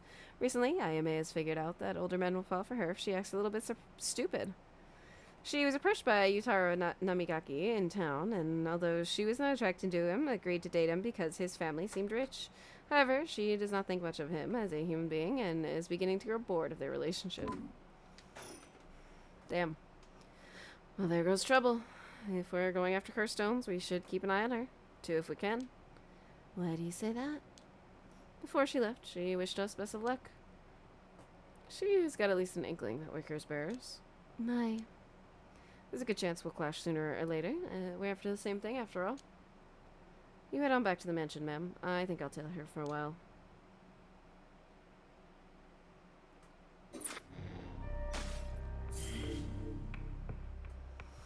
I think I'm gonna call it here, you guys. I am very tired, and you know, my mouth hurty. I've been talking for 4 hours. So, we will definitely play some more on Tuesday when I stream next, because this game is really interesting. I am really enjoying it. I hope you guys are too. But I'll see y'all later, and I hope that you guys have a good time. Yeah, I know, it has been 4 hours. It's been a long stream. But I didn't stream on Thursday because I was really tired after work, you know, the day job. I didn't sleep well the night before either, so yeah. So I was like, I'll have an extra long stream, and it's almost 4:30 my time, and should probably actually do something else with my day, maybe, so I don't feel bad about it, but I don't know. I'll probably just lay in bed. But I will see y'all later, and I hope you have a good night. Bye.